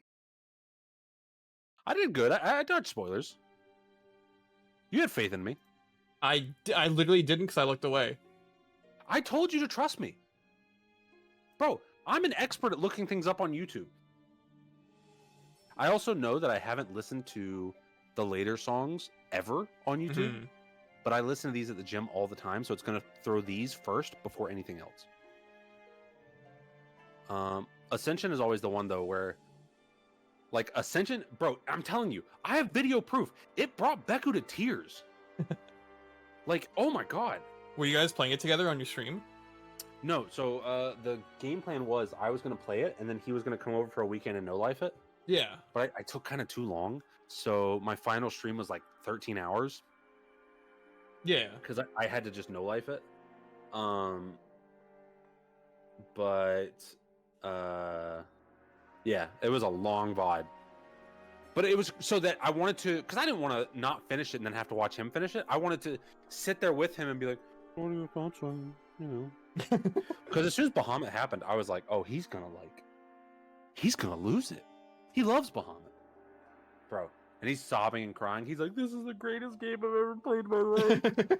He's like a music major too, so he learned how to play Ascension or whatever. Oh wow. Oh, he loves that song. He is very much of the mind, like, no question, Soken wins this, and I agree. I think Soken deserves it for this. You see, they're there for consideration for the Grammys. Oh really? They put it up for your consideration. That'd be amazing if you won a Grammy too. Could you imagine Soken wins a Grammy, bro? Ooh, Matsu ain't got a Grammy. He might. I don't know. But Square put it up for consideration. So, and Baldur's Gate has good music as well, but it's very atmospheric. Yeah. I think Alan Wake probably has the same kind of thing, very atmospheric music. Yeah, I also am not thrilled that Pete's Tower is not here, but the picks are good. I'm not going to pretend they're not. But again, indies just get snubbed in this kind of direction where they don't have the same kind of longevity. The music in Sea of Stars, I hate Sea of Stars. I think Sea of Stars track is really good. How's Alan Wake's OST? I don't know. I haven't heard it. I'm assuming it's atmospheric based off the fact that it's a it's a composer. I really want to play Alan Wake, but I gotta play the first one much first. Investment. You gotta play Max Payne 1 and 2. You gotta play Max Payne 1 and 2. Then you gotta play Alan Wake. Then you gotta play Alan Wake American Nightmare. Then you gotta play Control. Then you gotta play Alan Wake 2. Did you know Alan Wake wrote Max Payne? It's crazy. What are we on? Wait, Sam Lake wrote Alan Wake? Who's Sam Lake? Sam Lake is the fucking Max Payne face guy. No, Alan Wake, the writer in the game, wrote a book, and that book is Max Payne. Oh, I see. It all connects. Yeah. That whole game, like that whole series is like that. All of Remedy's games are connected in that way. The Control Bureau is like investigating Alan Wake, I believe. Bro's got some stuff going on. Rucka. Yeah, that's a good one. Art direction? I say Hi-Fi Rush. This is my personal opinion. I really like the art style. They're very colorful, bright. It's again, it really comes back to how the game feels. Very bright and alive and cheerful. And I think Hi-Fi Rush nails that. Liza P is a very interesting art style. I was gonna say Liza P personally. Liza P is very unique. Wonder is also incredibly unique in the way it does the smearing. Wonder visual. the visuals of Wonder, like that was like, I think if there's one game in here where like immediately I'm like, wow, the visuals, it is probably Wonder. But I think like when I look into it like deeper, I think I appreciate Liza P's style like a lot. Chat, we hate Nintendo. That's the moral of the story here. We hate Nintendo. I love Nintendo. What are you talking about? I hate you, Nintendo. I literally voted. Buy Steam Deck. I am probably the only person that voted for Mario Wonder for best multiplayer. No, I if it's up there, it's gotta feel good, right? Otherwise, why would it be up there? Zelda being here is silly. It's the same. It's the same. You know, even if it's a little touched up, it's a little newer, it's a little fresher, it's the same. Yeah. It's Breath of the Wild's art style. Yeah. It's not them taking creative and technical achievements in design. It's, I guess they would win an animation there because they do insane animation stuff. But I don't think it's more than Liza P, Hi-Fi Rush, or Super Mario Bros. Wonder. Yeah, I think I'm gonna go Liza. Like Liza P is crazy. Doesn't Alan Wake 2 have good monster designs? I don't get it being here. Alan Wake 2 is very like. Again, it's tough because nobody's really talking about it right now because it's still very fresh. Yeah. This, you got to remember, the critics have been playing this for probably about a month or so. All the people who would vote on the nominees have had this game for a minute, which is always the tough part of the general consensus of like, I haven't played it yet, so I don't know. But from what I played of Alan Wake 1, the art direction design of that was really interesting. Control had a similar kind of thing. And with some of the stuff they do where they mix live action into the game as well. Yeah. In Alan Wake 2, it's really interesting, I would say. Also, if you ever want to get jump scared, type in Alan Wake 2 game over screen. What? Oh, they play a jump scare. Play it on stream. No, I'm good. Play it on stream. Are you scared? Yeah. You scared? A little? It's scary. It's scary. Also, I don't want to know anything about the game before I play it. Plays it in 5 years. Yeah. All right, what's gonna next, be Michael? a while. What's next, Michael? That's narrative. Well, that's gonna be an issue.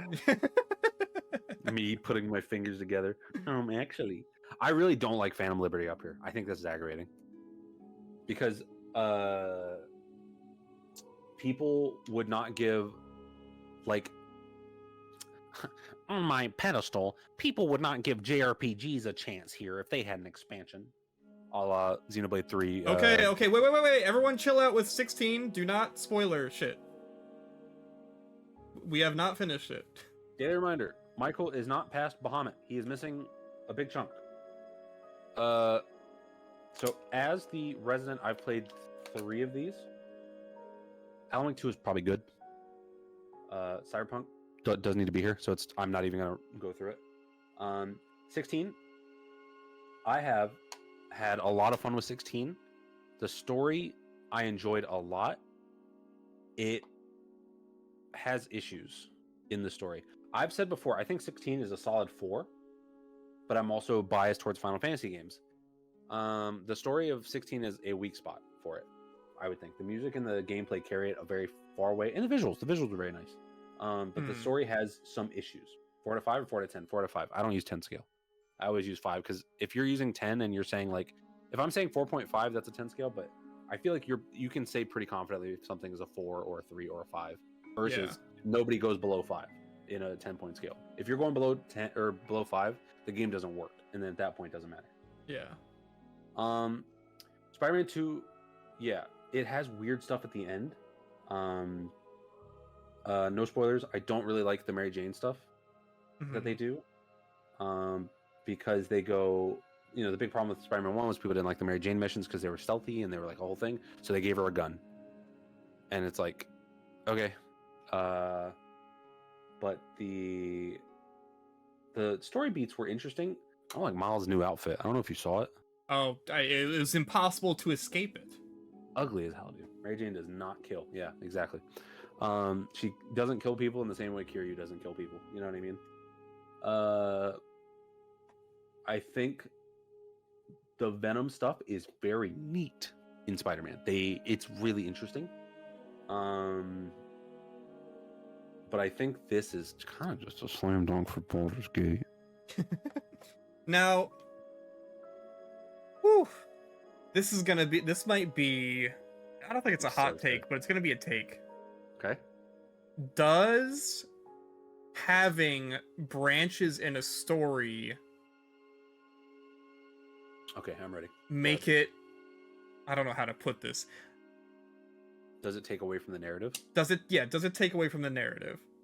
Because, like, so if you're telling a story, like a narrative. For outstanding storytelling and narrative development in a game, the fact that, so I'm going to use an example in Baldur's Gate, okay? No spoilers. It's an option, right? You meet with druids in a grove very early. and they go, "We're worried about goblins," right?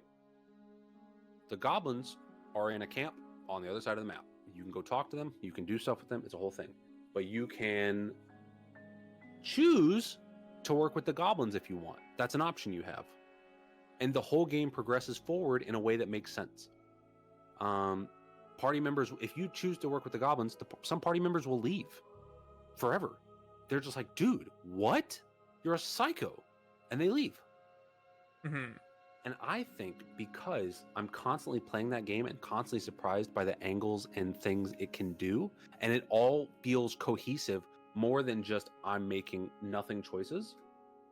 Like, I feel like that's more of a flex for the narrative, that they planned all these routes and it works. And it flows and it feels good, right? Mm-hmm. The characters are all really well written. The story is very interesting. I'm not gonna lie. Every little plot point I do, I'm so like interested in. And it's so hard to explain without like obviously you seeing it and kind of understanding the way it flows.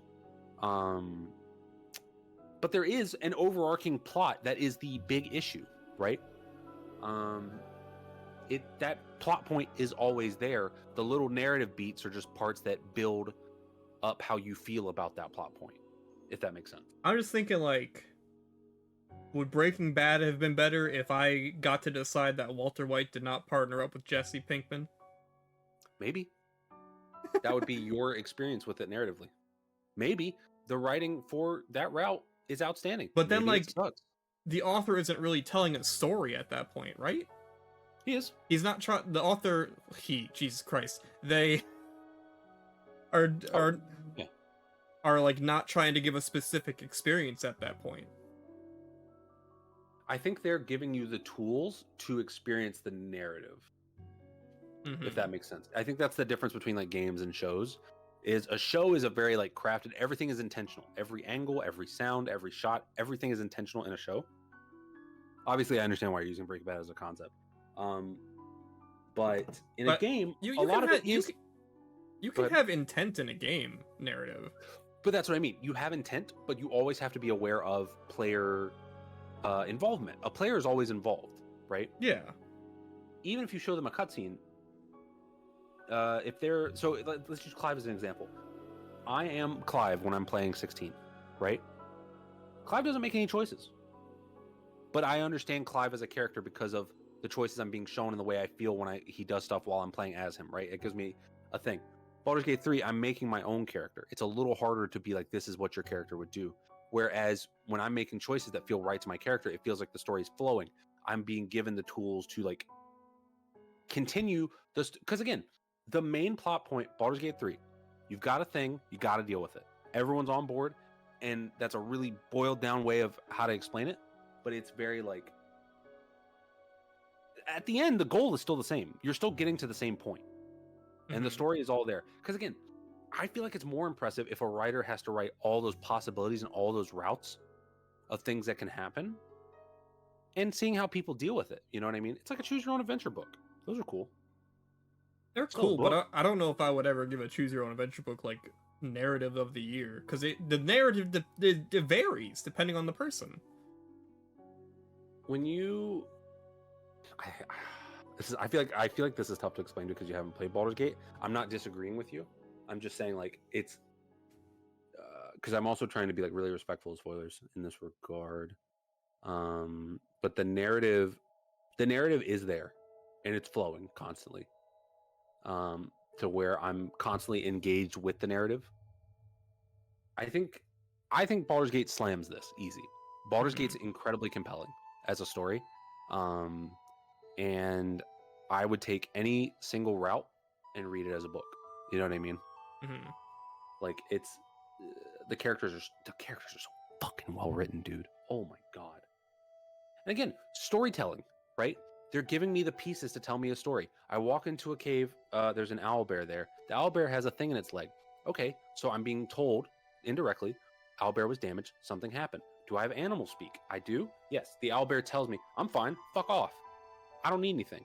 And then you're like, no, I think you need help. And that opens up well, who hurt you? Oh, these guys hurt you. Okay, well, we'll go talk to them. You know what I mean? Like, it's very... you're on their journey indirectly, if that makes sense. Yeah. I vote Baldur's Gate. I'm gonna vote. Vote with your heart. Vote with your heart. Vote with your heart. I've literally only seen one of these games' narratives, and I haven't even seen it to completion. It gets kind of rough towards the end. I don't know why. But I think that's just, it's hard to... I'm gonna be honest, I'm not gonna vote for this one. Okay. I don't have nearly as informative opinion as I would like. That's totally fair. Like I said, I played 3 of them, and I feel confident in the 3.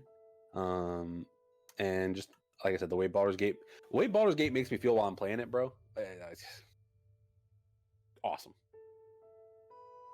Speaking of... Best Game Direction, awarded for outstanding creative vision and innovation in game direction and design. Chat, I would like to establish that I've already clicked Baldur's Gate 3. So I'm prepared. I mentioned this in Coast chat last night. Okay, I'm excited. And I talked about Baldur's Gate 3, and I specifically brought up innovation. Do you think Baldur's Gate 3 is innovative? Or do you think it's just doing what CRPGs have always done, but just really well and a lot of it? Isn't that innovation? No. Improving upon something is innovation in my mind. Not to me. It depends, right? Innovation is doing something brand new. To me.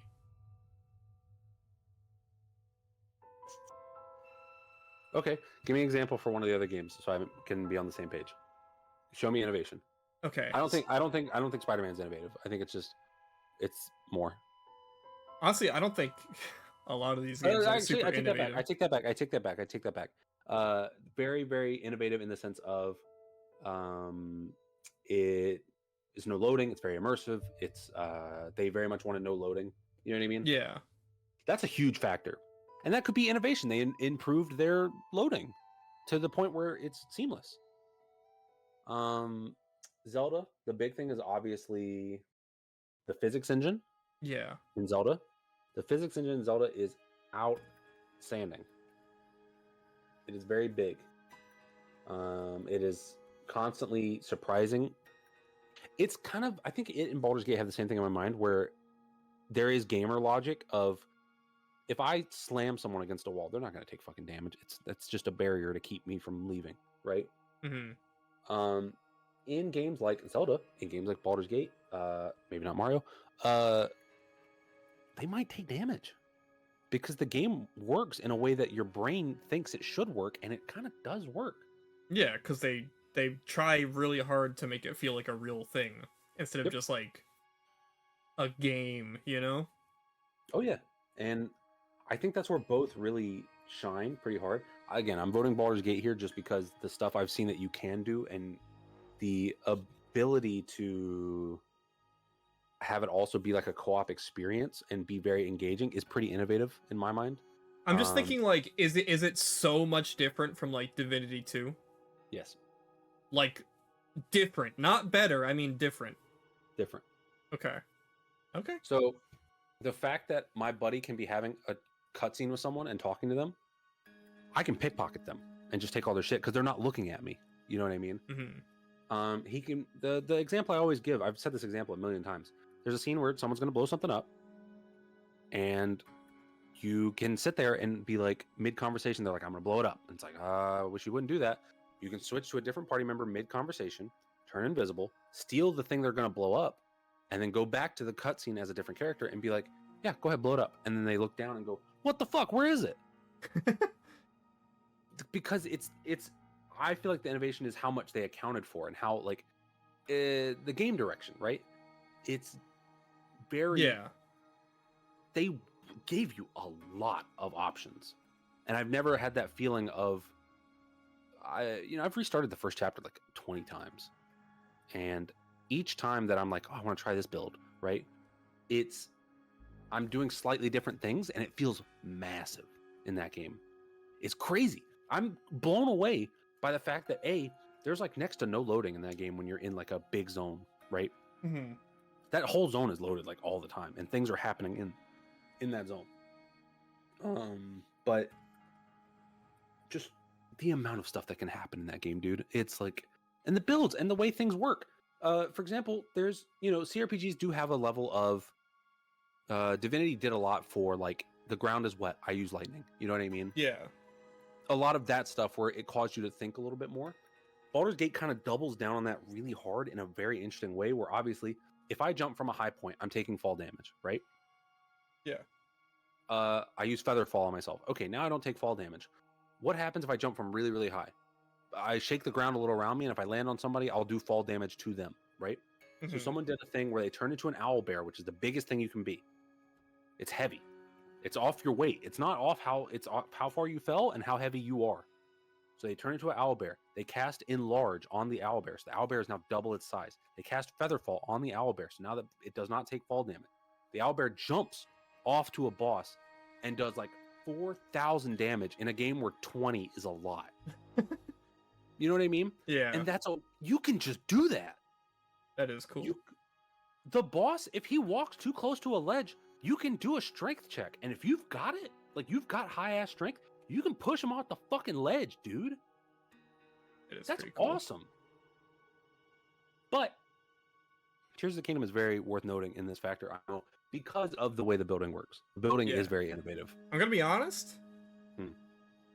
If there is a singular mechanic this year that I thought like I loved to bits, it's Ultra Hand? Ascend.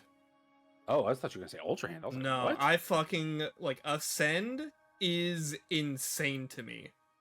Ascend is fun because it's just another tool to like make the puzzles different, right? You have to think about how they have to design levels after that. They have to think about ceilings for the rest of the game, like whenever they make something.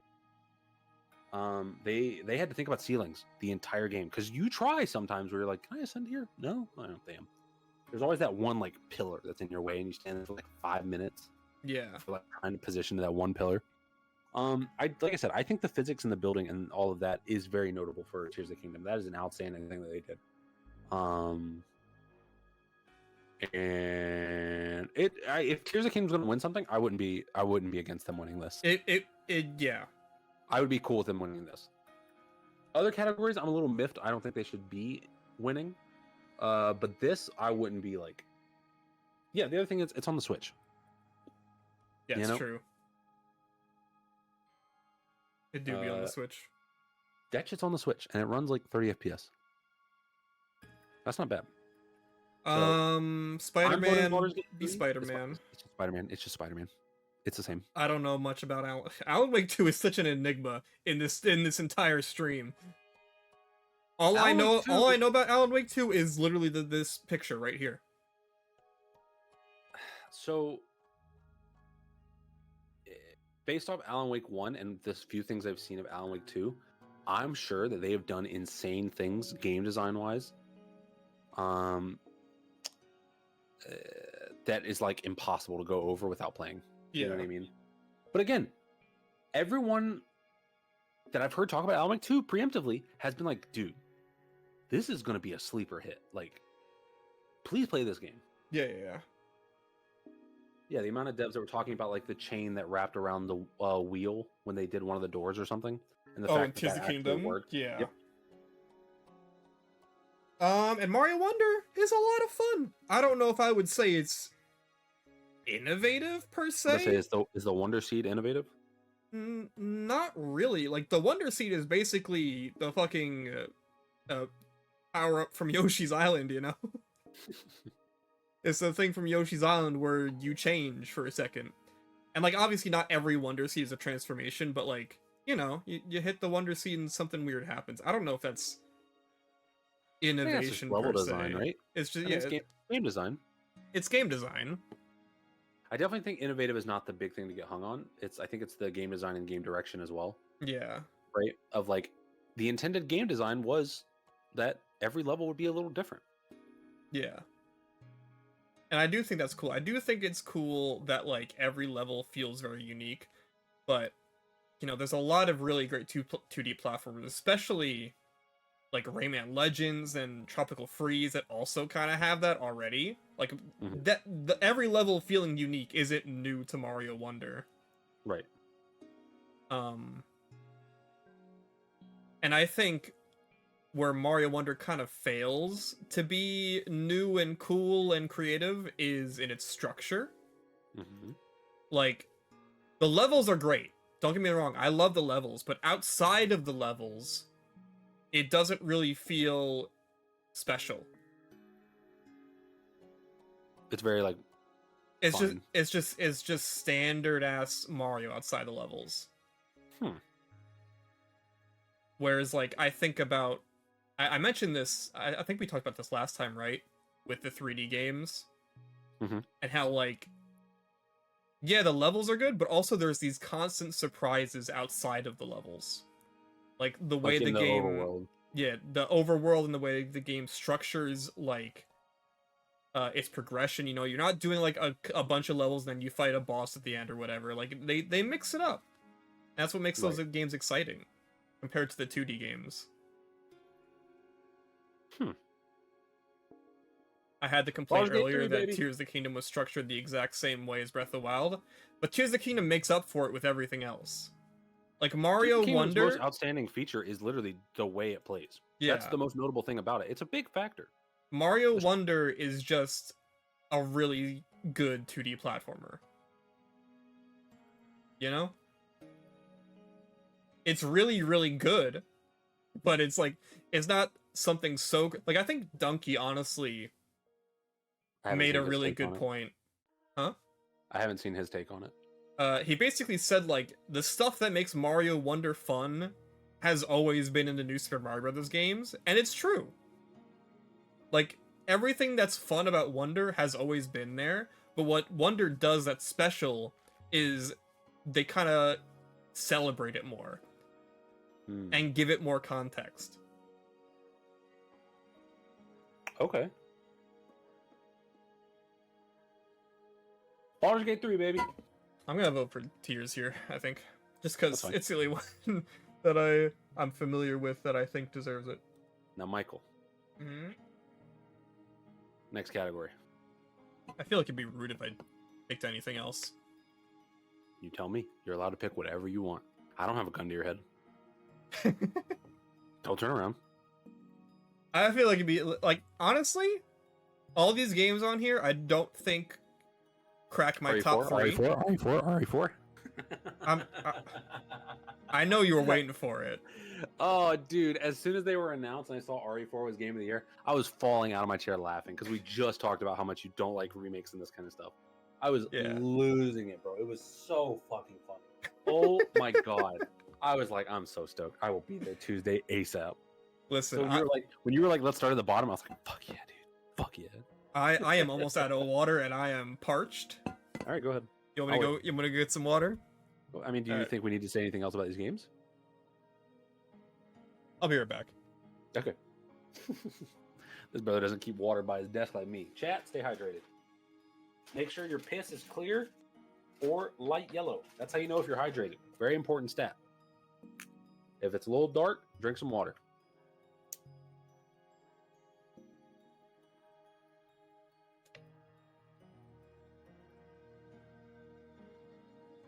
Chat, what do you think wins this? Do you think Baldur's Gate wins this all the way?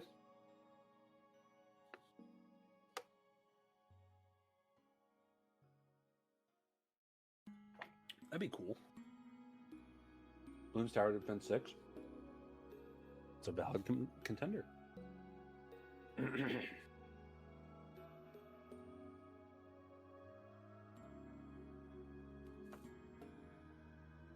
Yeah, I don't think Wonder should win. I don't think Spider-Man should win. I don't think Wonder should win. And I don't think RE4 wins. Part of me is like, what if Alan Wake wins, bro? People would be like, what the fuck? You know what I mean? If Alan Wake won and nobody's played it, like, oh. Because that was a concern with God of War, right? Like, nobody played it, and then it was just like, what if it wins, though?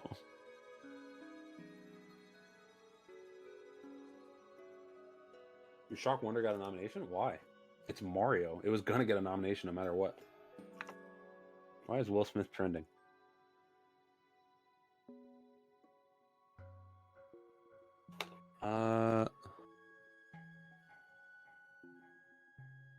Will Smith just announced 99% Hitler? What the fuck?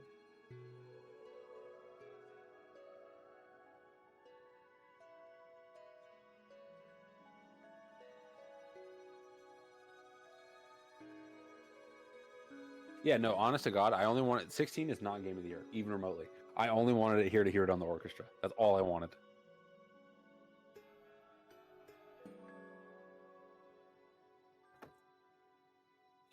Mario being here and RE4 being here is a little weird. I saw somebody on Twitter complaining there was no Xbox game here. I'm like, I'm pretty sure RE4 is on Xbox.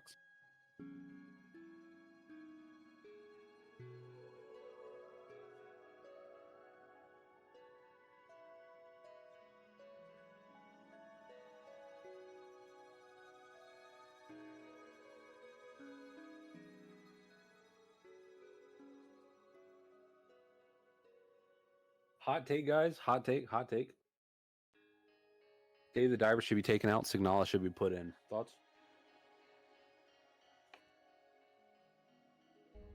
Oh, dude. The Game Awards post where they announced Best Independent Game has a fucking community note about Dave the Diver not being an indie game. Bro. Holy shit. Signals was 2022? Bro. Was it? Is that not this year? October 27th. It was at the end. Okay, okay. Damn. What was last year's indie? Was it Stray or whatever? Game Awards 2022. I think it was Stray.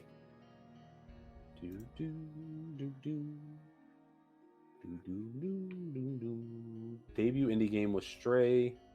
Independent game was Stray.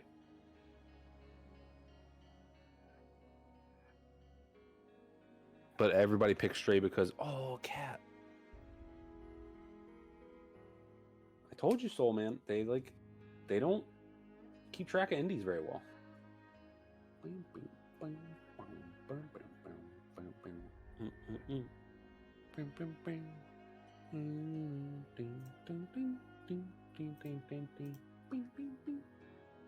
Wasn't Stray not really an indie either? So it had Annapurna pushing it, right? And also, so it had Annapurna and it also had like PlayStation. People thought Stray was a PlayStation game for a very long time. That was kind of the weird area. Fear and Hunger 2? Jesus Christ.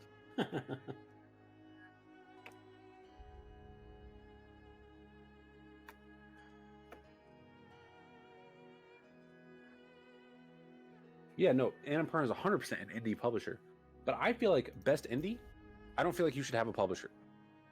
Or you should have like, you know what I mean? I don't know. It's tough, right? Because you can't say no publisher because some games are like, you know. And also Nexon was the developer.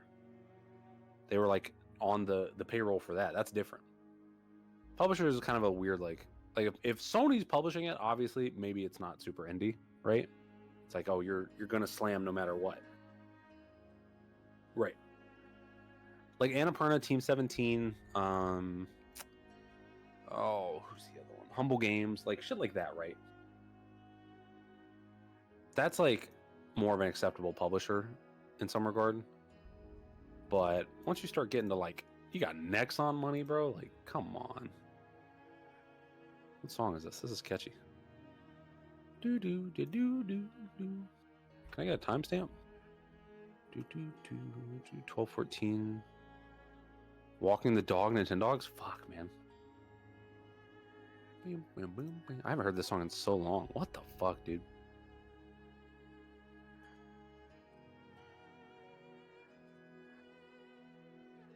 Damn. Mike really went like down the road to get a fucking bottle, huh?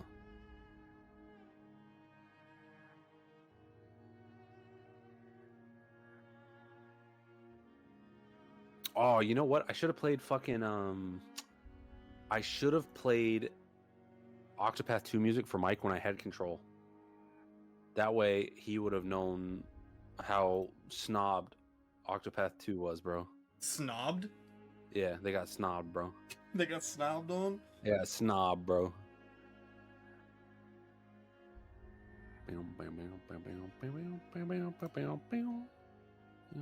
All right, so what do you guys talk about? Game Awards sucks. True. I posted my vote for Masayoshi Soken on Twitter. Nice.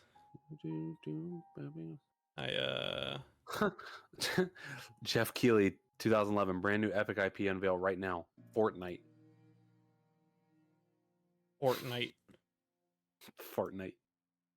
Octopath 2 not making it into best RPG, but Sea of Mid did is insane to me. That's an outstanding RPG. I love Japan. Everyone's saying that. Everyone's saying Octopath 2 go crazy. They got it bad, dude. Like, the music was outstanding. The gameplay is very innovative for an RPG. I was into it. Game of the year. Any thoughts?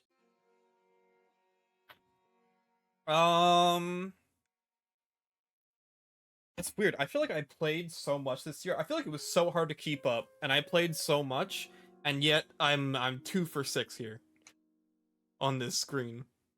Hot take, it is hard to keep up with AAA games. Yeah. They're expensive. They're long. It's hard. Yeah.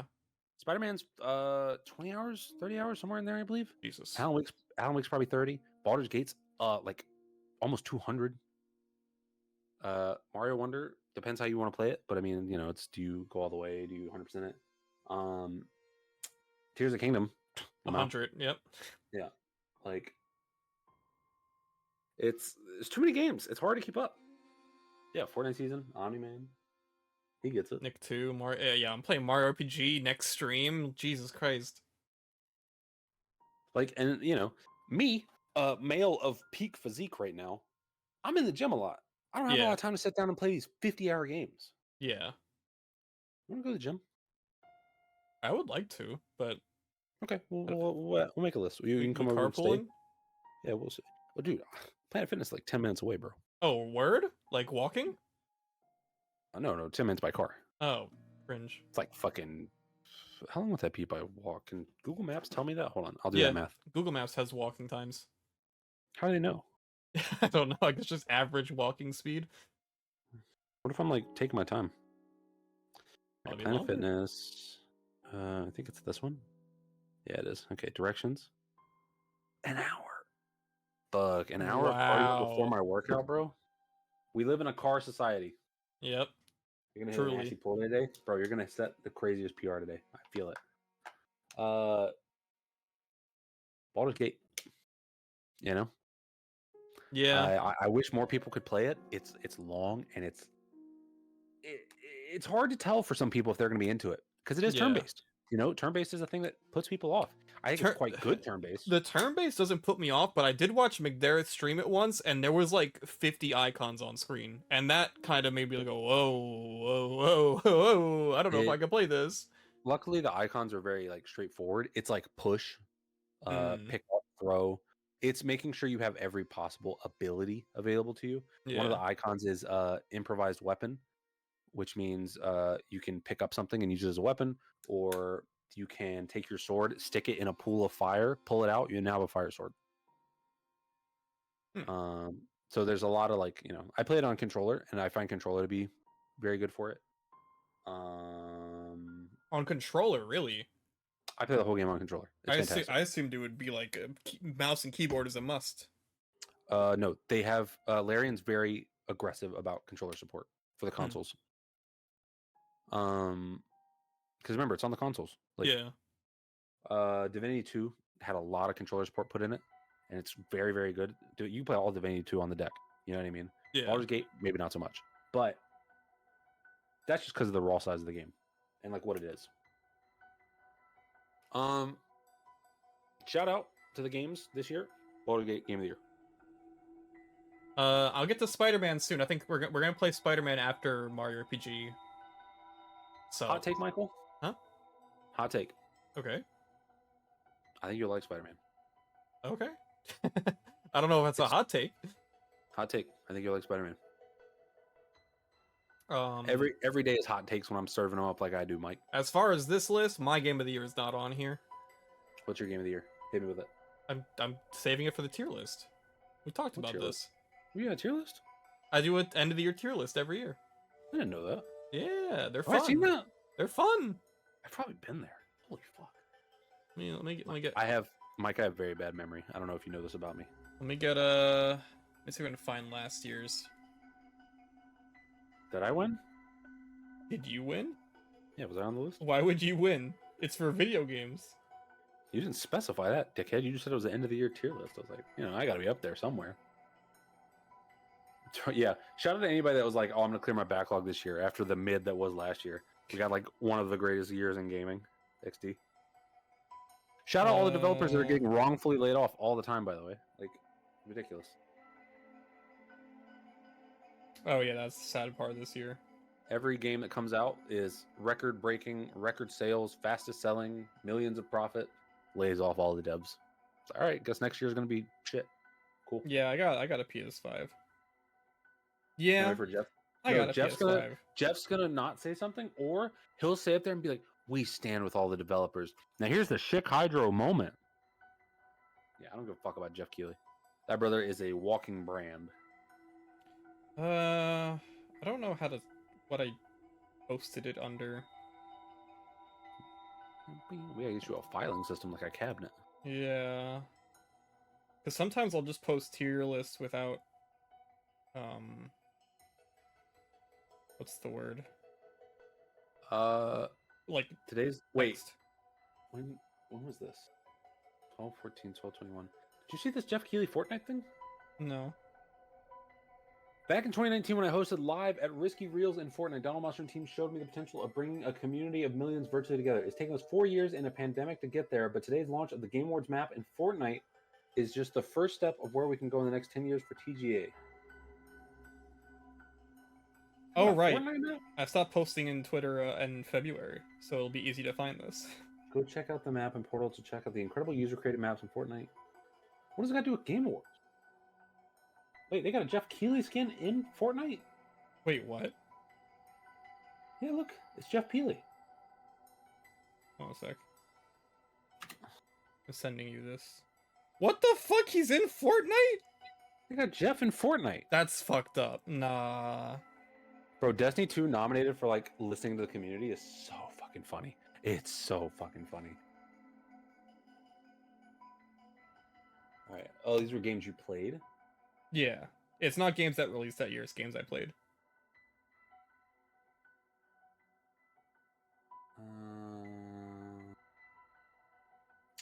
Wow. Overwatch and It's Okay.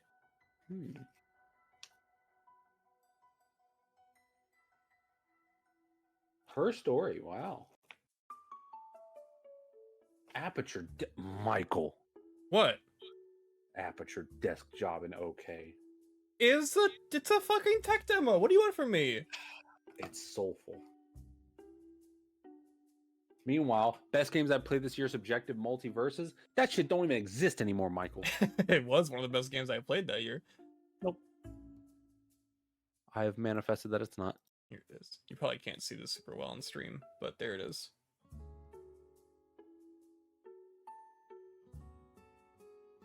So you can now vote for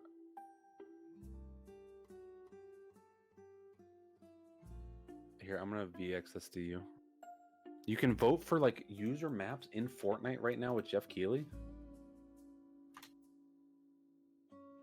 Oh, my boss is calling me. I'll be right back. What's the game at the bottom? It's Rabbids Party and then Pop Goes Arcade. Dude, the FNAF community goes crazy over Pop Goes Arcade, and I don't understand. That is not a good game. That is not a good game at all. It is so boring.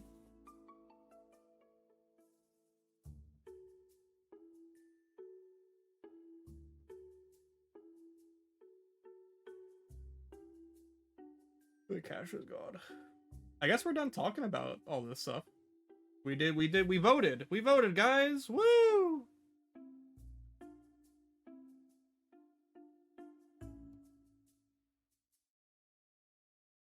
I'm excited for next year's, or the end of this year's tier list. I'm pretty damn excited. Honestly, bro, look at last year. Last year kind of went off. Fucking Shredder's Revenge, Tunic, Stray, Elden Ring, Gigabash, Cult of the Lamb. Last year went crazy. I use Backlog to log my games. That's where I got all these images from as well.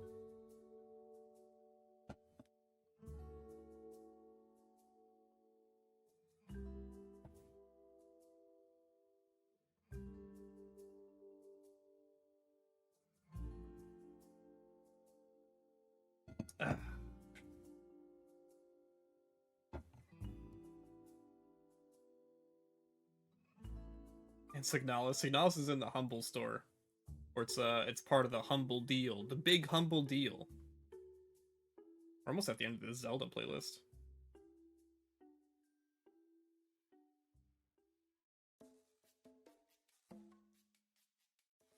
I don't know if Cash is gonna want to do something when he gets back, so I'm not sure what we should do right now.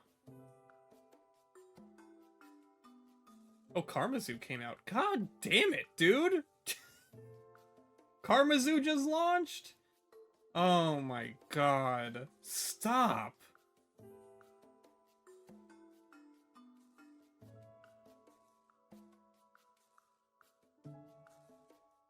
The Gigabash Ultraman DLC is shaping up to be your goatee. Dude, the Gigabash, like, Gigabash got improved so much this year with all the patches that have come out. Like, Gigabash is such a good fucking game. It always was, but it's even better now. Hello, Coastward. Hello, Coastward.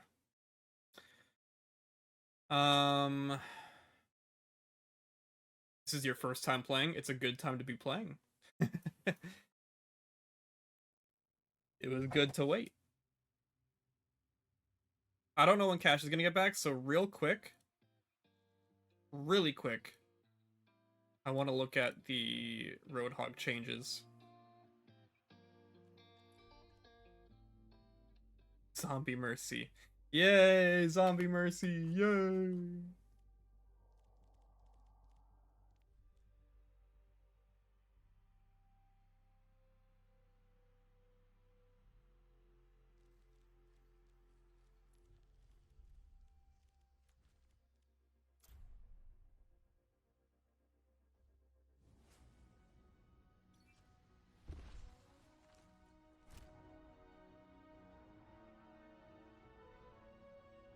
See. These Roadhog changes actually seem interesting. Okay, so here's my question. So they changed how this works. It's very... Okay, so it's like, it's still... Patch? That's me, baby! That scared the shit out of me! Oh my god! What's up, buddy? What are we doing now? We're on fucking Overwatch now? I was just waiting for you to come back. Ugh! I have to download Overwatch anyway. A friend of mine wants to play. Oh, really? Yep. I mean, you can play too if you want, I guess. I don't know. You can play. Should I get it on Steam? Does it matter? I have it on Steam. Are you playing it on Steam right now? Yeah. Okay, so it's still a one-shot a Tracer. Good to know. Yo. Oh, I forgot.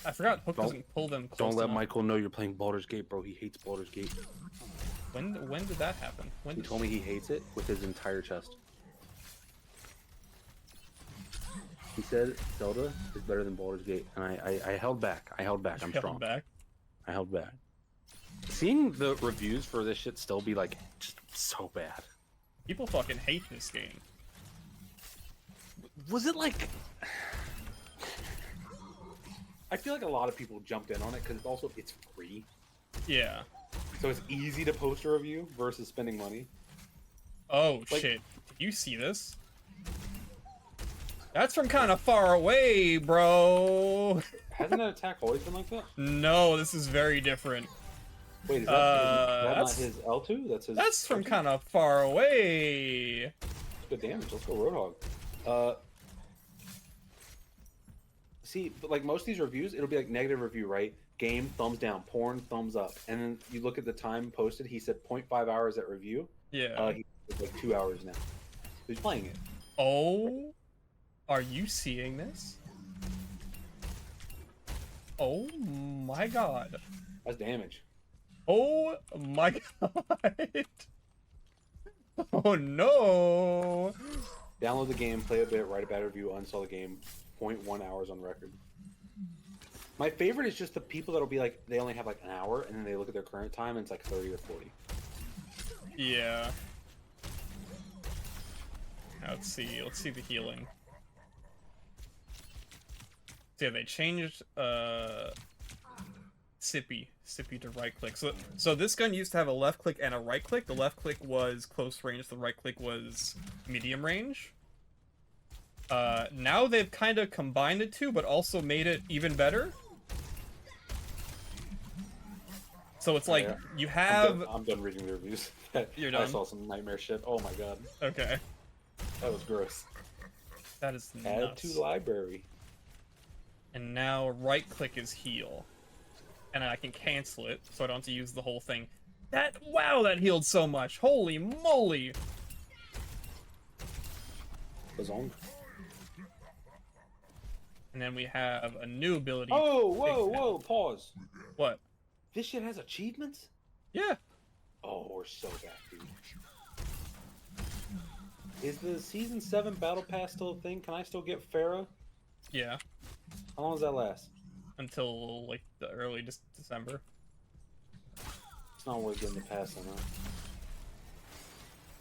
Okay, so, question, though, does Pigpen disable movement abilities? That's really big for me. I feel like, not big for me, that's big for the ability. Does this Battle Pass give me that new character as well? No, it's gonna be next month's Battle Pass. No, the Sun Girl. No, that was last month's Battle Pass. Who's on this Battle Pass? No one.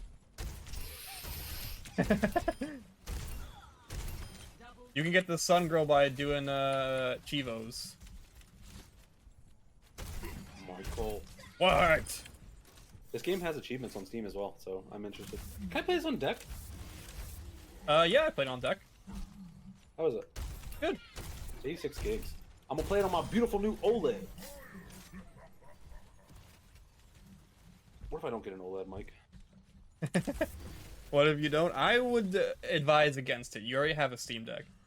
I could give it to my girlfriend. You know what? That's so true. Get an OLED. Owned. Got him. Game of the year, baby. Baldur's Gate. It's either that or I'd give it to my sister. Probably my girlfriend. Hot take. Overwatch is a funny one. I like Overwatch. I cannot play it very long though. You get mad. I get mad. I know it's not you. You know me. I got scared playing PvP games with you. It's not even that I'm mad. It's more of the like frustrations I feel. I feel if you verbalize them and get them out and expel them from your body, you feel immediately better. And I do. I feel awesome every single time. The problem is Mike's on the other end holding his controller shaking. As I'm like, I'm gonna kill your family.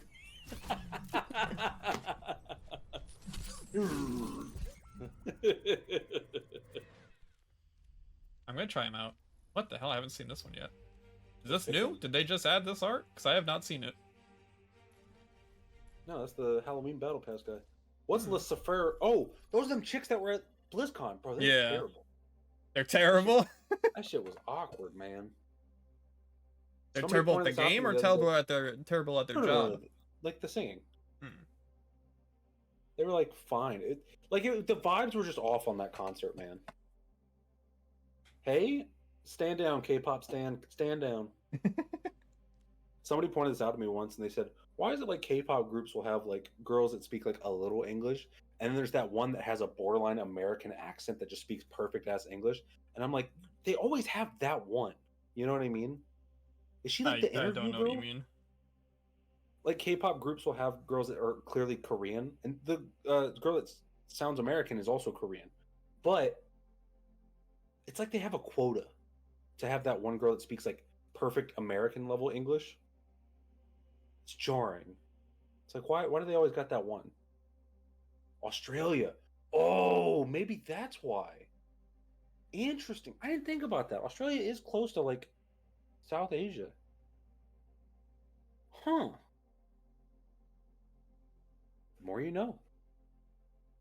See, Mike, we learned something today. I learned I'm going to install Overwatch 2 on my deck.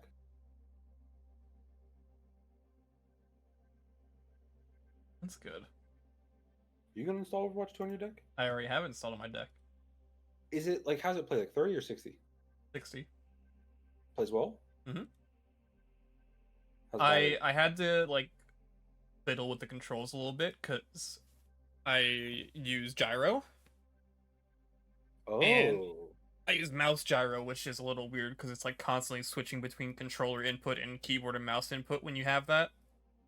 Weird. That would be confusing. Yeah, I had to like work on it for like 2 hours. If you don't want gyro though, you're fine. I don't care about gyro. Yeah, just playing it on your deck. But oh yeah, it runs great. Is the Sun Girl good? Yeah, she's very good. What's her name? What's she do? Alari. She's got a railgun. She can put out like a healing turret. She's a healer? Yeah. Man. What is the complete hero collection? I'm guessing that's just everyone that's already in. Players who already own Overwatch 2 Hero Collection can upgrade to complete Hero Collection. Do I own that?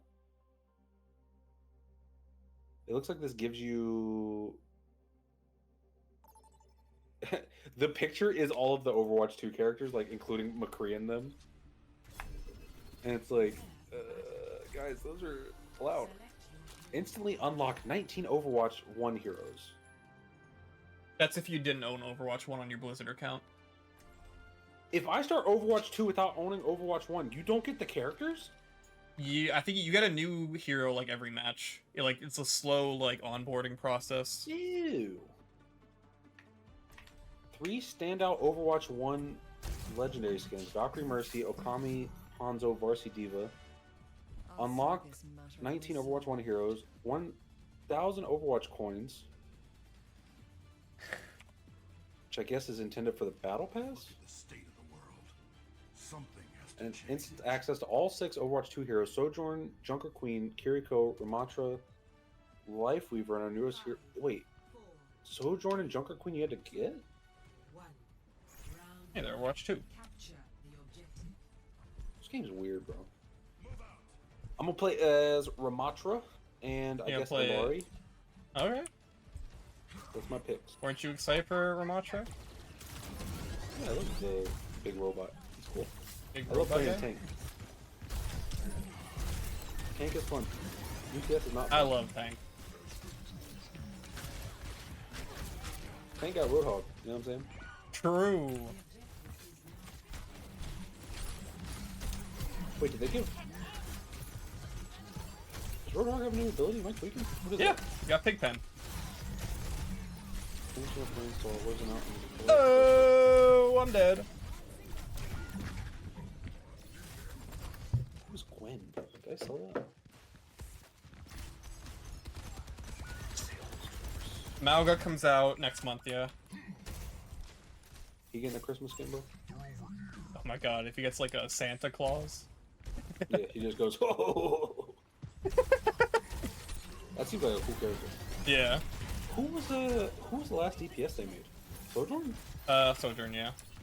Damn. Been a while. But now we're getting Venture. Who? Venture is the next DPS coming out in the first season of next month.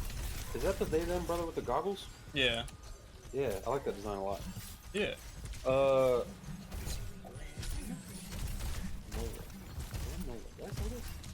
Ooh, compost. Right. What? Huh. My boss is texting me about this lady. He's like, how much is she's like, how much does this lady owe? It's like, I don't fucking know, dude. What's that new healer's name again? Fucking, Alari. I like her design a lot. Yeah. Railguns, I'll say it, hot take, railguns are cool. I feel like Overwatch hasn't done railgun correctly yet, personally. Including with the one they just did? Yeah. Like Sojourn, I don't think her railgun's very fun, and neither is Zolari's.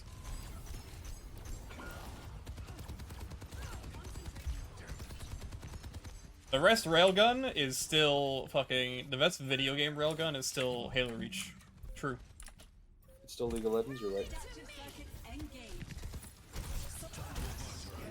Did Roadhog just ult through Pigpen? I mean, Pigpen doesn't make you not be able to do moves. It just slows you down and damages you. Halo Reach railgun is cringe. Wrong! I'm gonna sell this.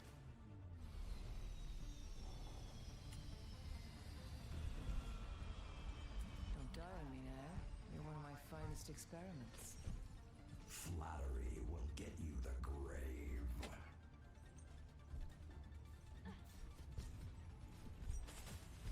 Take me home. Country roads. Oh yeah, what is our Moira doing? Hello? 500 healing? Come on, man.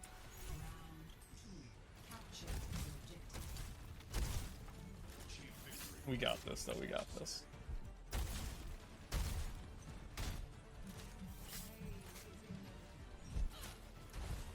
Peace, Advent. Sorry I yelled at you earlier.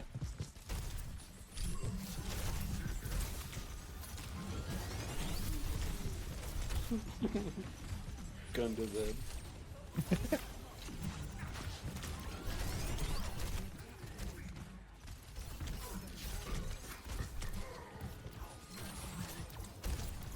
Oh, I should have saved it for you! No! Huh? Huh? Huh?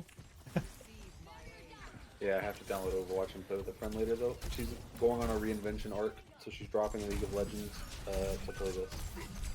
That's crazy. That's actually crazy. What the fuck? It was between this and Val, and I was like, I'm not playing fucking Val. Valorant? Yeah, fuck no. Look, hot take. Overwatch got some stinkers. Valorant players? Nah. Those brothers are weird, man. This rework kind of crazy. What does Pigpen do? It's a trap like Junkrat's trap, except it slows you down and damages you. Oh, it's a dot. Interesting. Yo, he's gonna be top tier. Yeah, this rework kind of crazy. Valorant, Death Force, and Overwatch. Valorant's problem is, what am I spending money on skins for, bro? My gun? I don't care about that. I mean, gun skins makes more sense than character skins. No. Oh yeah. When I get to play the game, I want to see my cool skin. Also, sometimes they change the voice lines, and it's cool. You get to play the game in Valorant? I don't play that. Shit. I doubt it. It would just be fucking one guy killing 4 dudes with like his voice chat going, okay, he's clutching it out, he's cracked, he's nuts. You're dog shit, you're actually trash, you're so bad. Valorant players have such a weird way of talking. You ever notice that? Yeah. You're actually the worst player I've ever seen in my life. Maybe figure yourself out. Like they raise their voice at the end of the sentence.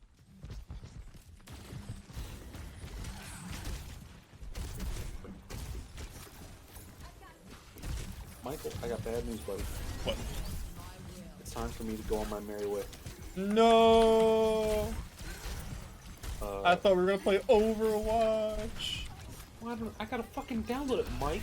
Hurry up! It's 50 gigs. What? But I'm also incredibly hungry. I don't think I ate lunch. Yeah, I'm hungry too. I had my morning protein shake, and that was it.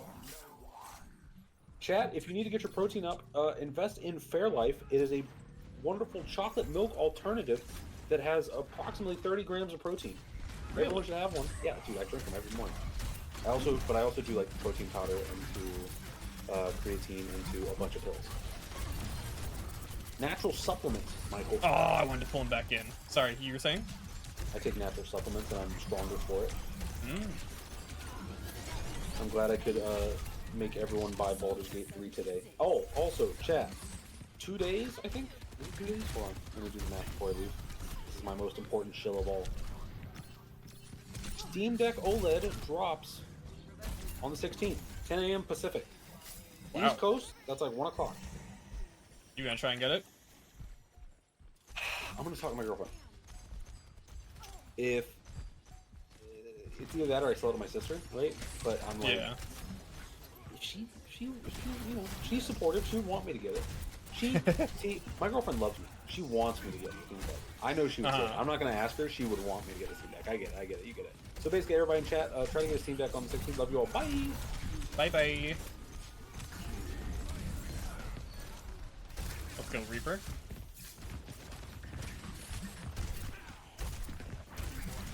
Yeah, these Roadhog changes are kind of crazy. I'm not gonna lie, it's kind of crazy in here. Uh-oh!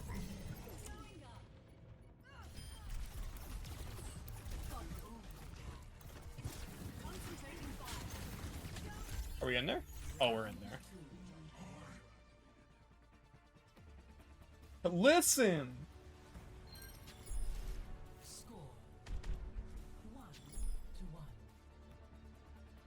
That comes out on Thursday. Fucking, I will never book smart, I'm money smart.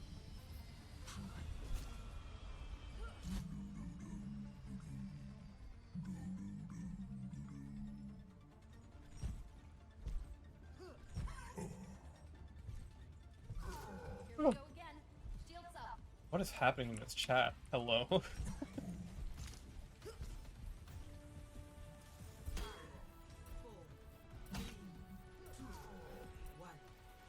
You've been playing it? Bro, criminal. No, yeah. The Mario RPG remake looks fantastic. A good year for remakes, to be honest. Good year for good games getting better.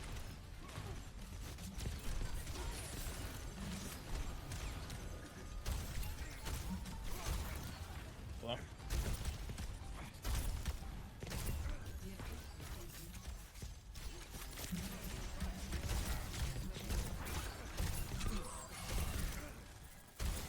Yeah, Pigpen. Yeah. And he is getting healed, huh? Hi, what's up? Hey, don't chase me up here. You will get Pigpen.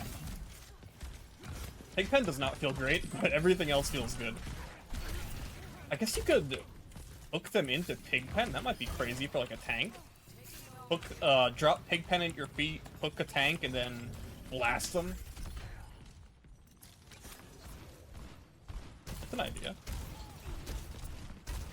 Okay, so it does disappear after a while, the pellets. But still, it's a pretty crazy range, Jesus.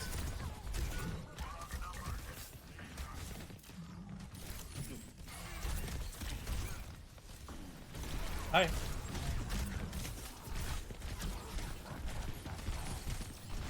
I should have taken someone off with me.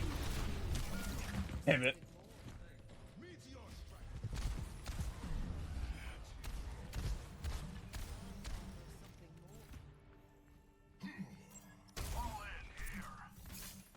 What did I hit? Hello?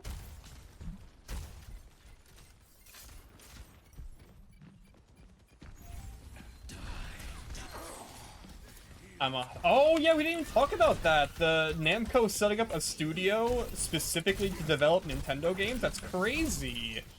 That's so bonkers.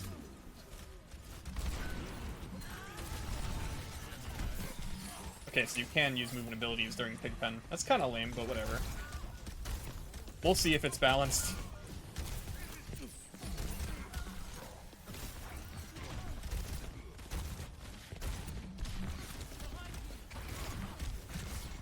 Don't come here, don't come here.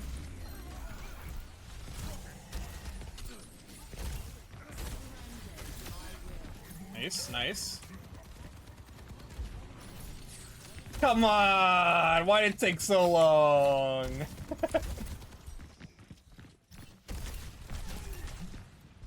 Not even just one studio, 2 studios for developing Nintendo games. Yeah, it's crazy. I mean, there were already, like, I think the thing that happened is, like, Namco has been developing or supporting Nintendo games for so long that they're just like, let's just give it a fucking name. Let's just set up an actual team and give it a name.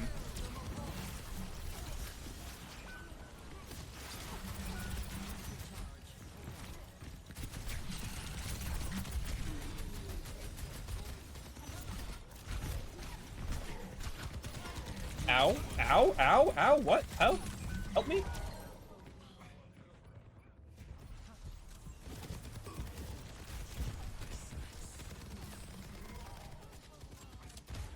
Yeah, I have been seeing people say that Studio S might just be Studio Smash.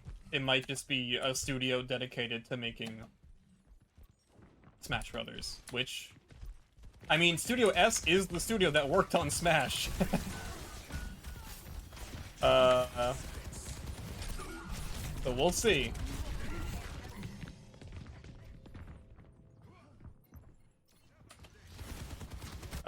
Namco being the Smash developer forever is definitely not the dark future I envisioned.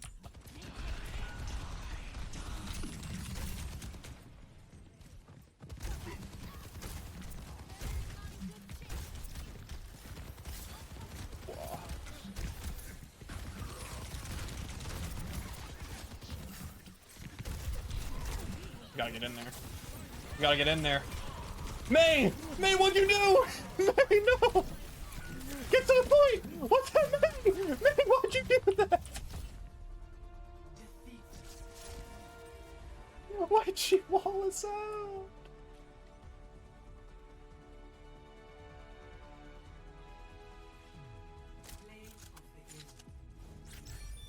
Stay as a team, this is still here?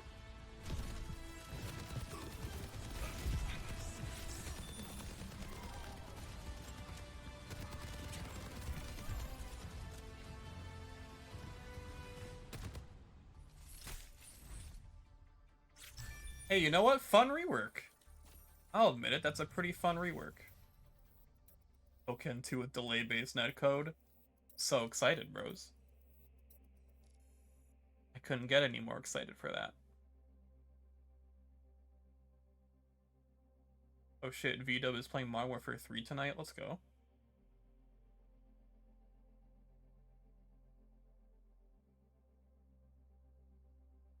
I don't know what to have for dinner tonight. Getting to that time. I'm hungry, dude. I did not have a big lunch or a big breakfast.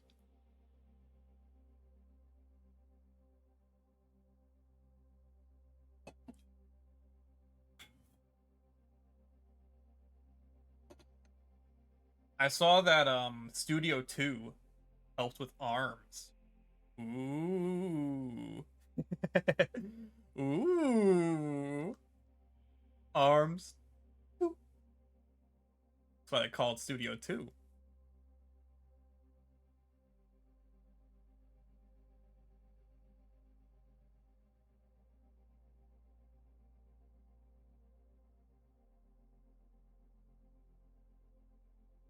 Man, I would love an ARMS 2. I want ARMS 2 more than a new Smash Brothers, to be honest.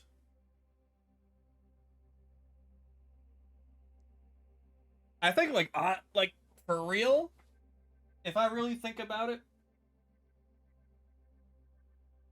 ARMS 2 and Kid Icarus Uprising Remaster are probably my top two most wanted things to happen in games right now.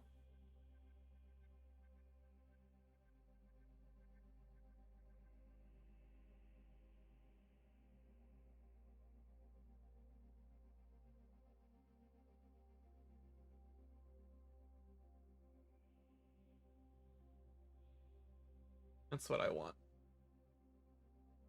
I don't think I'm gonna get it, but I might get it. I might get those two. Actually, you know what? Those two seem more likely than most things. I'm more likely to get Uprising Remaster and ARMS 2 than Viva Pinata 3.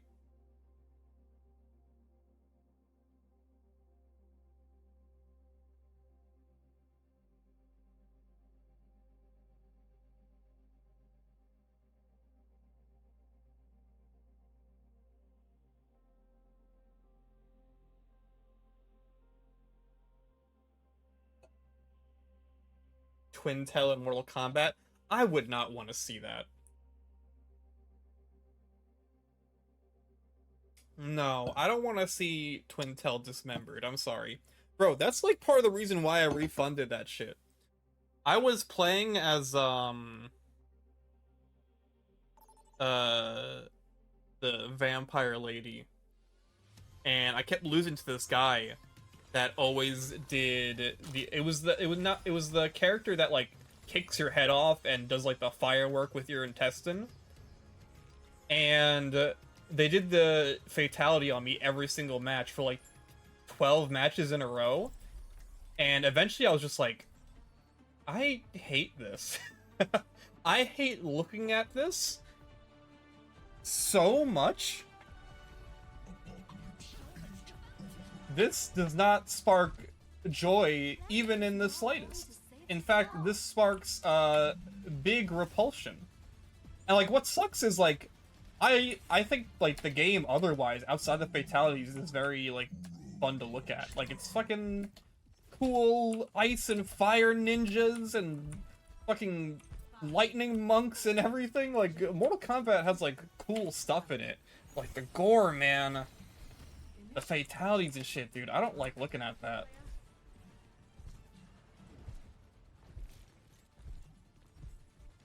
I'm not into it.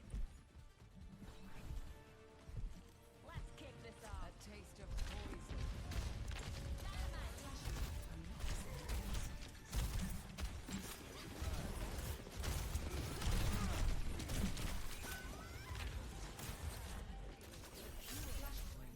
You literally just saw it? Oh shit. I don't know what you're talking about. It's probably a good thing.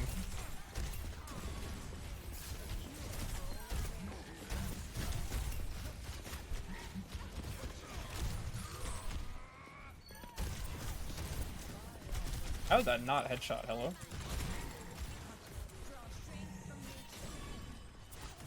Oh, got him.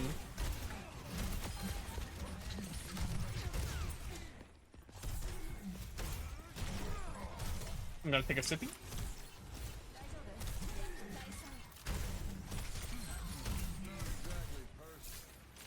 Stay away from it. Jesus, is it that bad? Oh my god.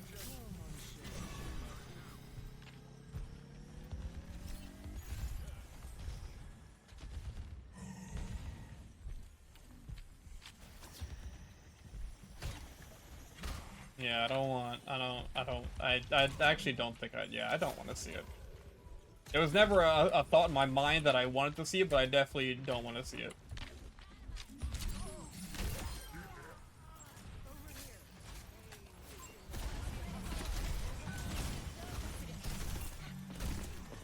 So, like, I wonder what Pigpen looks like to the enemy.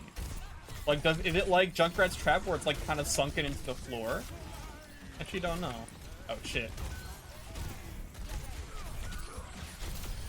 Okay, you're dead. Take a little sippy. Take a little sippy. Yo, Roadhog's crazy now! Oh my god, he's crazy!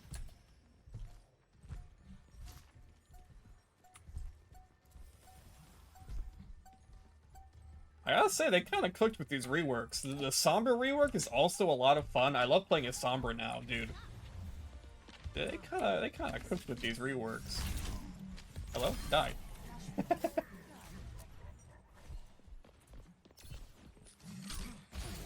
Oh, you're done.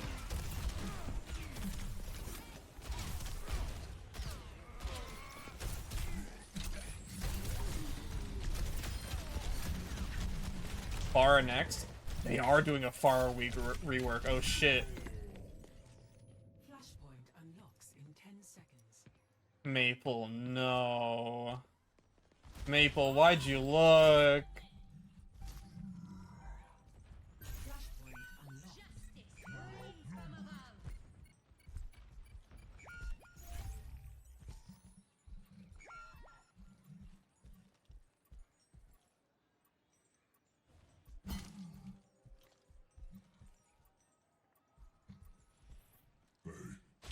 Oh, Jesus Christ.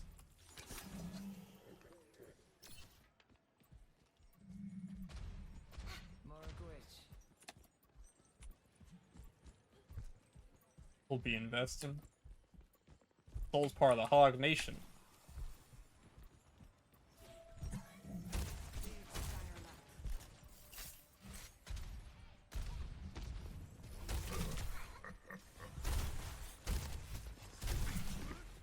Only having 6 shots is definitely tough.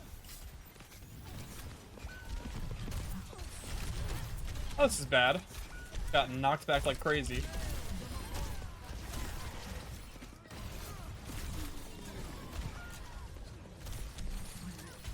This is not good. This is actually very bad. I say we just. I say we back up.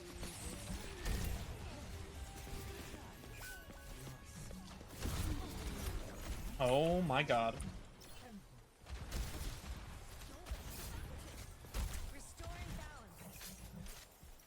Attack the objective.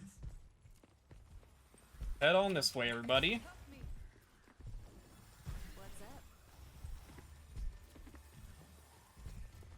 Here they come. Ah, oh, come on! That was it!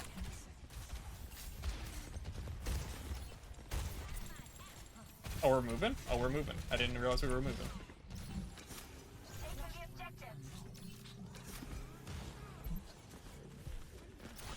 Got him! Ah, oh, damn it.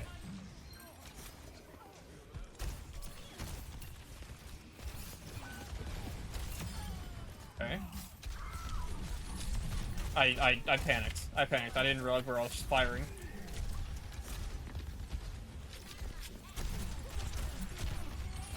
Whoa! Help!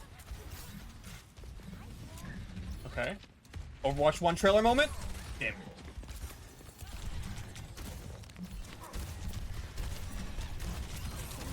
That is insane. Oh my god, the new scrap gun is insane.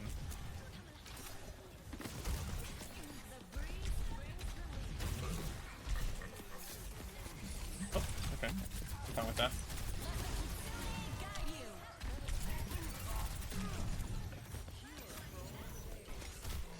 Hello? That's fine. I'll take this guy. I'm fine with getting this guy instead. Uh-oh!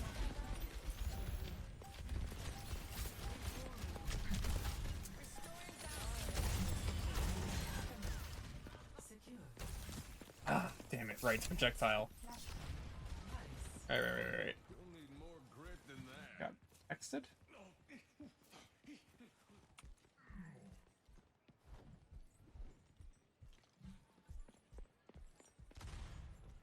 Oh. Oh.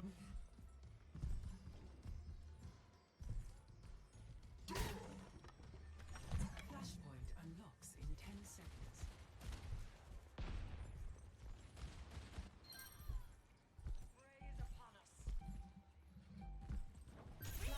Don't move. I'm coming! Don't die! Alive? You're alive?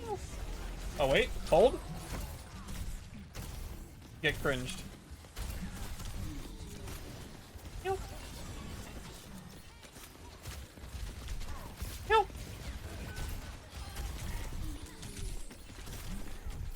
That's too much damage, bro! Yeah, that Pharah is fucking me up. For sure.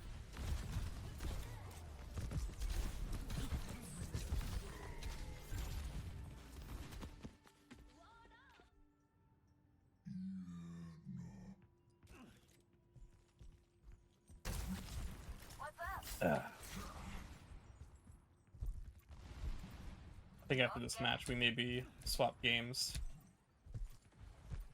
I just wanted to test it out real quick. I'm thinking, gonna be honest, I kinda wanna play Alien Hominid Invasion over Fortnite. I think we save Fortnite for another time when there's nothing else happening. I know I'm kinda missing out on the OG, but like I kind of don't know if I care that much.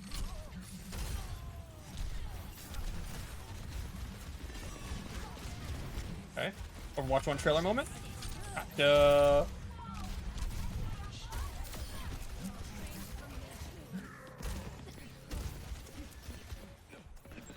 we on here? Moira! Get out of here!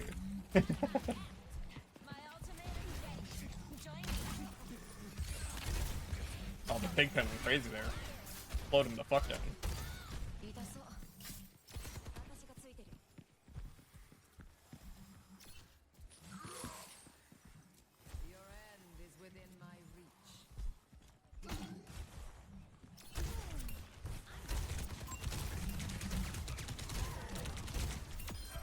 Woohoo! Headshot.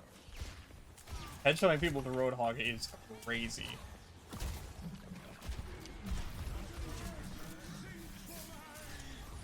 Nuh-uh. Oh, and you got pig penned! That's so funny! Get the fuck out of here. I'm dying. I'm dying. Thank you. Hello? Hello?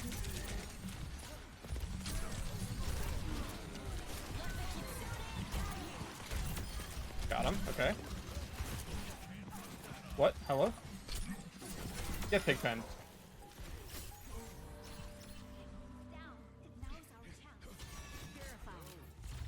Yeah. Wow.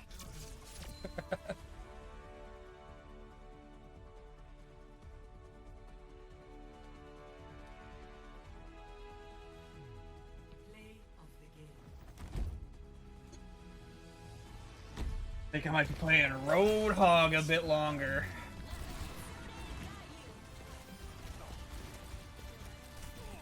Yo, nice magnet nade.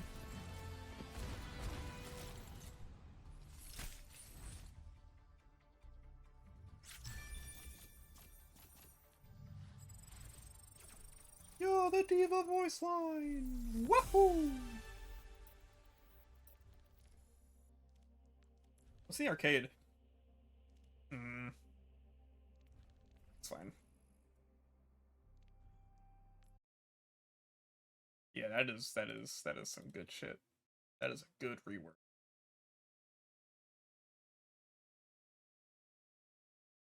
Good job. Was it Team 4? Good job, Team 4. You did it. You fixed Roadhog. You made him so much better. Genuinely.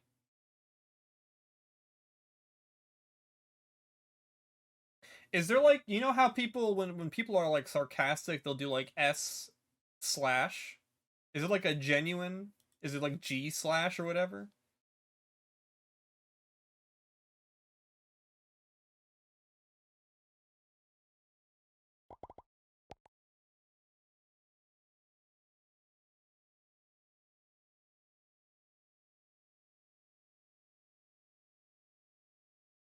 Is an S serious? Is it?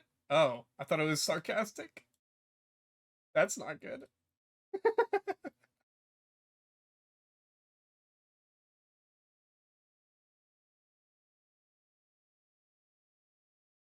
Why can't I hear shit?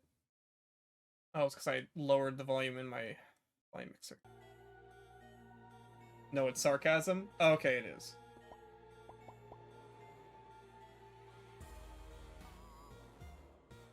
A moment.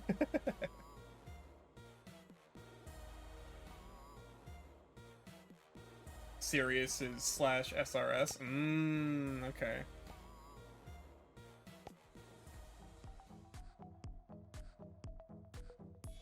Okay, let's see. Better loot, more money. This one's dangerous. Oh, I can only go to this one. Good.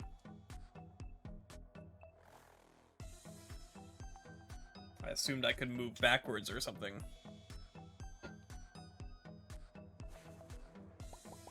What is this? Chivo!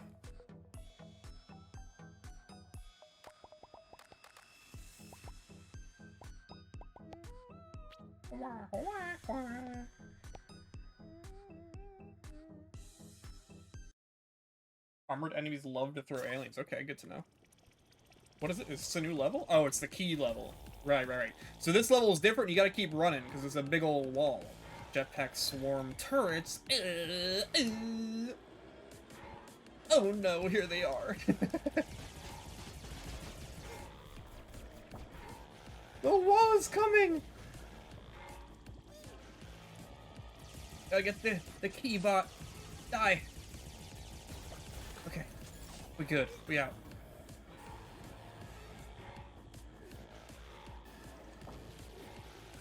Ooh. I would actually love to have had that, but that's fine. I'm good leaving it. Ooh, coins. Hello. Yummy. Thank you.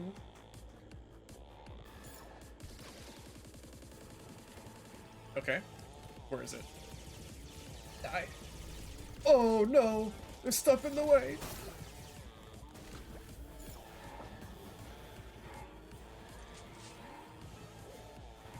I don't love the weapons that you have to reload because it feels really awkward.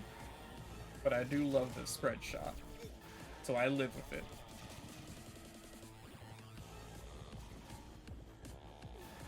Whoa! Where's the keybot? Hello? Oh, there it is. Oh my god. Please. Oh, okay. There we go. Success. And I get millions of coins. Everybody loves me.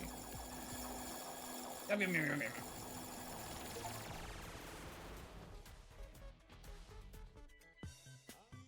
Defeat complete level without taking more than 30 damage. Nice.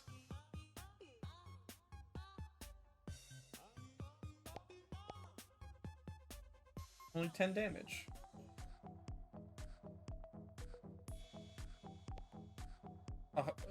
This? Is that what she saw? This thing? Aha, a mothership memory. Okay. Well, I want the loot.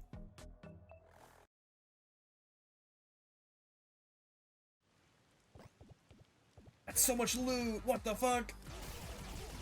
Defeat enemy waves. Oh shit, okay, I didn't know that this is what this was.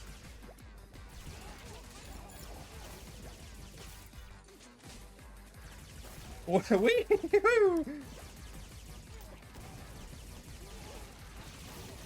This game is fun. I think it's pretty fun. It's very different from the first Alien Hominid, so I can see people not being super happy about that. It's not like a Metal Slug. But hey, I think it's pretty cool. It just takes a while to get used to, man. This is not something that was, like, easily understood.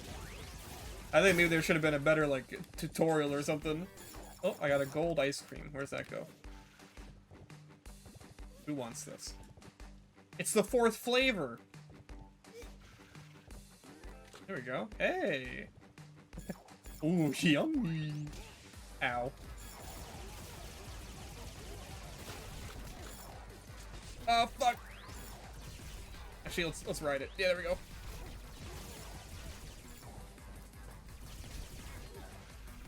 I do think that, like...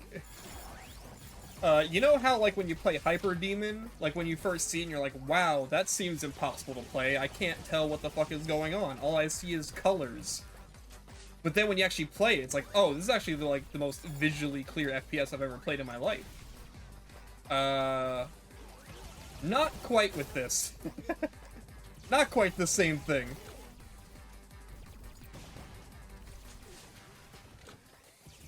Ugh. Okay. Yeah. Fuck. Come on. Oh, I died? Like, for good? No way. Oh, okay, it was a bonus level. It was a bonus level? We're good. I'm alive.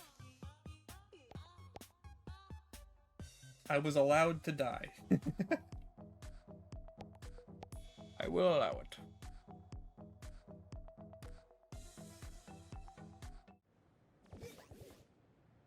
Better loot drops, mothership memory, hazard, spike bots. Hazard spinners, okay. Oh, I hate the fucking spinners, bro.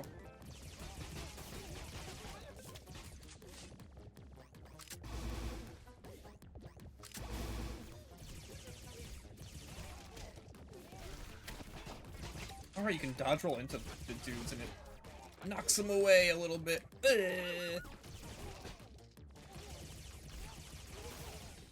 There's a lot of, like, the controls seem very simple, but it also feels like there's a lot of nuance to the movement. Like that. Like, the fact that you can do that and stun them? Wait, that actually goes kind of crazy. That's good CC. That is good crowd control.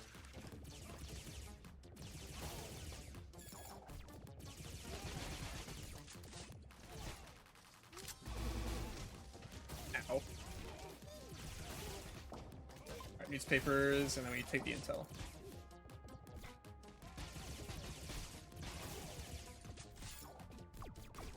Yummy, yummy, yummy.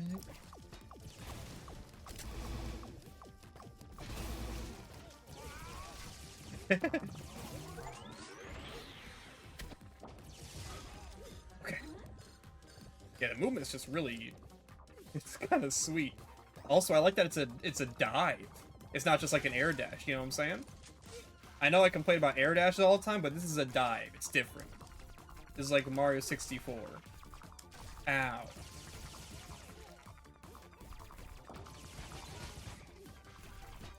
Eh.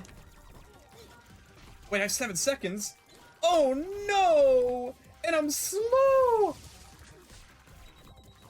I got him! I got him? I think I got him. W. Can I climb up this? Nice. Thank you. Alright, more newspapers, more newspapers.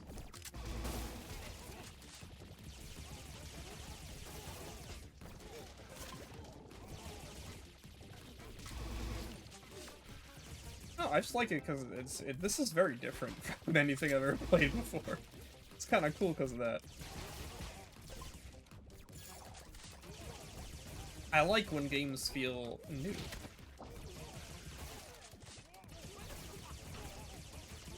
I saw someone in the Steam reviews complaining. I saw a negative review of this that said, you can't cancel out of the dive. Oh yeah? What is that then? They must have not realized that if you double jump and dive, then you're stuck. So yeah, you do get stuck if you double jump. But if you don't double jump, you're good.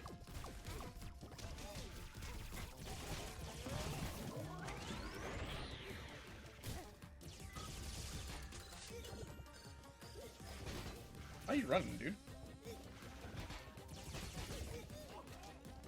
Oh, right, he throws me.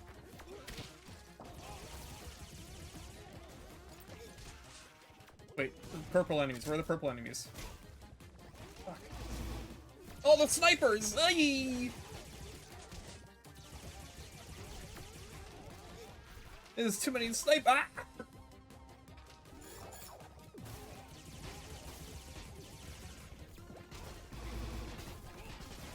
Bro, where? How are the purple enemies not dying? Die.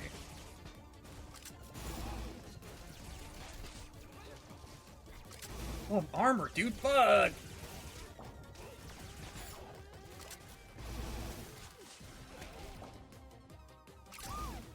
Huh? Oh. Okay. Woo! Where's the memory token? Did I get the memory token?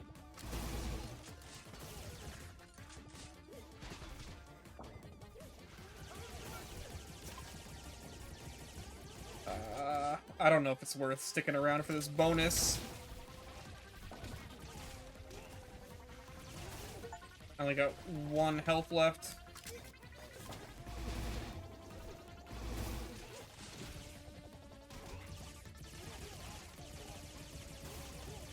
Okay.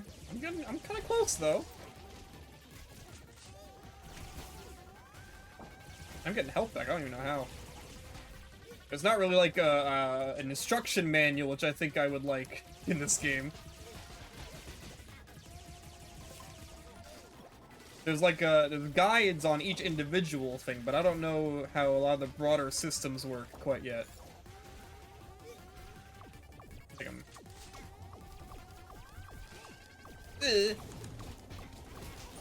Okay, I got fucked up. And I'm dead. And I'm dead. That's the end of the run.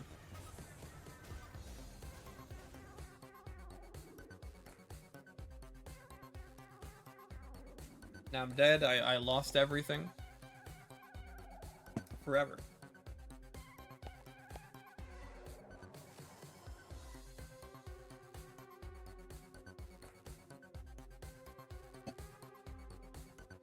Objective failed though. Money lost, money gained.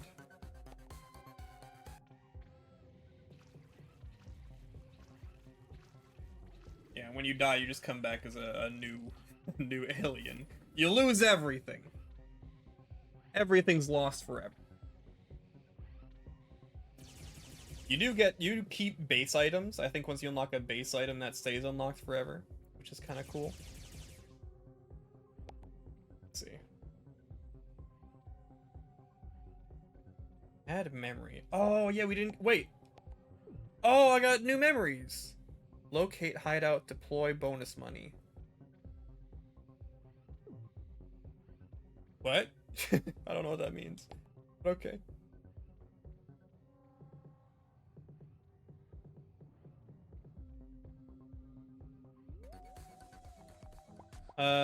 Let's see. I'll stick with the default. I do like the default. Oh, I unlocked a second boost that I could use. That's awesome.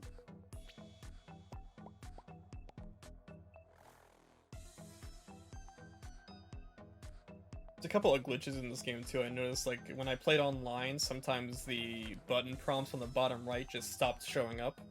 I don't know why. I say we go down the middle and get those hideouts. Oh, there's a heart thing there. I think it's just a heart challenge. I don't think there's anything super special. Go this way.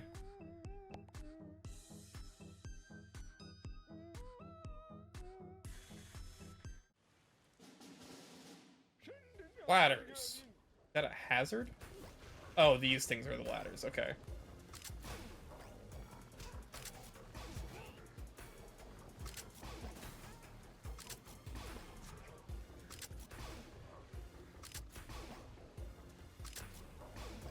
God damn it, shoot straight up. Thank you.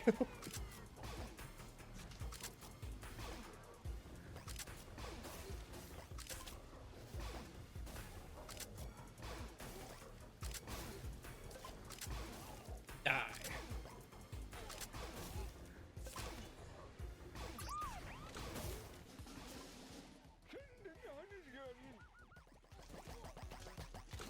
Oh, my jam. Bada.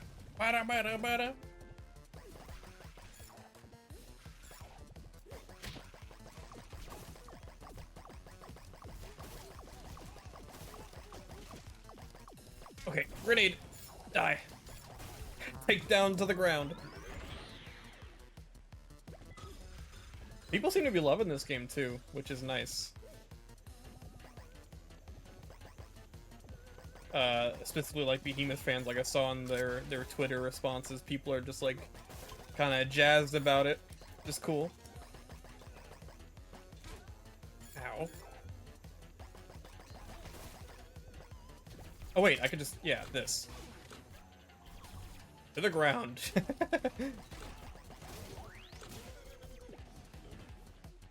I can't beat purple enemy. Got him.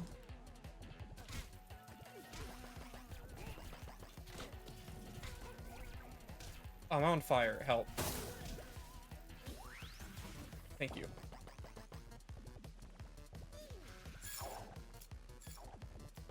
Oh, we need, okay, intel.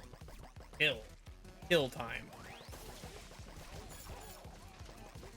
Yeah, I like the default gun because you don't have to reload it. It's nice. The default alien hominid style gun.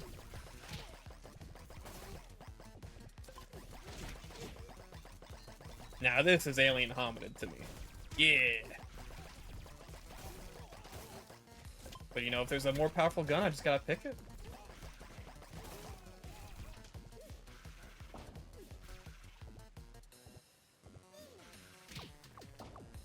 Oh, I can... Okay, I didn't know I could do intel while...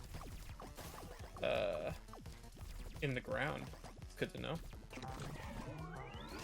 Oh, I can't duck. Okay, ducking is not a thing. That's also good to know. You used to be able to duck in the first game. More purple enemies, okay.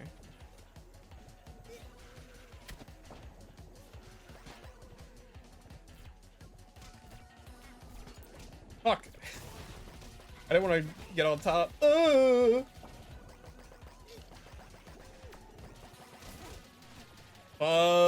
Oh no, this is really bad.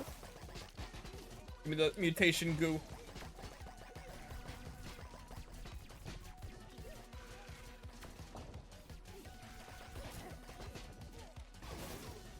Okay. We dead? Okay. 15 seconds. Okay.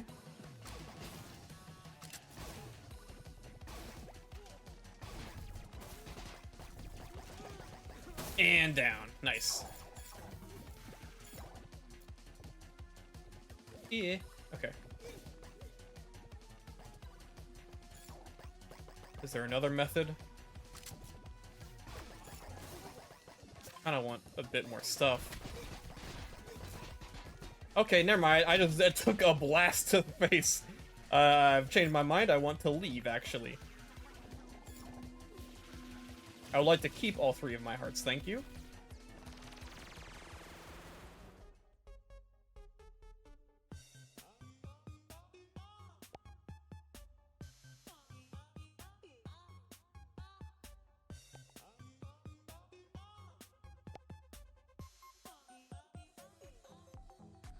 There we're going.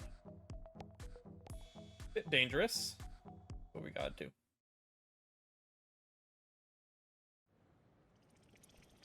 What's this? Oh, a linear key level. Run! Snipers and fire and flame swarms and spinners? What the fuck? What do you mean a million things?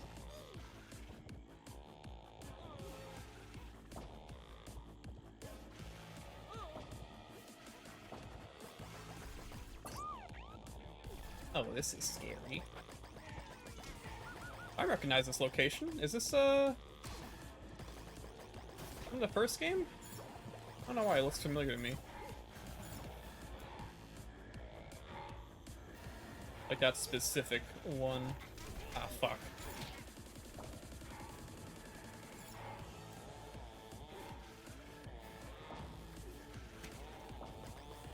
Oh my god.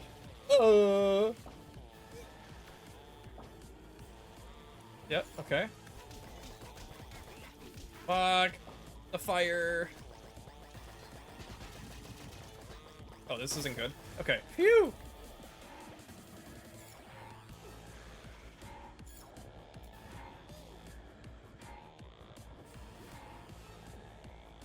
Out of my way! Oh yeah, I guess defeating guys gives you, the blue get mutation stuff. So there is still a reason to do it. That did not do any damage! Thank you.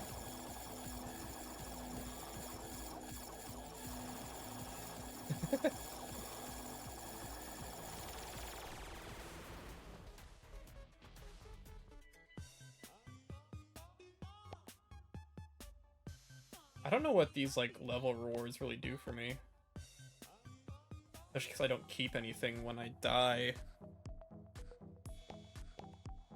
Is that a boss? Oh shit, that might be a boss battle level. Oh, I got a lot of guys with me. Yo, it's the Newgrounds guy from Friday Night Funkin'. Where he goes, bleh. You hear that one?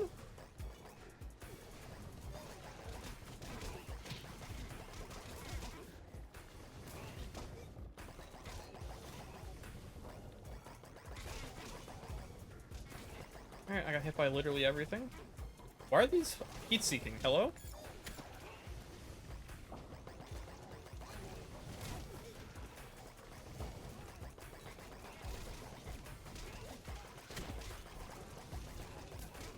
Okay, your weapon doesn't need to be that good.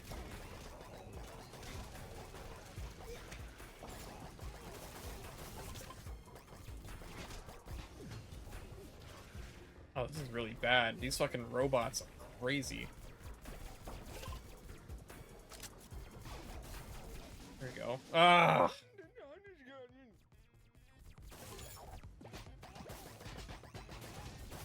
Right.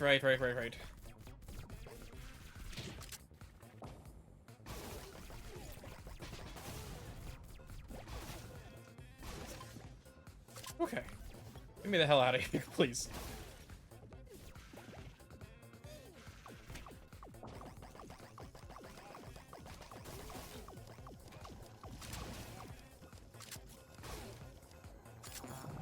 Has anything happened with Friday Night Funkin'? Is that just, we're just gonna ignore it happened? I know they did a Kickstarter and it was very successful, and then I didn't hear anything since.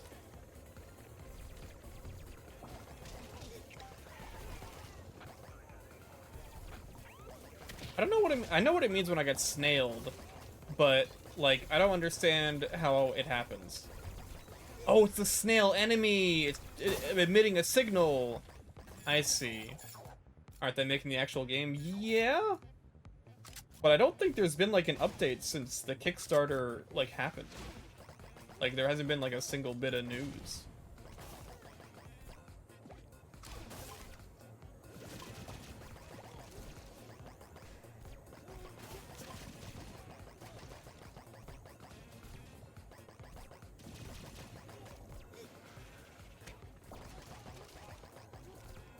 Working hard, hopefully.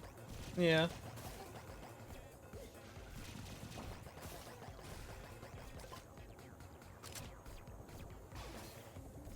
I don't know, I felt like the episodic format for that game was doing it wonders.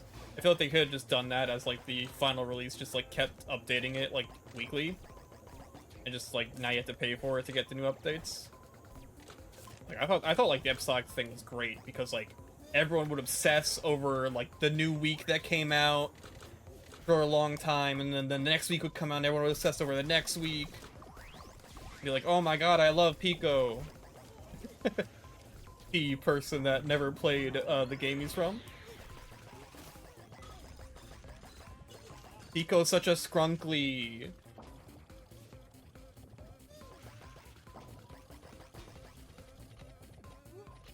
Ugh, no, no, no. No! Oh, the fucking letters!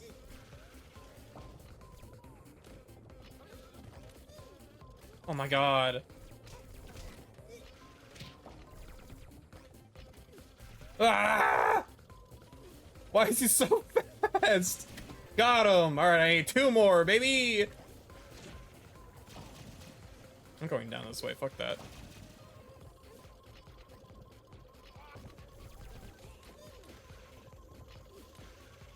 Oh my god.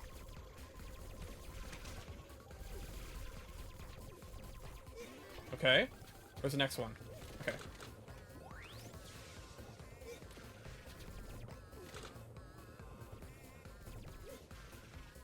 Where you at? No! It's so over.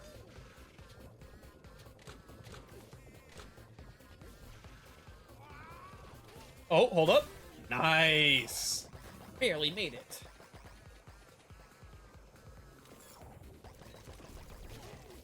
Oh, love that.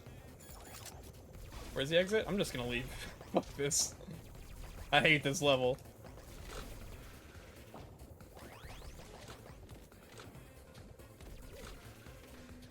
Get me the hell out of here as fast as possible.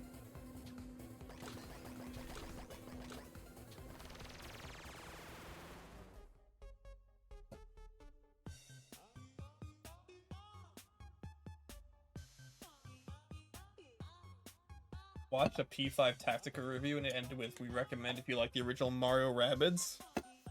What? I didn't think it was like an XCOM type thing. I thought it was like more of a Fire Emblem. Is it XCOM? P5 Tactica?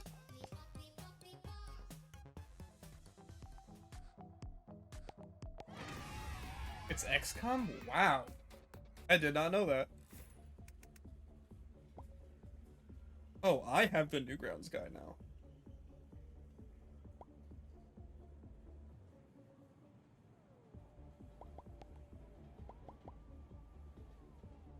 Shield. It's actually crazy. I'm gonna try that.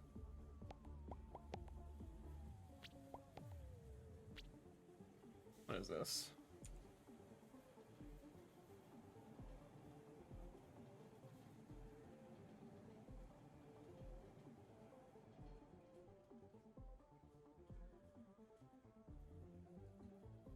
Don't bomb.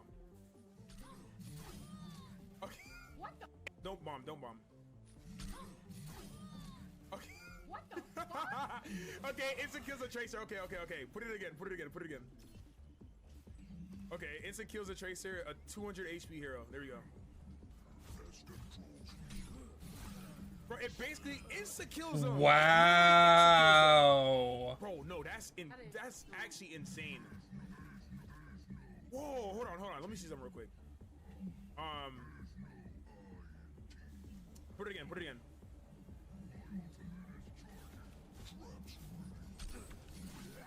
Wow. That is crazy. Hog and Junkrat having a combo like that is very funny, though. Wow. That is nuts. I don't want the... Oh, it's green no matter what. Be a ball. What do we got here? For life? Defense. Triple bullets. No, I'm good.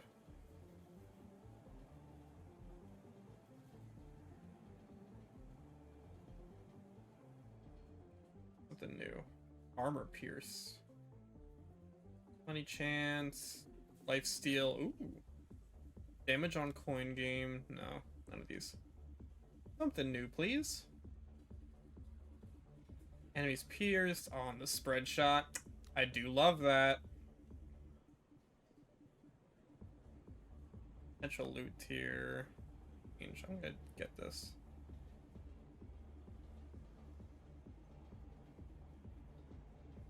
Pigment choice. I think this is permanent, so I'm gonna get it. Robot damage. I shouldn't have bought that. I already bought a gun. What am I doing? Oh well. Pierced.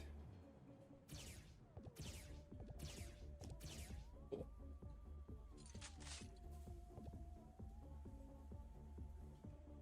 Let me try that new pigment. Whoa! Cool.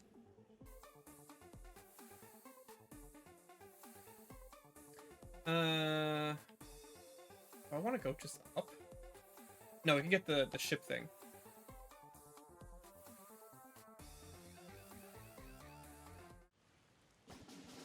Times coins, mothership memory, jetpack, hazard gas. Okay, I can deal with that. Oh fuck! Not these guys.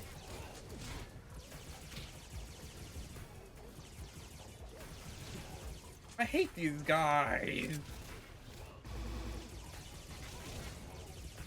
I should have gotten the robot damage one.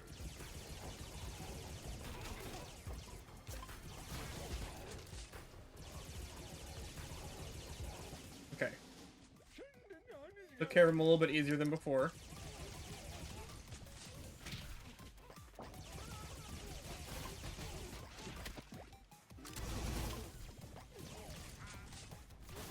Okay, nice.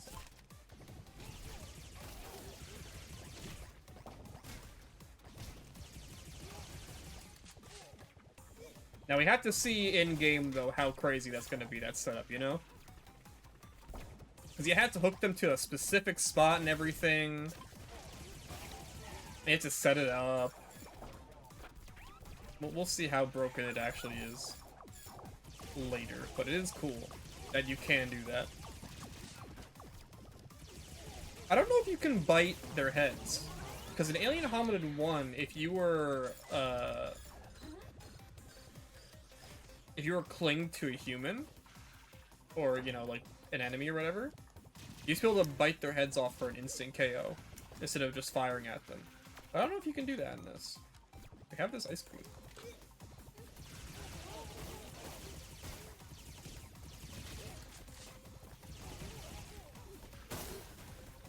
Wait, observe the process of him eating the ice cream?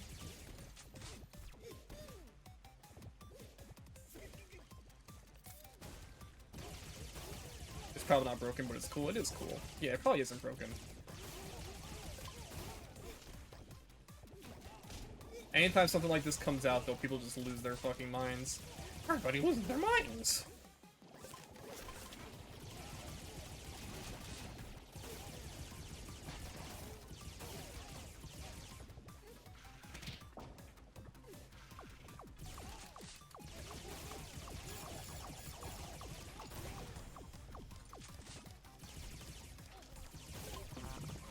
Ow. Ba-da.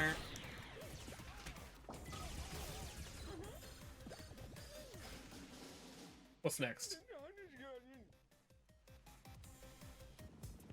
Oh, fuck.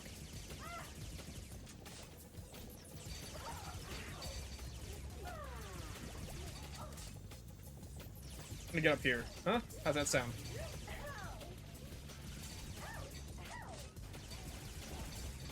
The gas!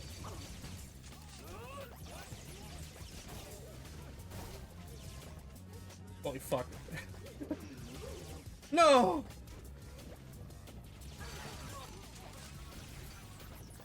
I don't think I have to kill the boss, I think I just have to damage them enough for them to run away. It's like a fucking Monster Hunter thing.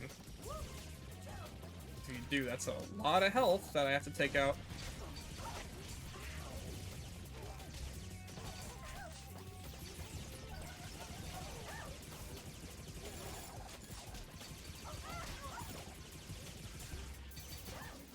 Yeah, there we go. See? It's probably a thing where, like, the boss comes back later with the same health. It's like Elden Ring, you know? You know, that one dragon that you fight and it leaves after it gets, like, a certain amount of health taken away? Spoilers, I guess? Ooh, memory. Hell yeah. I saw a clip of Hog and Ana comboing a Hog to death. The more things change, the more they stay the same.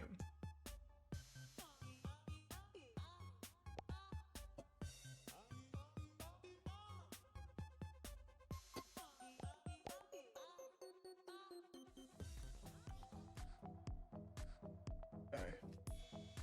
Better loot. Yeah, sure.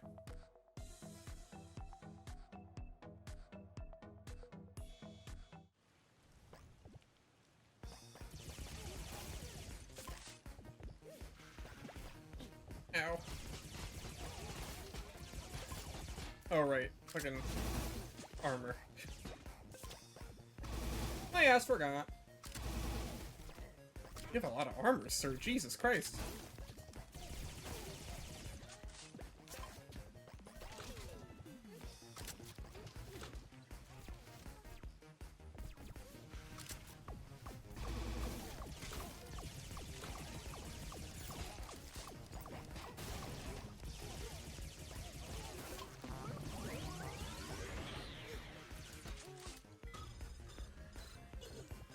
What's this? Nothing, apparently. Remove the purple enemies. Really?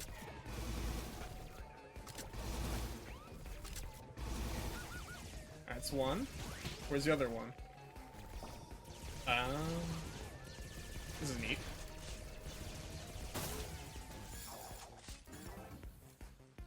Victory! Oh, I just realized this is the thing from Castle Crashers. It's the fucking, like, pet shop, or pet display thing. That's cool. They love referencing their other games inside their other games. It's all connected in a big behemoth universe.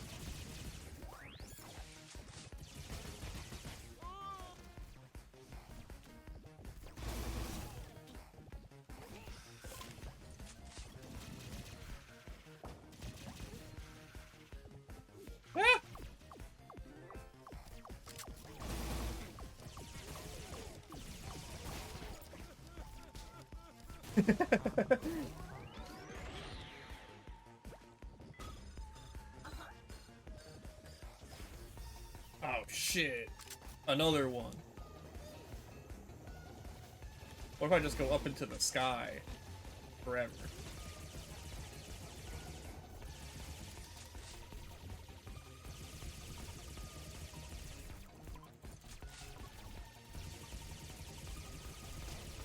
Ow.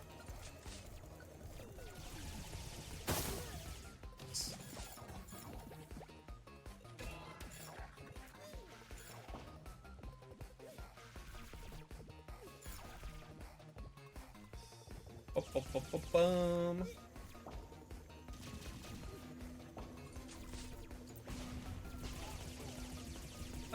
You know what? Yeah, I also don't think I want to stick around.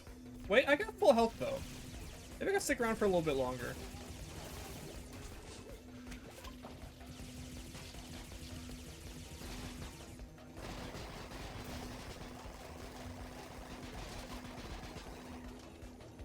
Take all these.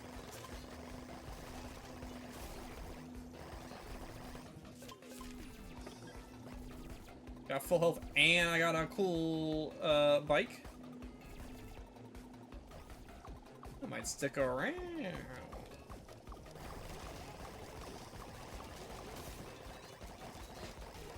My bike is breaking. My bike is gonna blow up.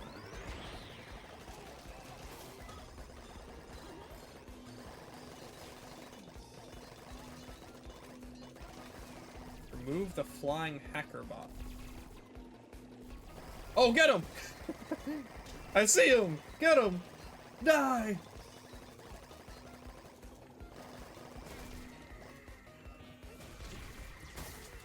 Got him. Alright, nice. Oh, yeah. And then what if you do all the missions, you get the super special evacuation, where you get the billions of coins.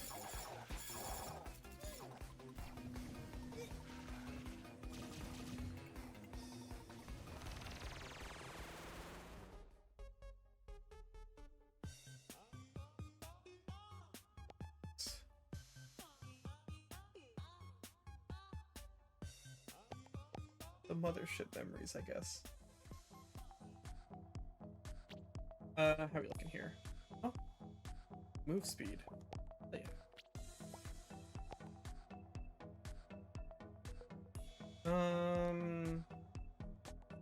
Can't imagine we'll get anything else useful. Loot tiers are color-coded. Okay.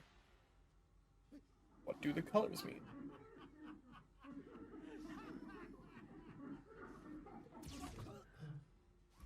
It's like the ending of Inside the game. Alright. Final area. I don't know what's past this. I haven't done it. I tried doing this online and locally, and both times we got just fucked up.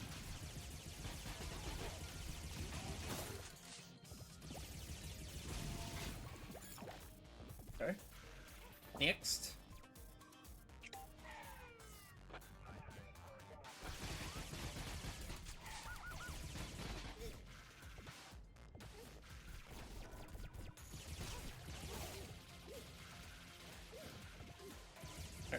Get the sniper, yeah. I don't like the snipers. Oh, they're both here? What the fuck?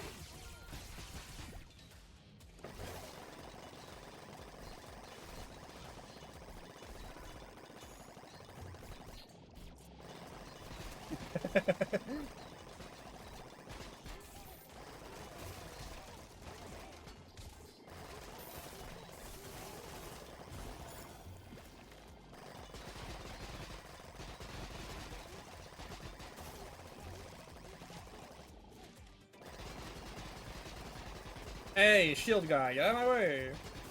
I gotta leave. Alright, now what? I got it. I got the thing. Incoming boss. Is it the one I fought before? That's gonna have less health? You have the same health! What's the point?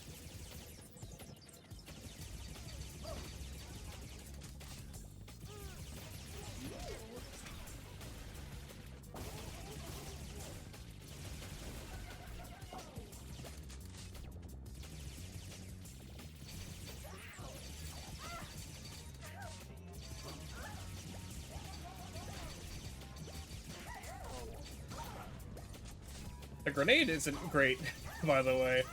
Attacking enemies with a lot of health.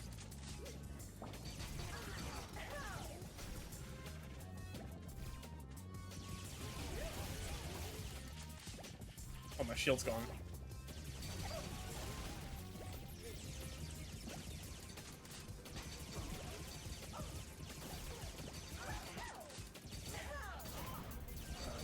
I gotta get through. Oh, shit.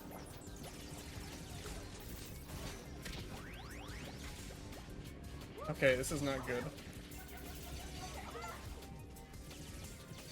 Okay, shoot the thing.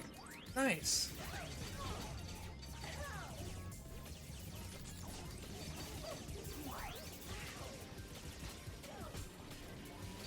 Yeah. Yeah. Yeah. Okay, hold up.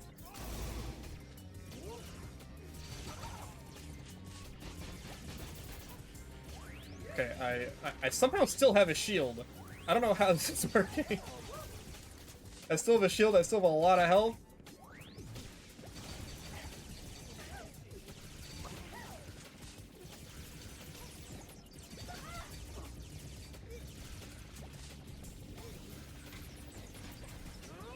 Oh, the nade didn't hit.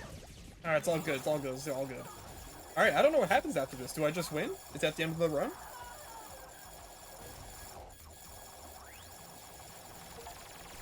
Mission complete. Mutation unlocked.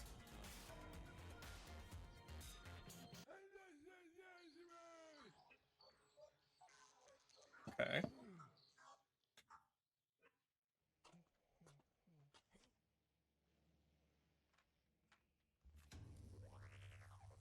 Oh shit, don't tell me it's the boss from the first game.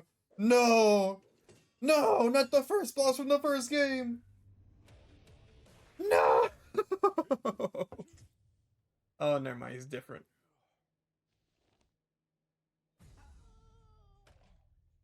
Ooh.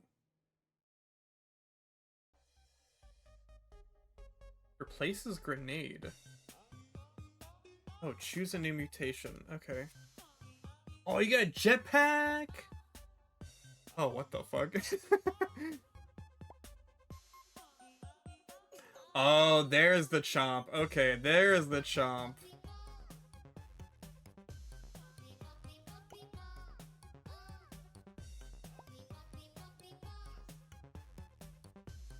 That's cool.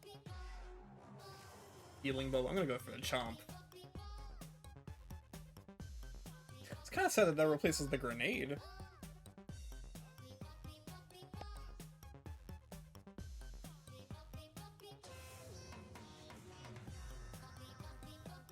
I'm glad these guys didn't lose their funny cutscene flavor unlike Meat Boy Forever. Dude, Meat Boy Forever is so sad.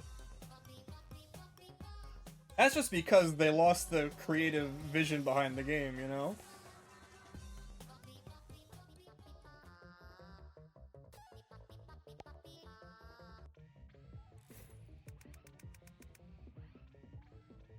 Oh, got a bunch of shit. Cured loot.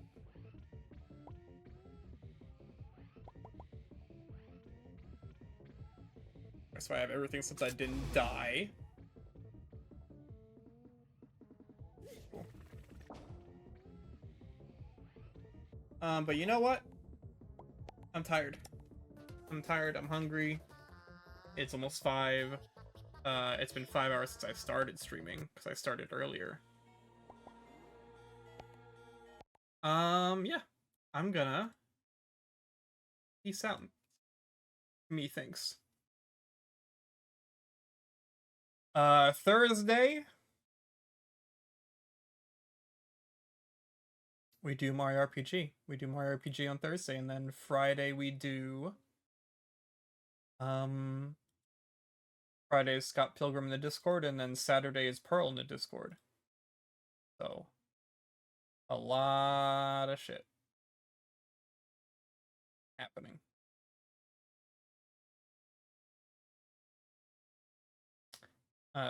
Yeah. Peace out, everybody. Is anyone live that I could send you to? Is like, oh, Tito.